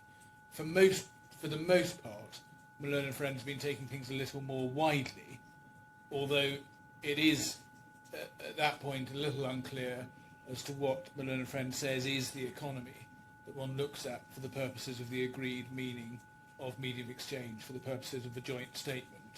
At one point he refers to digital assets economy, and it's all a little unclear. Malone and Friend did, though at times, align himself with Dr. Williams. In particular, at one point we were looking at the ATGM framework, where there's a reference to a community of users who use Bitcoin or use a digital asset as a medium of exchange. The point being that Bitcoin was then a widely used, as he would put it, medium of exchange between that community of users. And again, if that's what's being relied on to found your economy that the medium of exchange is widely used in, that again is another absurdity. A community of users is not an economy, at least unless it's a huge community of users, such that it is in fact widely used within an economy.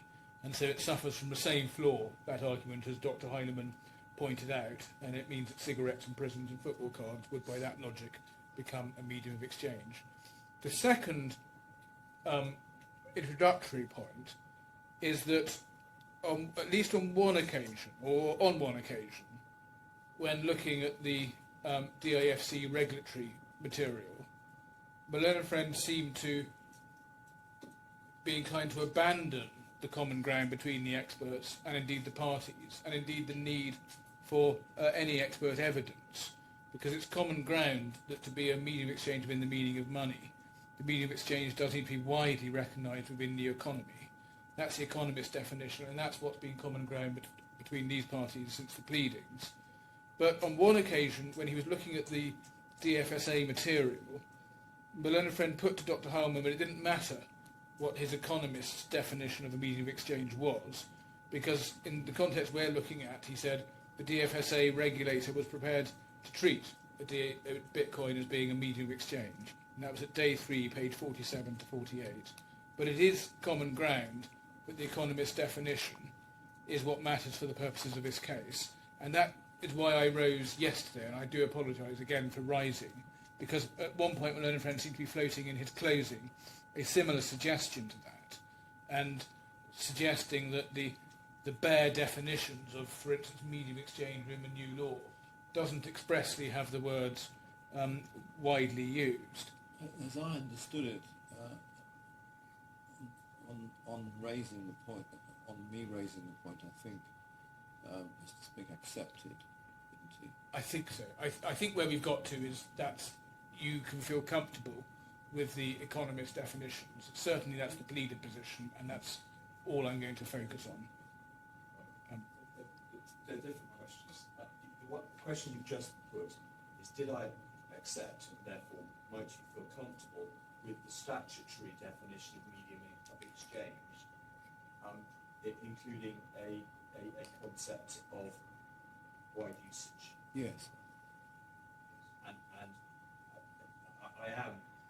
I'm not, I would not seek to dissuade you, and I can see the logic behind that, and I proceeded on all the rest of my submissions on that That's basis. what I understood. But I utterly reject the suggestion that you are bound, or my submissions are bound, strictly by whatever might be Malone and Friends' interpretation of what the experts have said. But we'll have to deal with that in your 25 minutes. Well, all I'd say, I think maybe we're both tilting at windmills, so not sure anything turns on it. Yeah. I won't have time to deal with much of this, but the Malone and Friend is making effectively a pleading point against me, and I think we're a little beyond that when we're dealing with. I think all I need to know is that you accept that there has to be some criterion of the width or breadth of use when I'm looking at the statutory. Yeah, that's the only point for me. Yeah, yes, it's perfectly clear that I was talking about wide usage within the the vast digital economy, of which Bitcoin is a 1.7 trillion part, and it is to be said that I'm not allowed to make that submission, and you can't take that into account in interpreting this, because that wasn't the way that it was expressly put in the experts' evidence, then that's where we part company. That's it. Okay. That wasn't the point I was making. But so let me move on, because I'm worried about my time. Yes, indeed. Just while we're on the DIFC and DFSA aspect, my learned friend also thought to pray and aid that what he said was that the mere fact that legislature has introduced new black letter provisions, variously allowing for the possibility that a digital asset can be money, it gives Your Honour effectively some kind of a steer. But of course it doesn't help at all with Your Honour's question of whether Bitcoin is money. In fact, as it happens, we would submit, and you haven't got much evidence on this, but you will probably know it, digital list is probably somewhere well down the list of digital assets that might, at least one day, qualify as money. A digital asset issued by a central bank would quite readily qualify as money, we would submit, and conceivably stablecoin is far closer to meeting the criterion than Bitcoin is. So the legislation certainly isn't pointing you in any way towards a conclusion that Bitcoin is money. So we also suggest that the regulations in the ADGM don't assist, because that's simply a definition, and it's a definition, as Dr. Heilman said, that wouldn't fit the definition of money, the criteria of money as he sees it, so that's not going to help you. But subject to those points, much of my learned friend's argument was rather closer to the evidence in Dr. Williams's report, or the point made in Dr. Williams' report, rather than in the witness box, because he didn't confine himself to this very narrow digital economy consisting of these few players. But my learned friend did seem to envisage a digital economy including e-commerce and other transactions going beyond those narrow niche cases. And as regards, this is in fact chimes with part of the intervention my learned friend just made, as regards the transactions he wanted to include within it, my learned friend wanted to, he considers that wide ownership of the asset is a determining factor. And he took Dr. Harman to the Binance article for that purpose. And my learned friend repeated the point yesterday. But if that were a factor, then wide ownership of shares and houses and numerous other assets which are extremely widely held and much larger markets than Bitcoin, that would be tending towards the argument that they are a medium of exchange. And ownership of assets and the size of a market for a particular type of asset that is widely owned has nothing to do with whether that asset functions as a medium of exchange. My learned friend then went to the universe of the digital assets market in the UAE, and he used the chain analysis report data to do so. And his essential thesis was that because there was a lot of flow in that market, and even a significant, he said, albeit small flow in value terms in small transactions, which were described as retail transactions, but they actually just meant small transactions. And because Bitcoin was part of the flow, albeit only 16.5% and a smaller part of the flow than stablecoin, and because some unknown part of the Bitcoin transactions must have been for trading activity in the sense of purchase of goods and services, ergo, there was a wide acceptance of Bitcoin. Now that argument was replete with difficulties, as Dr. Harman pointed out. Leaving aside the lack of breakdown generally, you don't know what actual level of transactions there are which involve purchases of goods or services that are of the right kind in principle to qualify as assisting you on the medium of exchange question. The figures will involve an unknown and probably exceptionally large proportion of transactions which wouldn't really qualify or assist you in analysing Bitcoin as meeting the medium of exchange criterion. For example, my learned friend seemed to think that it was sufficient if there was a transaction buying or selling Bitcoin for fiat currency. Now, given that the extent to which Bitcoin is bought as an investment, that's likely to constitute a very large chunk of the transaction flow. But that is just the purchase and sale of an asset. If that was sufficient to render it a medium of exchange, then purchases of shares, tennis rackets, houses, any number of assets that are bought and sold would also be mediums of exchange. And that would be absurd, because vendors don't generally or widely You've got accept... it the wrong way around, haven't you? If Bitcoin are being used to purchase ether, that's what we want to Well, talk I'm going to come to that, because that's a separate category, and I'll specifically deal with the crypto-to-crypto version. But my learned friend's universe includes simple purchases and sales of Bitcoin for currency. And So USD for... Yes, that's a transaction. That's part of his universe, and part of a universe of transactions that he's looking at in the data he goes to. And that's obviously wrong, because it would mean that any asset would qualify as a medium of exchange just because it's bought or sold.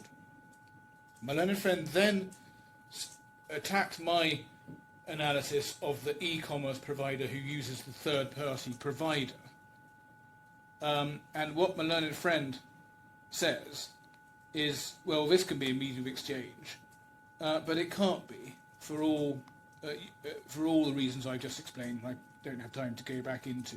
The medium, Bitcoin, is not being accepted by the vendors in those transactions.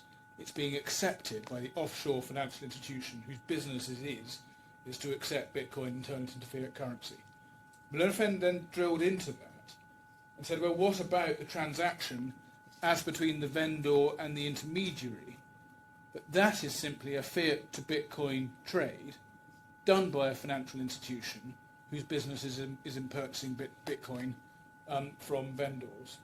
So what Coinbase in fact do is purchase Bitcoin from vendors, sell it back into the market, and they don't take proprietary risk. There's nothing, so none of this is to do with vendors accepting Bitcoin so they can use it in their transaction. Now, my learned friend then went to crypto trades, which is the point Your Honour has just picked up with me. And I accept on that example, you can at least see the argument, and it's a clever one, because the point which we would have to accept is that Bitcoin is there at least being used to actually buy something, and the seller is receiving Bitcoin. So it looks closer, but on analysis, the problem with it is it's no different from what we commonly see in the markets, which is a commodity-to-commodity swap transaction. For example, a swap between Brent crude and WTI crude, or between different types of metal. All those transactions are quite common, and on my learned friend's argument, where you have a commodity swap, Brent crude is a medium of exchange in his example, but no one is wanting to use Brent crude in their onward purchases of eggs or fish. And that then supports, to Dr. Heilman's way of looking at it, that you wouldn't generally include financial transactions of this kind when looking at whether the medium of exchange function is met. Because you're not looking at parties who are acquiring the asset or selling the asset and happy to receive it so they can use it in their onward transactions. And that's why it wasn't unduly odd economist approach to be looking at goods and services, because that's the way you readily test whether vendors in the market are happily accepting this as a medium of exchange. And a financial transaction, which is effectively a commodity swap, as a crypto isn't helping you on that question. So, although my learned friend did say there's this enormous universe, once you'd actually...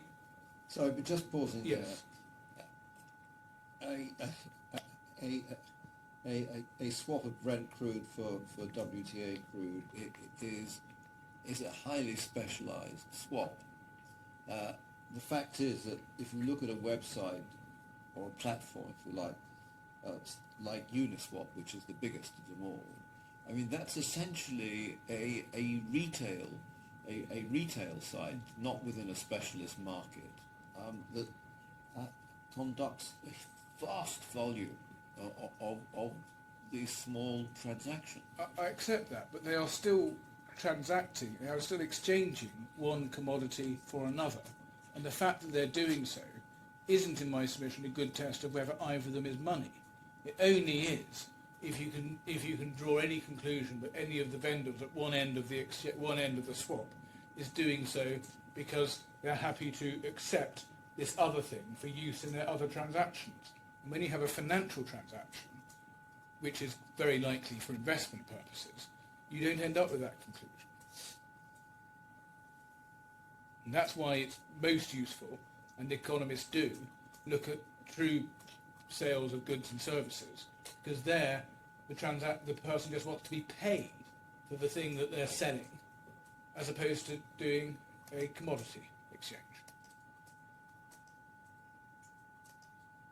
And so we do say that although Ms. Blennerfan started off with this colossal universe, well, not that colossal, but big, you end up on analysis in a very similar place in terms of the truly relevant transactions to where Dr. Williams ended up. Once one goes beyond Dr. Williams's examples of the Lightning Network and NFT tokens, it's hard to identify any examples of the Bitcoin actually being used as a medium of exchange, in the sense of being accepted by vendors of goods and services. And there was one possible hypothetical addition to that very short list, which was employment agreements whose salary was denominated in Bitcoin. But there's no evidence whatsoever of any single employment agreement anywhere where salary is denominated in Bitcoin. And it'd be rather surprising if there is any, because the employer would have no idea whether he will actually be having to pay his employee how much in the real world values in fiat currency he'll be having to pay his employee.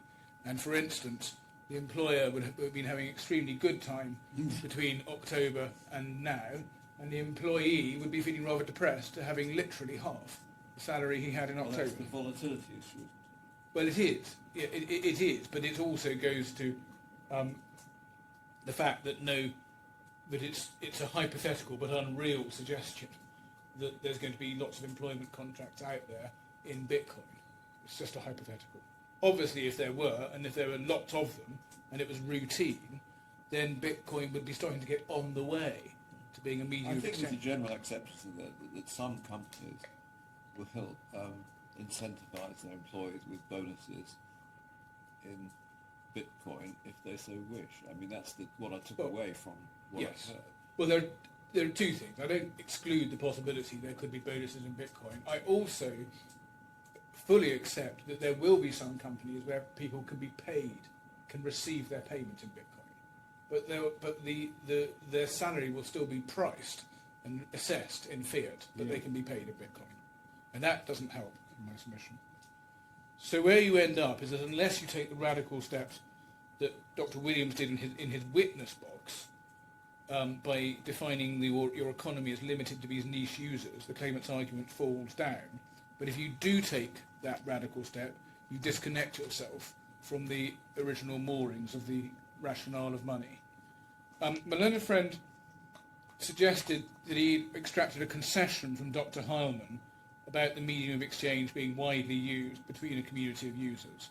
But Dr. Heilman plainly wasn't intending to resile from the point he made both in his report and elsewhere in his cross-examination, that you can't define your economy by reference to a small group of users. And the example he gave orally is that you can then have two users who agree to use something as a medium of exchange, and on that argument the medium would be widely accepted between those two users. And I also clarified this area with him in re-examination, and his answer was clear and in line with his report. It's up to you how you use your time, but I think I've got the point. I'm sorry, So, yes. At Right. the size of the group or Yes, community thank you. or economy or market that uses as a medium of Yes. exchange. Okay, final point is Dr. Heilman did express, I think, quite fairly a certain amount of equivocation about when you would draw the line about wide usage. But where he consistently said, which is you're probably in the territory if you've got parity with the national currency, is, again, when you analyse what the purpose of all this is, a very fair way of looking at it. Once you're thinking about that as your unit of account, and vendors are happy to accept it because they know they can use it for their diverse services, then you're in the territory, and that probably is around the time you're on the parity with the currency of the country. So that's medium exchange. Next unit of account. This does need to be the common measure in which prices and values are expressed and recorded, enabling a consistent comparison, and that's Williams 3.46 and 5.41, and Harman 5.41. And as I said earlier, both requirements must be met, and that means you need to look at whether you can achieve this comparison between diverse goods and services across the wide range of transactions where Bitcoin or whatever it is widely accepted. And that was the reason, part of the reason for Mr. Williams' narrowing of his definition of Sorry, economy. what was the reference to Williams? Sorry, it hasn't come out. Yeah, 3.46 and 5.41. Harman, I wonder if 5.41 is wrong. It's certainly Williams 3.46 and Harman 5.41. Yes, it's just the second reference being... Yes, I think that's wrong. I'm going to scratch that. I think that was Okay. by Harman reference. So, yes. So where Dr. Williams, having narrowed his economy to his very narrow area, where it falls down in the unit of account function, is that you don't have the ability to have your comparison between diverse goods and services. Now, on unit of account 2, the starting point is the orthodox view, and again, the Federal Reserve article is a good example. That's in my further documents bundle. And again, Dr. Williams was in line with orthodoxy. Dr. Heilman couldn't think of any examples where a fixed nominal quantity of goods was priced in a fixed quantity of Bitcoin. Where there are examples of dual pricing, the nominal quantity of Bitcoin fluctuates in line with the exchange rate. That was day 3, page 88. Dr. Williams was quite candid about that at paragraph 5.3 and 5.6 of his report, because he accepted that where you have dual pricing, Bitcoin was not to be considered a dominant unit of account. In other words, it doesn't really count if something is priced in dollars with a moving Bitcoin price fixed at the point of sale. And that, again, is why he went off into his Lightning Network and NFT tokens, where the position was different. And again, outside those two niche areas, the use of Bitcoin as a unit of account was vestigial. And Dr. Harman couldn't identify any, and nor really could Dr. Williams. And we submit that the rare minor use cases where it may fulfill a unit of account function clearly don't enable a consistent comparison across diverse goods and services, and so you're falling well short of meeting the unit of account requirement, and it's only fiat currency that does that. My learned friend then suggested in a typical e-commerce transaction, Bitcoin operates as a unit of account in the transaction between the vendor and the intermediary. But that's the same fallacy when the point was made in relation to medium of exchange. The intermediary is purchasing the Bitcoin. It's the purchase of an asset. And on that logic, oil or houses would be a unit of account when they're subject to a sale transaction, and they're not. And so, although my learned friend suggested that Bitcoin functions as a unit of account all the time, as he put it orally, it just doesn't. Once one moves outside Mr. Williams' narrow examples of the Lightning Network and NFT tokens, and possibly these employment contracts in Bitcoin, if there are any, then there aren't any examples where Bitcoin is truly functioning as a unit. But when you buy a cup of coffee with the That's the Lightning Network. Lightning Network, isn't that an intermediary? Well, I don't know. That's why I didn't cross-examine him and put it to Mr. Williams that it was. I mean, if I go to Starbucks and buy a coffee with Lightning Network, Starbucks pricing. Yes, well, I think, yes, you're right. I mean, that's a point in my favour. Yeah. All I'm saying is I'm afraid I didn't cross-examine Mr. Williams on the Lightning Network. But that's certainly my understanding too. It's largely a network which allows you to pay in Bitcoin, but to pay for things which are priced in fiat. So if to the extent that's what's happening on the Lightning Network, then it doesn't help the learned friend. And then one's narrowing it even further to the NFT tokens. And I do accept there are NFT token marketplaces which are genuinely priced in Bitcoin. But we're now at a tiny portion of the economy. So that's unit of account. There's then store of value.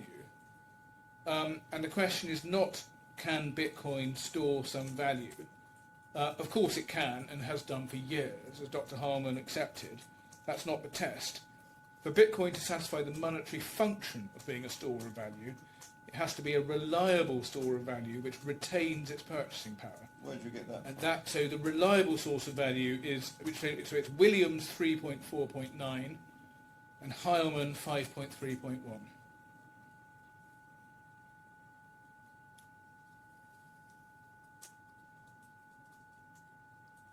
And just, you can also test it, because when you look back at what I call the orthodox view, for instance from the Federal Reserve Bank of Australia, they make that very point, that it's because of its volatility that you can't treat Bitcoin as meeting the store of value requirement for the definition of money. Because Bitcoin's not a reliable store of value, it's volatile, so it's not reliable and doesn't retain its purchasing power. And you summarised to Dr. Heilman, that his evidence was that Bitcoin was a store of value, but a volatile store of value, and that was it. And he agreed. But the point in his report, which my learned friend didn't explore with him, is that being volatile made it unreliable and something that wouldn't retain its purchasing power, at least at times. And that does mean it doesn't meet the requirement. And so I've mentioned the orthodox central banker view on that from the Federal Bank of Australia. It's just pausing there. Yes. When I took a note of what you said about units of account, you said to look at the report of the Federal Reserve in your further documents. You Yes. don't mean the Federal Reserve, you mean the Australian. The Federal Reserve Bank of Australia. Yeah. Yes, thank you. Thank you. So on this too, Dr. Harman's view was in line with orthodoxy. And again, you need your money to retain purchasing power and not be volatile, because again it fits with all the other requirements, because that's part of what makes people prepared to receive it, prepared to accept it, and it's part of what makes you able to value diverse goods and services and make a comparison between them. And it's no good if your money fluctuates wildly, so you can't use it for the other criteria. It means it hasn't retained purchasing power. You can't be confident when you sell your eggs and accept your expected amount of Bitcoin that when you come to pay your rent in 2 weeks' time, you're still going to be able to, as the last few months have shown. Now, the experts recognised that this criticism can occasionally be levelled against fiat currency in times of hyperinflation. And the thinking amongst economists is that you essentially bend that rule. If the fiat currency otherwise meets all the requirements, then the rule is bent.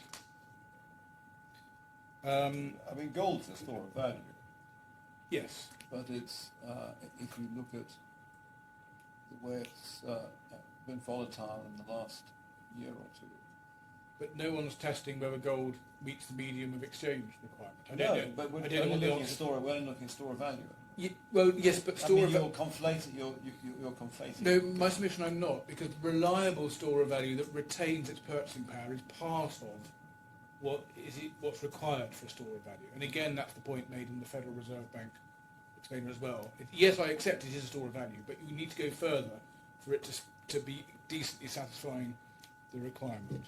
So it has to be volatile, but within certain limits. Yes, like currency. Currency has ordinary so-called fiat currency has volatility. Yes.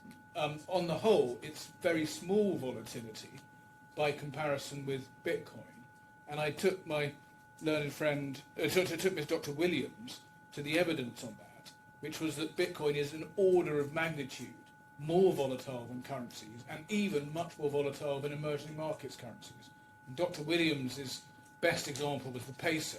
That was obviously an extreme example, but even there, the shape of the curve was a pretty flat one compared to Bitcoin. Yes, I slowed you down. Sorry, you've got about 5 minutes. Yes. Exactly. I think I'm going to do it. So on all the measures, and I would submit most importantly the unit of account and medium of exchange measures, which need to be viewed together, Bitcoin is not money. One point I've forgotten to mention is Iceland. That's an absurd example. Iceland is plainly an economy, and it is a medium of exchange widely accepted within the economy. So it doesn't matter what the number of users are. There can be no doubt that with Iceland the criteria are met. So just in summary, we do urge you to adhere to the orthodox view. There's no support whatsoever for the opposing view.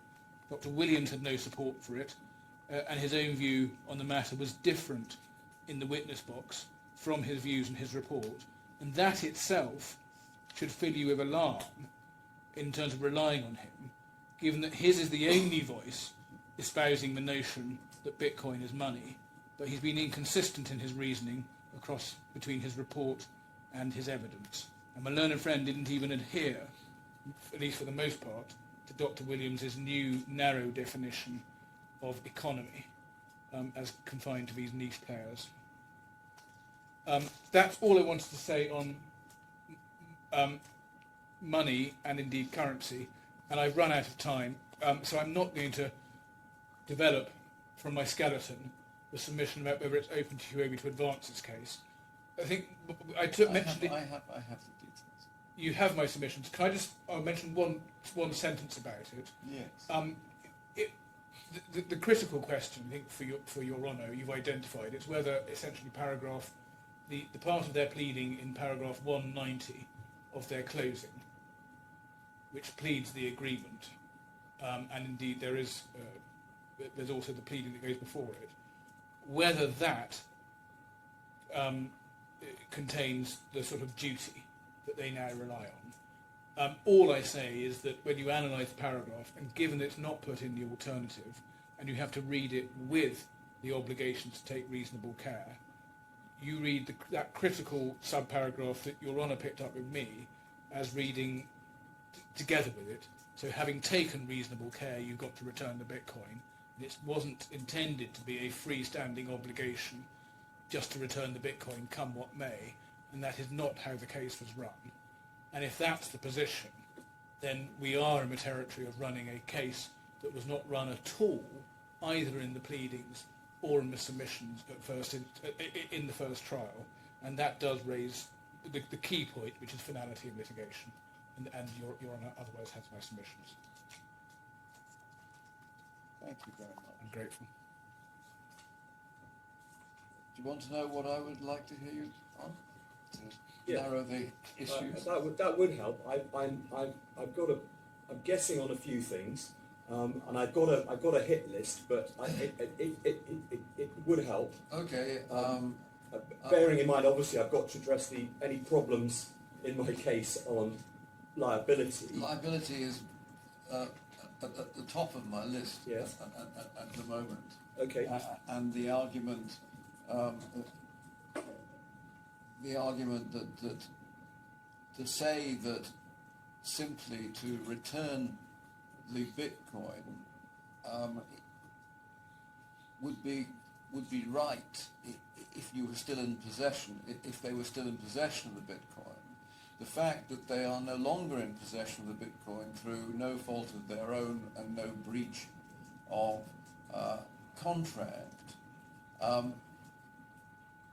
if that then itself is a breach of their obligation to you, that obligation is to guarantee the result of the transaction, which the judge held was not what was agreed. Well, he didn't. He certainly made no findings about what was agreed in the contract that we say arose in the room on the 3rd of February. Okay.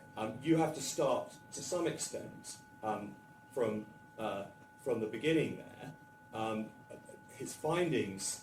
Well, let's leave what the judge found, Yeah. and make it and divorce it from that and say. I do have a way of seeking to answer Your Honour's question, I think, but Yes. please. Yes, I mean, well, just push it further if you wish. To Yeah, make I'll it push clearer. it. I'll try and make it clearer that that if one construes the new contract simply to return the Bitcoin, even if TABARAK has done what it was instructed to do, it was not in breach in that respect. It didn't owe a tortious duty of care. Then that contract is underwriting the result of the transaction. I think that's the issue. Okay, I can address that. And the contract is not a contract to return the Bitcoin at the end of the transaction if the sale price doesn't come through, although that is one of the obligations of the contract. The contract is to perform a role, and we must be very clear what that role is, because then the obligations flow from an accurate description and understanding of that role.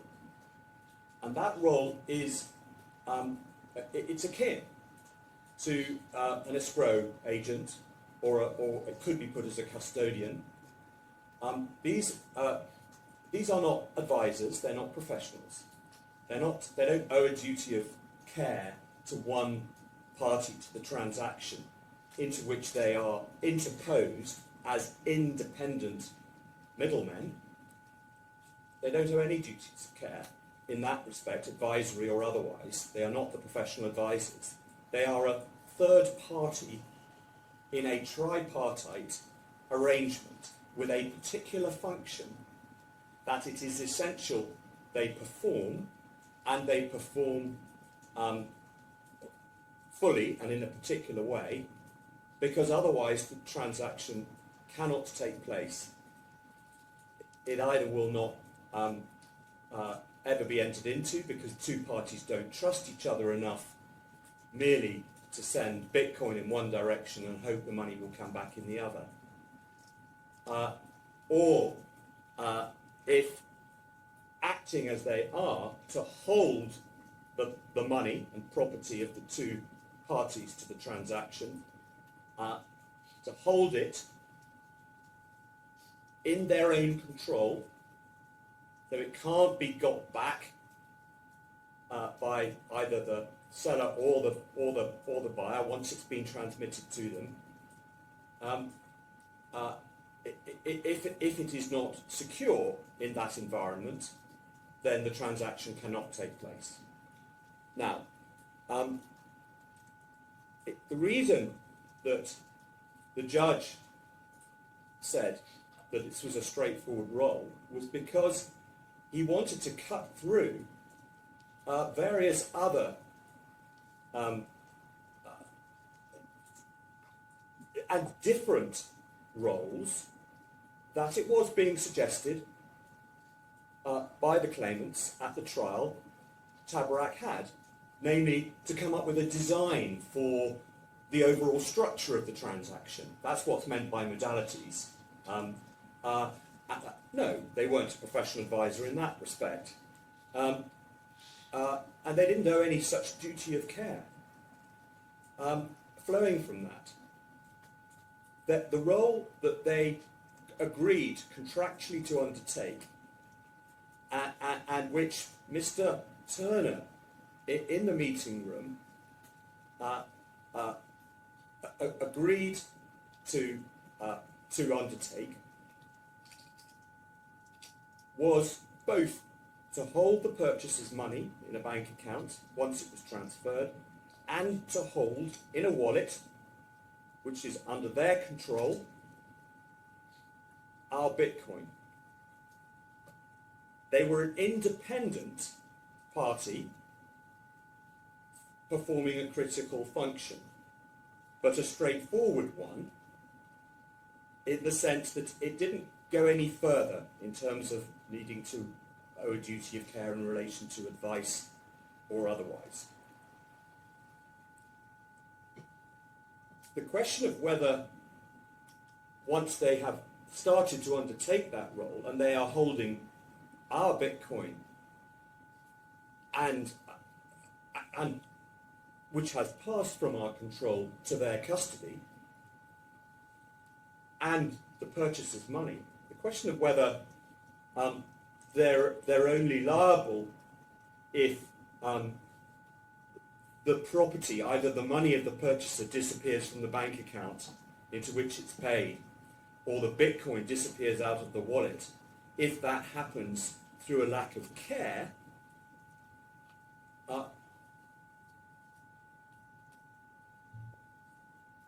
is incorrect. The analogy with a bailee is incorrect.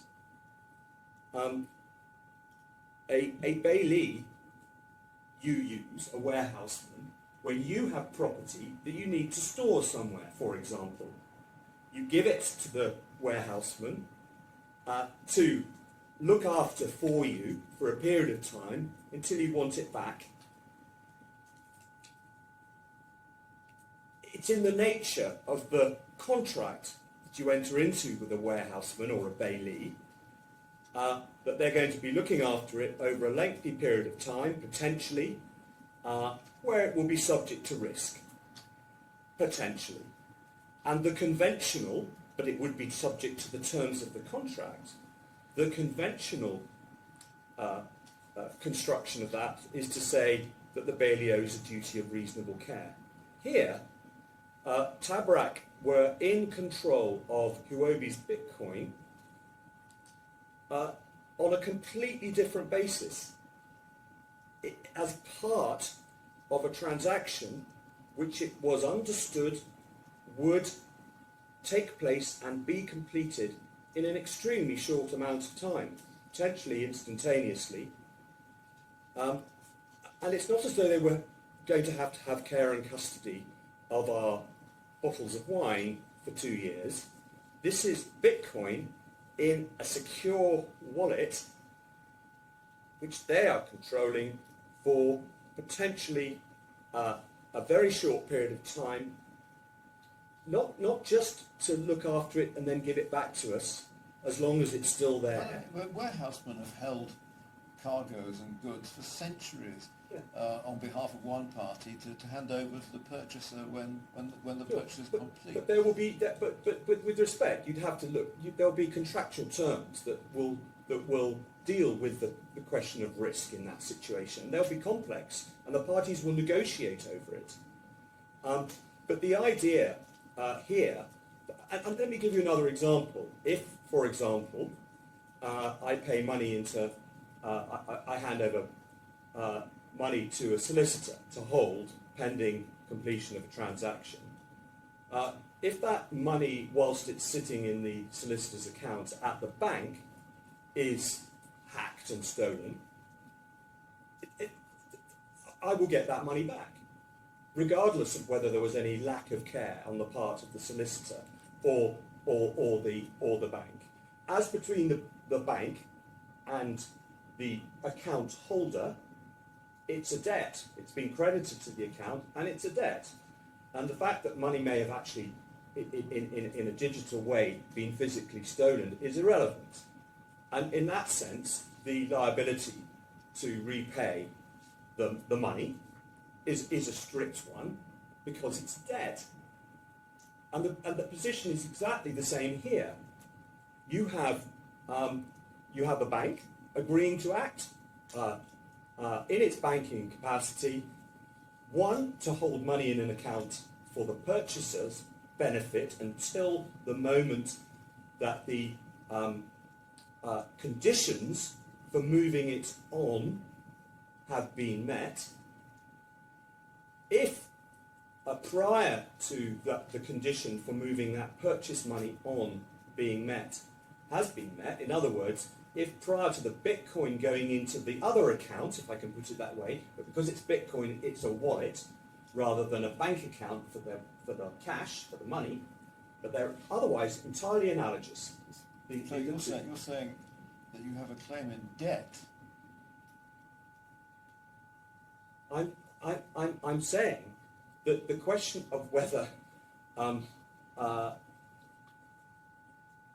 TABARAK is only liable to pay us back our Bitcoin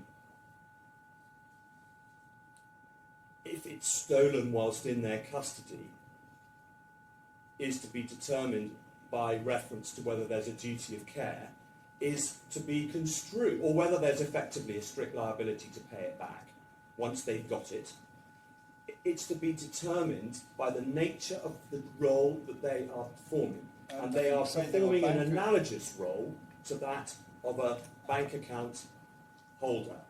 And whether you call it a debt or not, if the purchase monies had been stolen from the bank account before the Bitcoin had been transferred, meaning that in effect the purchase monies were now due to go to HUOBI,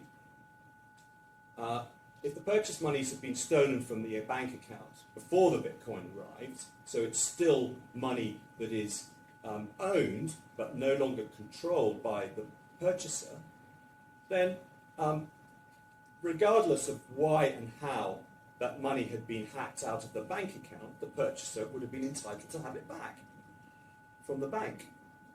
The bank holds the wallet here. The bank has set it up itself in order to perform its function as a custodian, escrow agent, whatever, intermediary, independent middleman. The whole point is that unless once the Bitcoin had been transferred, it was completely out of the control of HUOBI, the buyer wouldn't, an honest buyer in this situation, an honest buyer would not have agreed to undertake the transaction. And I do need to deal with how this interrelates with my learned friend's submissions about the fact that TABARAK was acting on HUOBI's direction and under instruction. The point being made repeatedly by my learned friend is that at the 3F meeting, and while the wallet was being set up,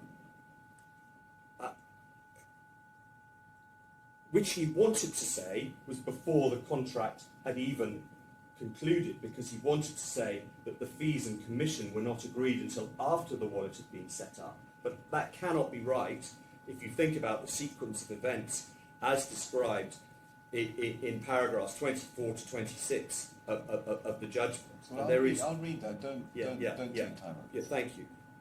But the point he's making about direction, all of the judge's findings about direction and TABARAK acting under their direction relate to the overall structure of the deal, which is to use a middleman, and that's a very different role. Once he's agreed to be the middleman, once he's agreed to become the custodian of our assets and indeed the purchaser's assets, it's nothing to do with our direction being relevant at all, because we had no ability to direct him in how he looked after our assets during that time. It's his role to take custody of them and to hold on to them.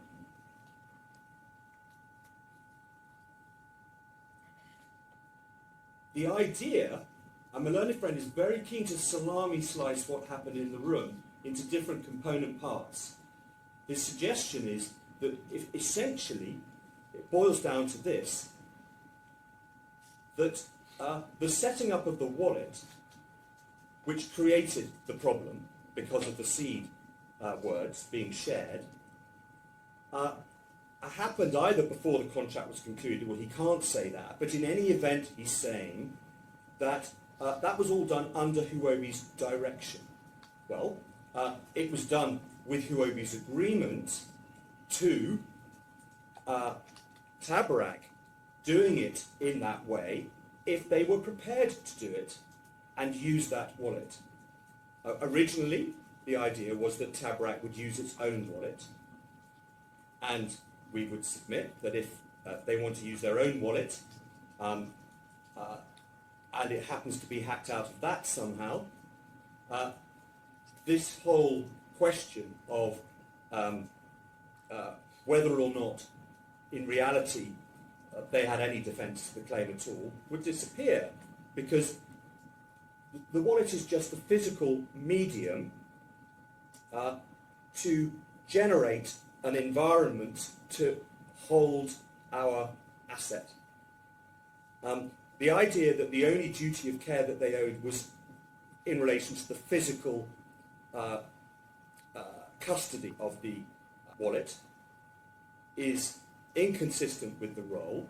It means that they owe no duty at all in relation to the setting up of the vault into which they're going to put, for their own purposes, which is to hold the assets pursuant to their custodial role, they owe absolutely no liability in relation to that element of the carrying out of the process. I'd invite you on the direction side of Malone & Friends submissions to look carefully at what it exactly is that the judge is saying about TABARAK generally working to the direction of HUOBI. But what Your Honour should not conclude is that on the basis of the findings he made about the general approach to the modalities and the use of a middleman, the risk of loss of Bitcoin as a result of the setting up of the wallet, which TABARAK chose to use. It wasn't foisted on them, they weren't forced to do it.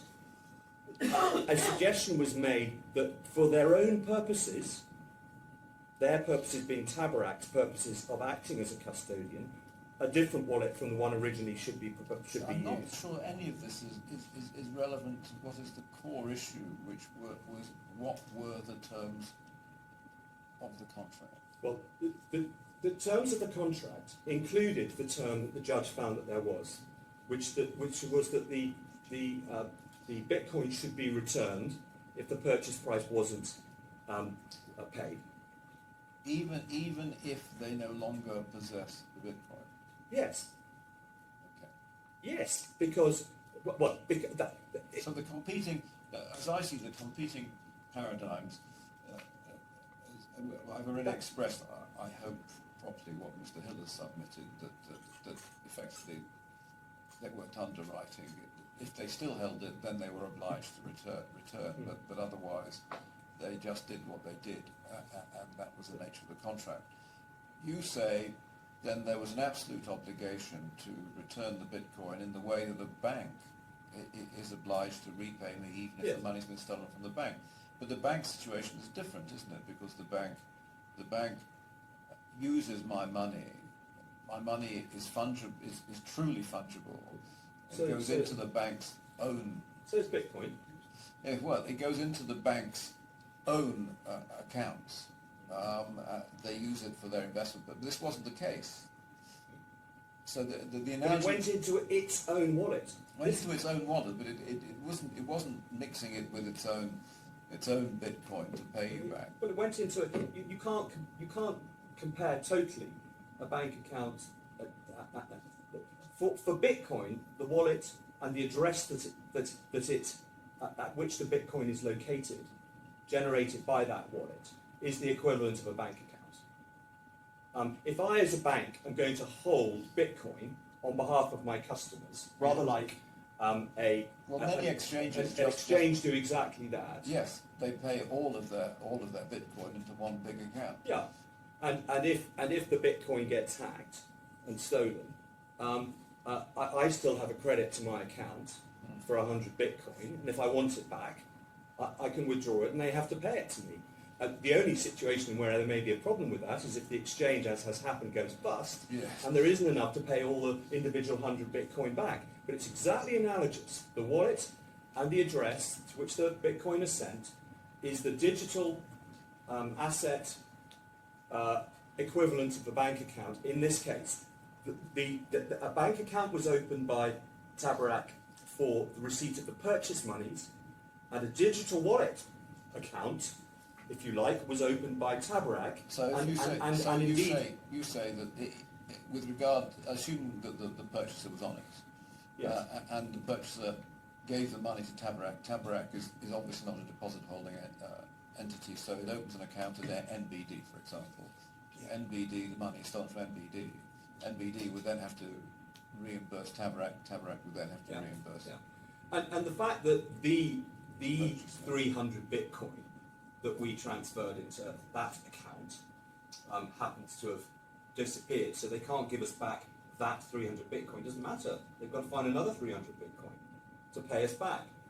Because the whole point of their involvement in the transaction was to make sure that our Bitcoin was either available to be paid in exchange for the purchase price, having been transferred out of our control and into theirs, or if the transaction didn't happen, to come back to us. And we weren't given, on a proper construction of why we used them and paid them a substantial fee, we weren't giving them our Bitcoin so that there could be a period of time where it might be at risk in order to facilitate the transaction. We were giving them the Bitcoin because they were the means for safe custody of it, to make sure that it would either be paid over or returned. I think I understand your position. Yeah. You've only got a few minutes left. Let's move on to something else. Thank you.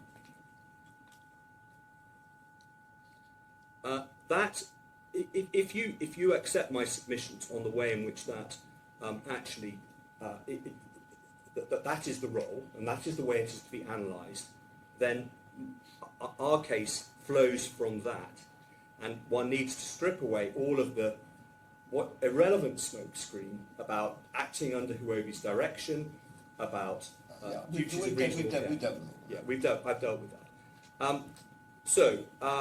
The next point is waiver of the big point.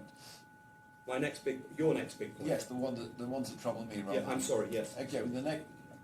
The next one is units of account. Ooh, we're right to the end. Yes, but Yes. units of account is for me the major issue on whether or not it's money. Yes. Can we start with? I can deal with this by reference to the definition of unit of account. Well, first of all, even Dr. Harman was inclined to accept that in an individual transaction priced in Bitcoin, Bitcoin is the unit of account. That's a starting point. And in my submissions with your honour, you asked me whether I was prepared to accept that for it to be a unit of account that might qualify it as money, it must be widely usable. And I accept that is probably inherent in the concept, because just because it can act as a unit of account, and does act as a unit of account, that's important, in one hypothetical transaction, is it doing so, and is it capable of doing so in lots of other different situations? And the answer is that it is. Not only because there are a huge volume of transactions where it is performing that function. If you take a purchase in Bitcoin of some currency or some other crypto, it goes further than that, because what you are using there is something, Bitcoin, that can be used accurately to price something that it is buying, whether it is a commodity or some goods, or whether it's a service. And it can be used accurately to price it because it is readily comparable in value to other forms of commonly used money, such as dollars or pounds or whatever. And the reason for that is that it consists of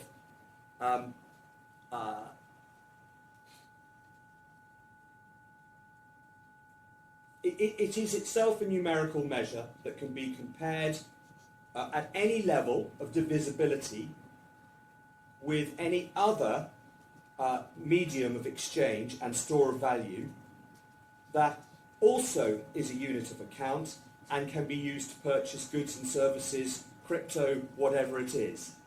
And the point here is that you can, if you look at Dr. Williams' report, and there's no dispute about this, the unit of account function refers to money's role as the standard numerical measure. Are you reading from somewhere? Sorry? I'm reading from paragraph 3.46. The standard numerical measure in which prices are 3.4.6 from Dr. Williams' report. Yeah, I'm sorry, Your Honour. I'm going too quickly. No, you're not. No, I just wanted to... Standard numerical measure in which prices or economic value are expressed, enabling a consistent comparison across diverse goods and services. Now, dollars are obviously a unit of account, and they're a unit of account because you can compare prices of goods in dollars very easily. You know what $10 is worth for this computer, and you know what $10 is worth for this screen. The same goes for pounds.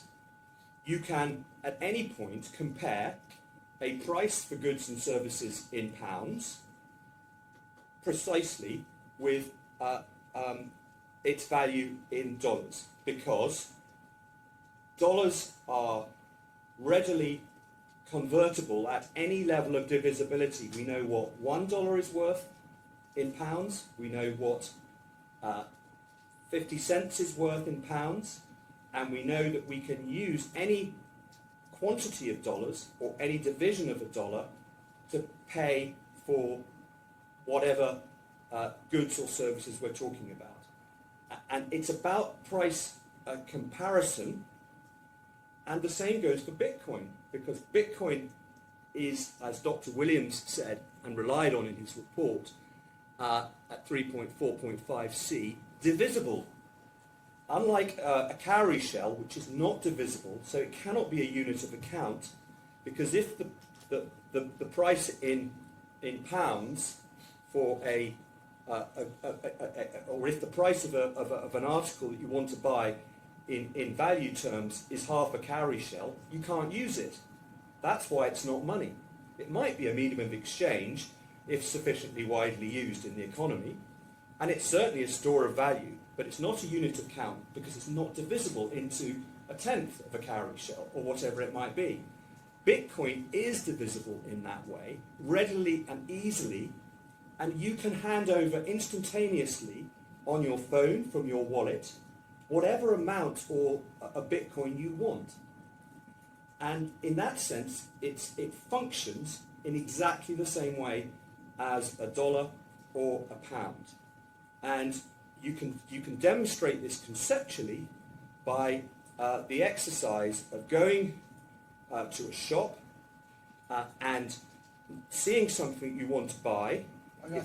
It's priced in dollars, and you immediately exchange exactly the right amount of Bitcoin for it. And unit of account does not mean unit of the transaction. It's not what it's priced in. It's can you balance the two precisely and easily. Going over the same ground. I'm sorry. No, I don't want you to feel you haven't got a full chance to do everything you wanted to put. That was the main point for me. Thank you. As I say, in the last 2 minutes, literally, deal with what you feel you want to deal with. I've dictated what you said to me, but you may feel that there's something major that... Well, on money, all I will say in a couple of sentences is my learned friend has subjected the expert evidence to forensic analysis, and you're clearly not bound by what the experts do and don't say. The giving of expert evidence is to assist you, and much of what we say is of assistance to you came out in evidence, particularly through Dr. Harmer. And that is, I think Your Honour appreciates that and will bear that in mind. Yeah. And just because Dr. Williams might have only talked about usage in one area, that doesn't mean that the case has to be defined in the result, particularly on an interpretation of a legal provision on that. You're pushing over the door. Yeah, thank you. I'm going to in a couple of minutes, I'm going to have to skip over a waiver of condition precedent, other than saying it's a new the best analysis is that it's a new contract. It's not a question of whether Mr. Turner in the room had authority to waive an existing condition precedent in some other contract. It is whether the oral and conduct agreement that was reached in the room required the AO fee to be paid in advance, and it clearly didn't. Okay. That's the answer to that point. And on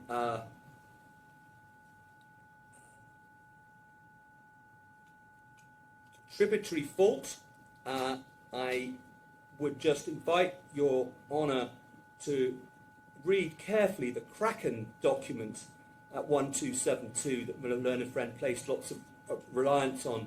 I'm not going to give that any weight. Thank you. Because Mr. Alani, it's never been put to him. I don't know anything about his reaction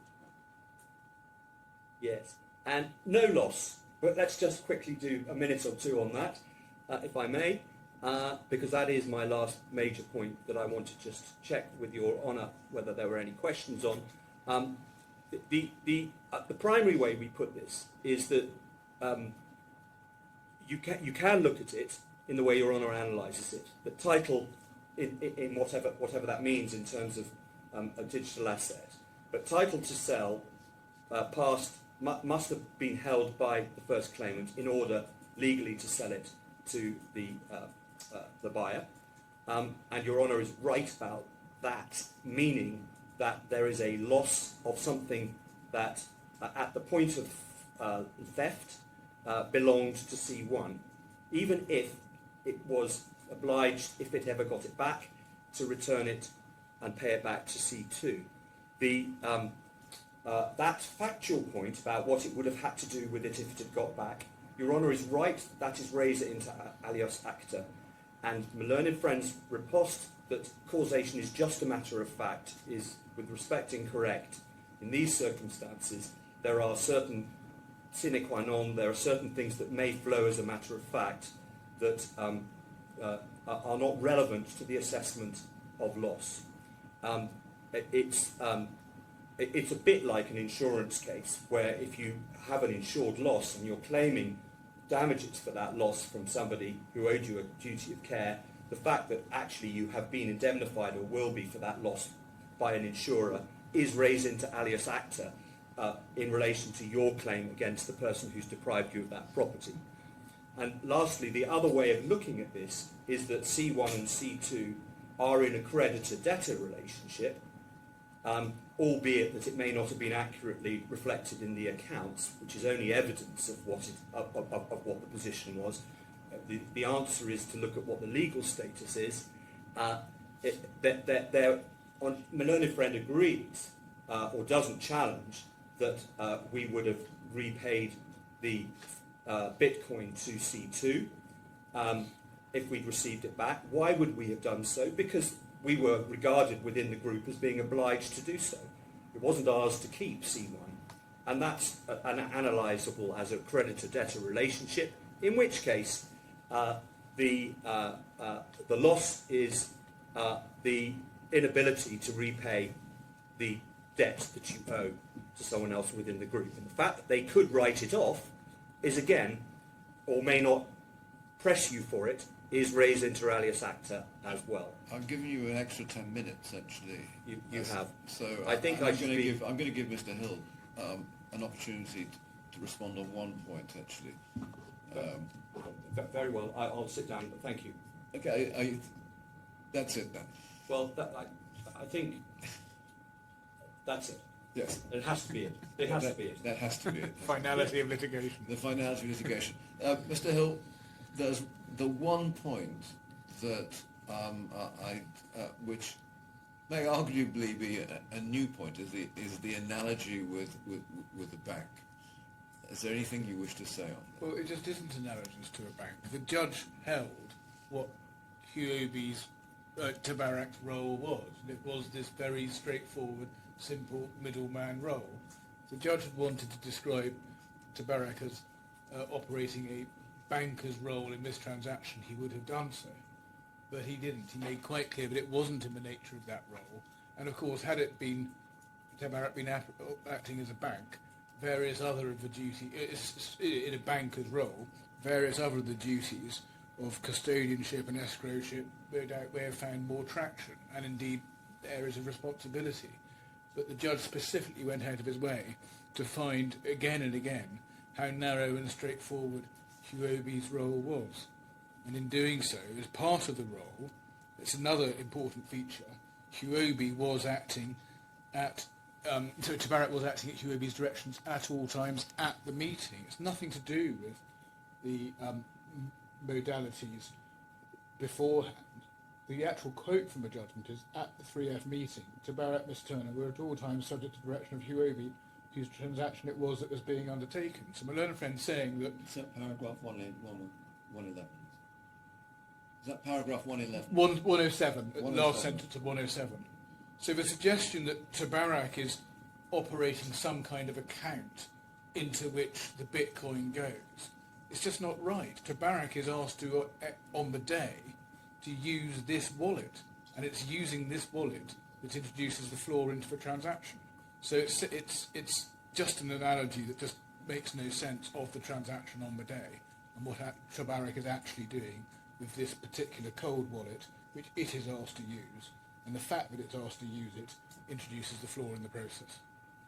I'm grateful. Thank you very much. Well, thank you very much, both of you, for your very interesting, very well-researched and very cogent submissions. I'm extremely grateful for them. And I said before, the experts were educative and illuminating. I'm not going to give judgment today. There is a housekeeping matter. Yes. Unfortunately, just to detain all of us for a couple of minutes, we haven't come back to the UAE authorities. I think Your Honour's had the table. Oh yes, I did say that I would allow you to. Yes.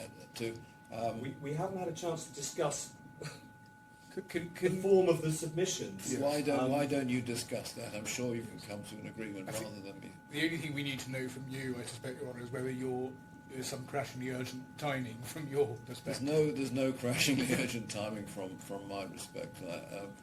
This will take some time to go line by line through the transcript and your Well, I'm submission. grateful. In that case, I'm sure we can come to a sensible conclusion. Good. Well, thank you both very much. I wish everybody a safe journey to wherever they're going. I'm grateful for you for sitting late as well. We will be in touch in due course. All rise.